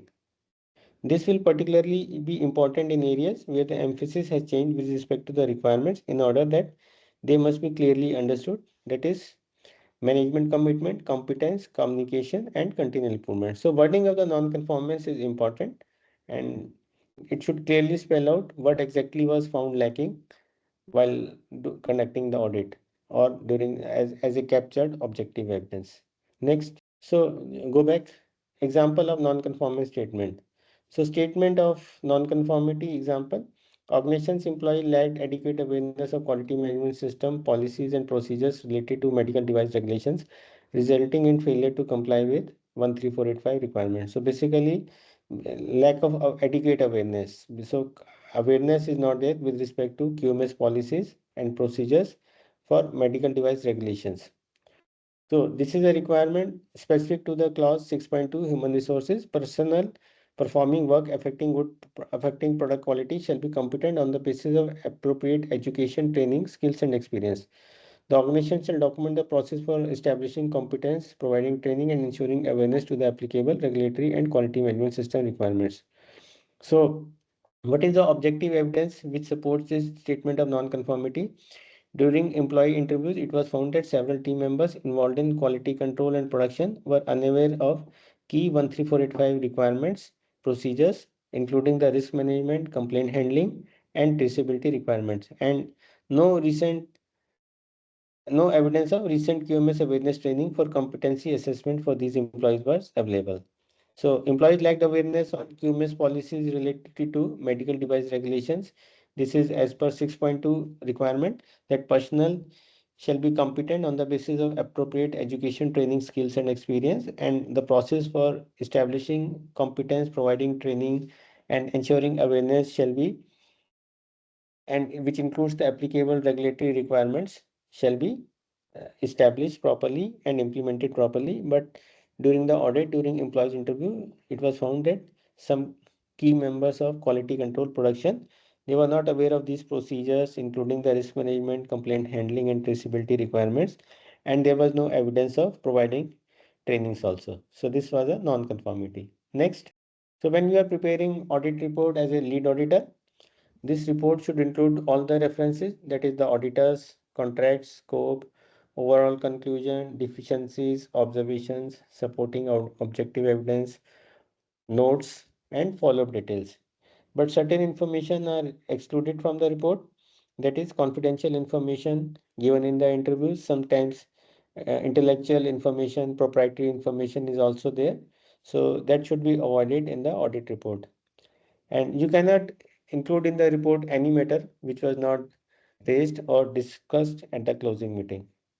And subjective opinions use only the verifiable facts and objective evidence.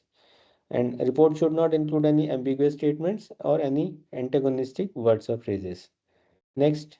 So the audit report includes description of audit objective, purpose, and scope, the summary and the number of non-compliances, and the audit findings. So normally audit reports also include the SWOT analysis, strength, weakness, opportunities, and threat. So description of good points and any major concerns or any main concerns. And it also like strength, weakness, opportunities, and threats. So identified opportunities for improvement are also mentioned, and recommendations are made based on the audit findings. Next. So sometimes audit follow-up is also required, especially in case of major non-conformities. So verify that actions are implemented, ensure short and long-term effectiveness, record follow-up details and objective evidence reviewed, and any signing off of the forms. It is also done. Next. So I think now Praveen will take up over from here and he will explain you the process. Yes. Thank you, sir. Thank you very much, sir. So from here onwards, I will be taking further to the slides and followed by the question answer session. So firstly, I would like to thank you, Atul Suri, sir, for providing us a full day training program to understand the requirement of ISO 13485 standard and its compliances. And also from bottom of my heart, I thanking Atul Suri sir for giving his valuable time on this Sunday full day. Okay, it's almost 3 p.m. and 6 hours he provided us the training, provided us the knowledge about the standard and provide his valuable time, and also to the young professionals and also to the experienced professional of the industry. Thanking you, Atul Suri sir. So so from this slide, I will be explaining you the registration process, the certification registration process. So basically, you are showing the core processes of this certification process. Firstly, we will be having the application form. The client who is applying for the ISO certification process, he has to the organization has to submit the application form. In application form, critical things are to be submitted, like your scope of the certification, at number of sites, number of sites to be audited, right, and number of employees. So basically these critical information are to be submitted in the application form. Okay, and on the basis of this critical information, technical codes and commercials are allotted to the organization. And after that, after this, client sign up is done. and followed by the stage 1 audit. Stage 1 audit is the documentation review audit, in which it is to be checked how much the documentation is meeting the requirement of standard, respective standard. Then it is followed by the stage 2 audit. Stage 2 audit, during the stage 2 audit, the implementation of the standard as per the standard is checked by the auditor. Okay, and after that, there are provision for the special audit if required. Okay, follow up depends upon the non-conformity raised during the stage 2 audit, and after that, package review is done. Okay, and certificate issue, ISO certificate is issued to the organization on the subject to the submission of the non-conformities, closure of non-conformities. Okay, and this certificate is valid for the 3 years, subjected to the clearance of surveillance audits, surveillance audit 1, that is year 2, and surveillance audit that is 2, that is year 3. And after that, the recertification, it is a 3-year cycle for ISO. ISO has a 3-year cycle. Initial certification, surveillance 1 and surveillance 2, and post that recertification after every 3 years, recertification will be done for the ISO. Next, Sagar, next slide, please. All right. So basically, in Quality Asia, we are offering the internal audit training programs for below standards. So far, we have conducted 7 training, including the today's training. First training, it is ISO 9001, that is Quality Management System. Second is ISO 14001, that is Environment Management System. Third is ISO 45001, Occupational Health and Safety Management System. Fourth is ISO 50001, Energy Management System. Sixth one is ISO 27001, that is Information Security Management System. Sixth is the ISO 22000, that is Food Safety Management System. And seventh one is the ISO 13485, that is Medical Device Quality Management System. Okay, that training we have conducted today only. All right, and the 8th one is the ISO 26000, Social Accountability Management System.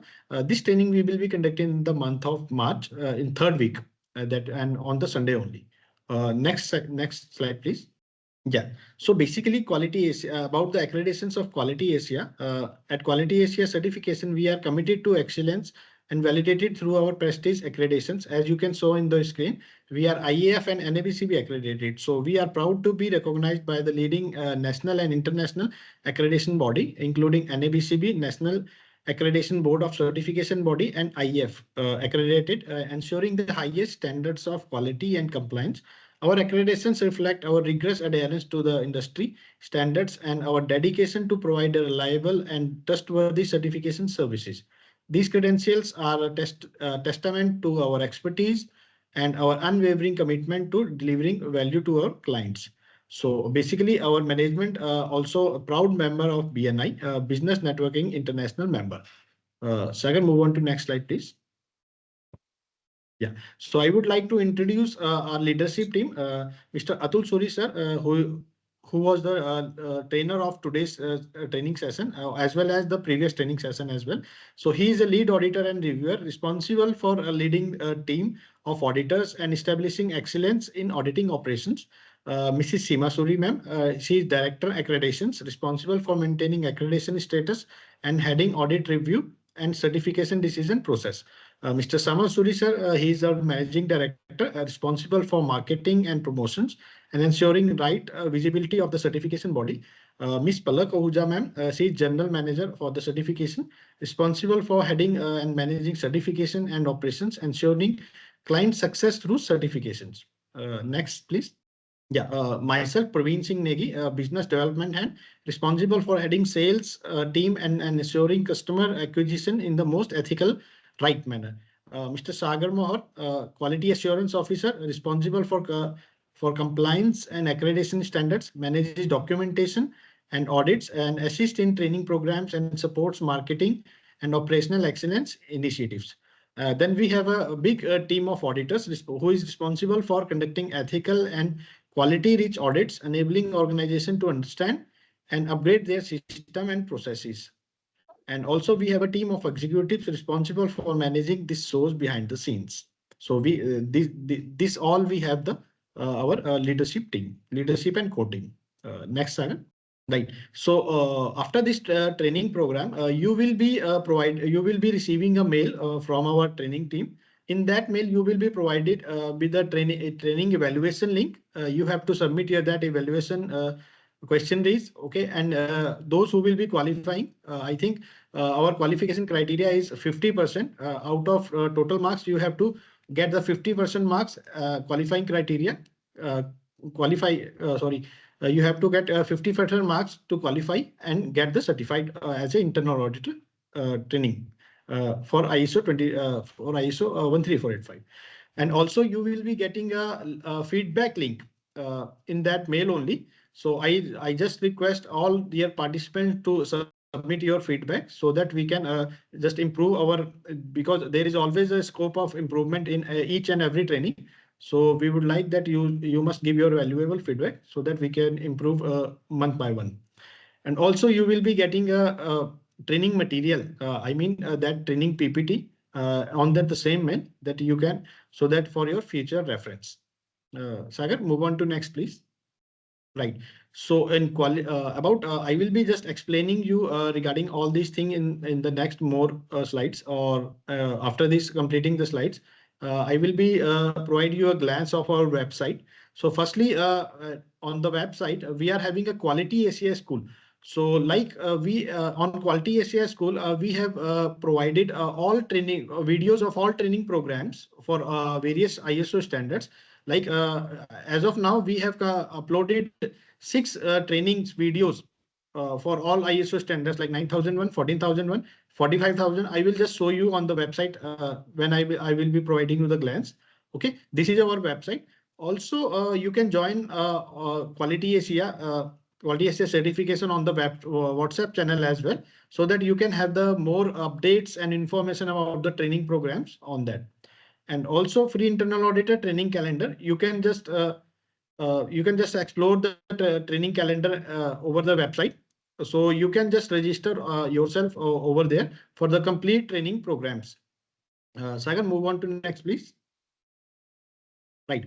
So join us on follow and connect on the with the Quality ACI certification and stay updated for our latest news and training programs by following us on social media. So you can just follow Quality ACI Certification Private Limited on Instagram. This is our Instagram link, and also on the LinkedIn. LinkedIn link is also provided on the screen. Also, and we have a YouTube channel as well. So you can just subscribe Quality ACI certification on the YouTube channel, so that you can access the training videos and other updates as well regarding the trainings and other informations. Sagar, next, please. All right. So thank you. And this completes the training program. Sagar, can you stop sharing so that I can just. So this is basically the you can say the Dex homepage of our website, qualityasia.in. This is our website. Just a second.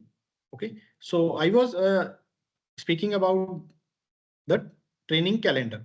Okay. So just you can go to the resource and you can go to the training calendar.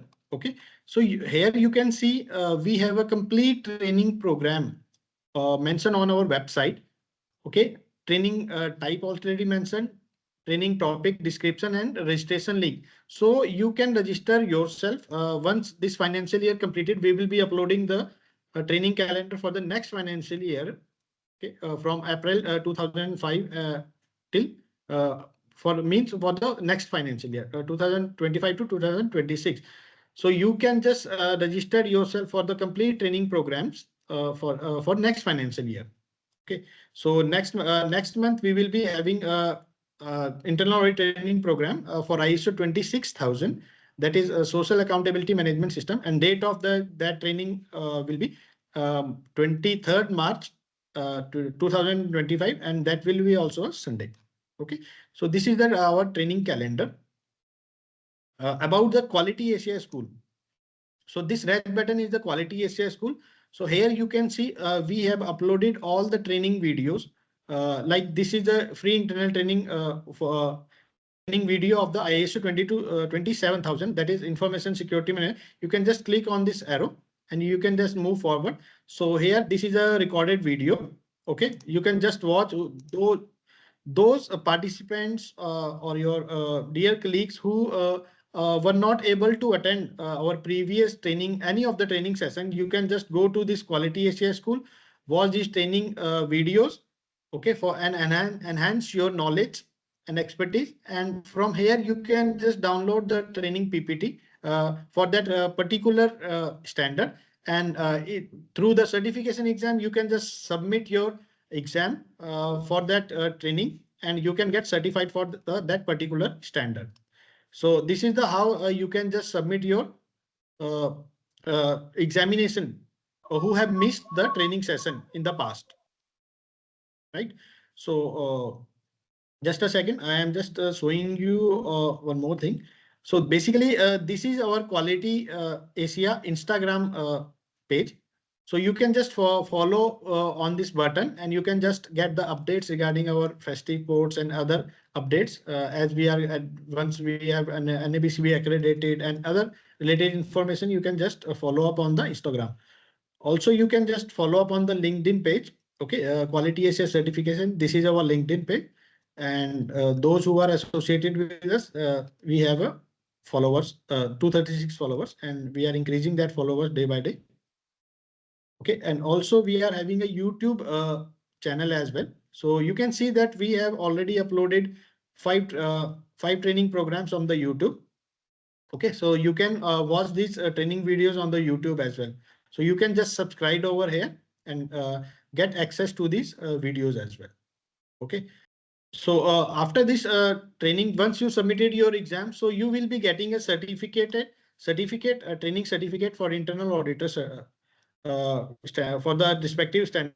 Like this, this is the certificate of mine. Praveen Singh Negi successfully completed the ISO 50001 2018 ENMS internal audit training program conducted on 24th and 25th. You can see that we have mentioned the two dates. Basically, these training programs are conducted for this training program conducted for 2 days. That means 16-hour training. Okay, so we have covered all the content within the 8 hours. So Mr. Atul Suri sir have already provided that you are 16-hour training in a period of 6 hours. He has completed all the relevant topics. Okay, and in this you can see that your certificate number has mentioned, and date of issue is mentioned, and authorized by. So just you can after this you can just validate your certificates through on our website. You can just check the authenticity of these certificates. Okay, you can go to the cert, okay, and go to not the ISO certificate. You can go for the training certificate. There will be two options. One is the lead auditor training. We don't provide lead auditor training as of now. We are providing internal auditors trainings. Okay, and just you can type this. Okay, so here you can see that my name is already mentioned, candidate name mentioned, training program for which I have attended the training, then training dates mentioned 24 and 25th November 2022, and date of issue. So here date of issue is mentioned. There is no expiry date for this certificate. Means that you are internal audit certified for the whole of your life. Okay. So basically, this is a glance of our website. You can access all of these things on our website and get yourself updated and informative. So, all right, this is all from today's training session, and I would like to thank you for a wonderful audience today for attending this training session. Now we'll be going for the question answer sessions. I request all dear participants who are having queries or who want to ask questions can raise hands and ask questions one by one. Yes, Mr. Riyad Jadal, please unmute yourself and speak up. Yes, thank you so much, Mr. Parvin. Actually, it was a very interesting training. Thank you so much for this support. I have two questions mainly. The first one regarding the school. Is it possible for our team to engage into the auditor training and to get certified from Quality Asia in order to expand the operations here so that we can have more certifications for quality management systems in the region? This is first. The second question is technical to the trainer. In the risk management part, he mentioned four major techniques in risk assessment. One of them is the failure mode effective analysis. And my question here is that, do we have to consider a specific technique per industry, or is it sufficient to consider failure mode effective effects for all audits? This is my question. Thank you so much. Yes, all right. And thank you, Mr. Riyad, for the appreciation. And for your first question, yes, you can just engage your team for the internal auditor training program. In future, we will be having more internal auditor training program for the different standards. And if you want to get certified on your team, you can say within the 15 or within a month period for different standards. So we have already uploaded the videos, training videos on our website. Okay. So you can just go to our website on QA School, Quality Asia School, and you can just share those links with your team. They can just watch the training video and get the training PPT as well for their reference, and they can just submit the examination over there, and they will be, if they qualified 50% mark criteria, 50% marks will be the eligibility criteria to get certified, then they will be receiving a certificate from our certification body within next, you can say once they submit it within 15 working days, they will be getting a certificate for that. That's great. Thank you so much. Yeah. And regarding the technical question related to risk management techniques, is the trainer with us who can he can answer me? Yes, yes. Atul Yeah, Suri yeah. sir will answer. Yes, I'll answer your question. See, may I know which region you are representing? I think you are not in India. I think which part of the world? You mentioned that we have to consider a set of techniques for risk assessment, like the Yes. failure mode effective analysis, FEMA. See, you can use Others any. like HAZOP technique. Do we have to consider specific criteria or technique as per industry, or it's sufficient to have one standard technique like the FEMA? Yeah, I will answer this question. See, for example, there are different risk management techniques, and there is an separate ISO standard also, ISO 31000. So you can always refer to that. There are different techniques for risk assessment, but so far as your risk assessment technique is helping you out in terms of identification of the risk associated with your products and services, and you are able to make a meaningful decision on identification of those risks, and you can make an action plan for mitigation of those risks, it is fine. You can use that way, you can use any technique, it is acceptable. Only thing is that that technique should be able to get you the desired outcome. That is important. So I have one That's question great. for you. You are Thank you you are so from much. which region? Because I don't think you are from India. So maybe which region you are right now? Which region of the What is it, world you are please? representing? Which country or which region you are I'm right now? from Palestine, and we Palestine. have Great. we are working in Palestine, Jordan, Egypt, and Iraq. Great. So it is good that we are getting international audience also. Thank you so much. But our headquarters is in Ramallah, Palestine. Palestine. Okay, fine. So do you All the have some best. India operations also? And what is the What? profile of your, do you have some India operations also? And what is the profile of your organization? Okay, our profile, mainly we are a risk management and IFRS as well as ISO certification company, who we Okay. have we have customers in 6 countries worldwide. And mainly, we develop software solutions for IFRS risk management, as well as help organizations to automate governance operations. Okay, great. Great to know about your organization. And we welcome Thank you you. so much. You are welcome. And we are actually very proud to have Quality Asia with we have initiated our partnership, not so far, but we are planning to maximize the benefits from our partnership in the region. Thank you so much for Sure, the sure. valuable and actually it was very interesting training, and it is a very high quality level of training. Thank you so much. Right, sir. Thank you for your appreciation. Thank you. All the Shall I best. intervene? Shall I intervene? Sir, Yes, there is please. two more methods. One is SWOT analysis, SWOT, SWOT analysis. SWOT analysis, yeah. Again, a pestle analysis, PESTLA, Pestle analysis, pestle yes. analysis. These two are very effective analysis for finding out the risk. I don't just let me answer this on behalf of the trainer, but SWOT analysis and PEST analysis are techniques for risk identification and not risk assessment and analysis, as well as control management.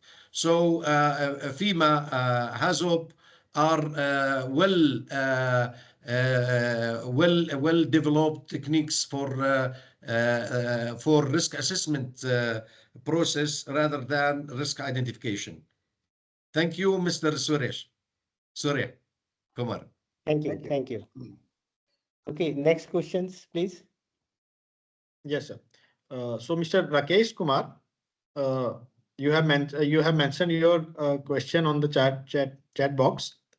Good afternoon, sir. My question is how to verify the raw material SS316L, LYM and LRM. Please share the standard and name of ISO/ASTM standard name separately for SS316L, LVM, LRM, so that we can confirm the material after third-party inspection. The objective of this training session is to apprise you about the requirements of ISO 13485 standards. So any specific technical material requirement, what you can do, we can definitely help you, support you, but you need to write a separate mail to us and we will provide you the solution. But in this forum, we cannot discuss such kind of specific material specification requirements. Thank you, sir. You can send a mail to Praveen Negi and we will provide you an answer. Yeah, Mr. Rakesh, I am just sharing my contact number with you. You can just contact me. I will share you the mail ID and we will resolve your query over there. Next, please. Anyone who wants to ask question can raise up your hand and unmute yourself and speak. Yes, Mr. Navneet, please unmute. Yes, Mr. Navneet, please. Yeah, Mr. Negi, I have one question. Yeah, Actually, please. sir, as I have come to know from various trainings that after 2013, all the management system standards are having 10 clauses. But and this standard was revised in 2016. So, is there any specific reason that this standard has not adopted HSL? No, there is no specific reason for that. Ideally, they should have, yes, they should have adopted it, but somehow they didn't adopt it. And as of now, there is no amendment also, like new version is not coming up. So we can't specify the reason, but yes, they should have done it because 2015 onwards, it has been a policy that all management systems will follow that high level structure of clause number 1 to 10. So definitely it is quite surprising, and this is what it is. Okay, means no specific reason.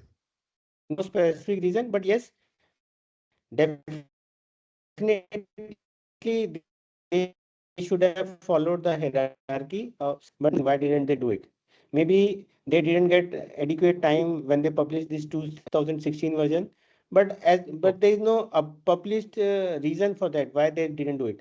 And still now we are in 2025, 9 years after that, they have still not updated it.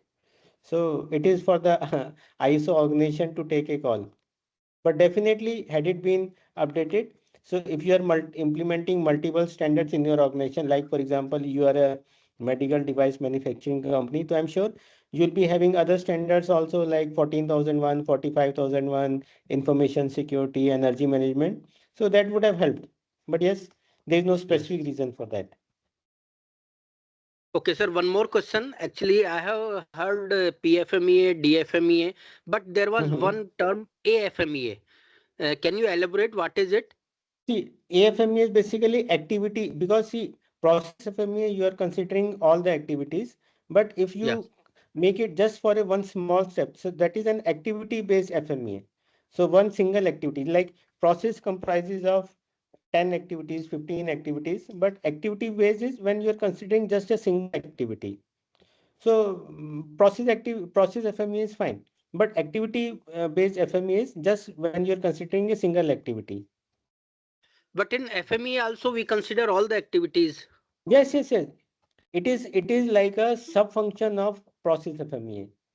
So ultimately, these are two things. One is design FMEA and process FMEA. AFMEA reference comes very rarely. You can even ignore it. Let it be FMEA, process FMEA, and design FMEA. Okay. Thank you. Yes, thank you. So move on to next. Just please raise up your hand and who want to ask question or queries during the training related to training program. So during the training, you were talking about the unannounced audits. Is it required in 13485? Is the requirement for BRC or FSSC? No. This is not a requirement. Some standards like BRC have this, but it is not required in 13485. All right. Next, please. Who want to ask his query or question? Yeah, actually, there is one query. Since this is a medical device industry and industry specific experience is required to become lead auditor, or it is not required? How it is?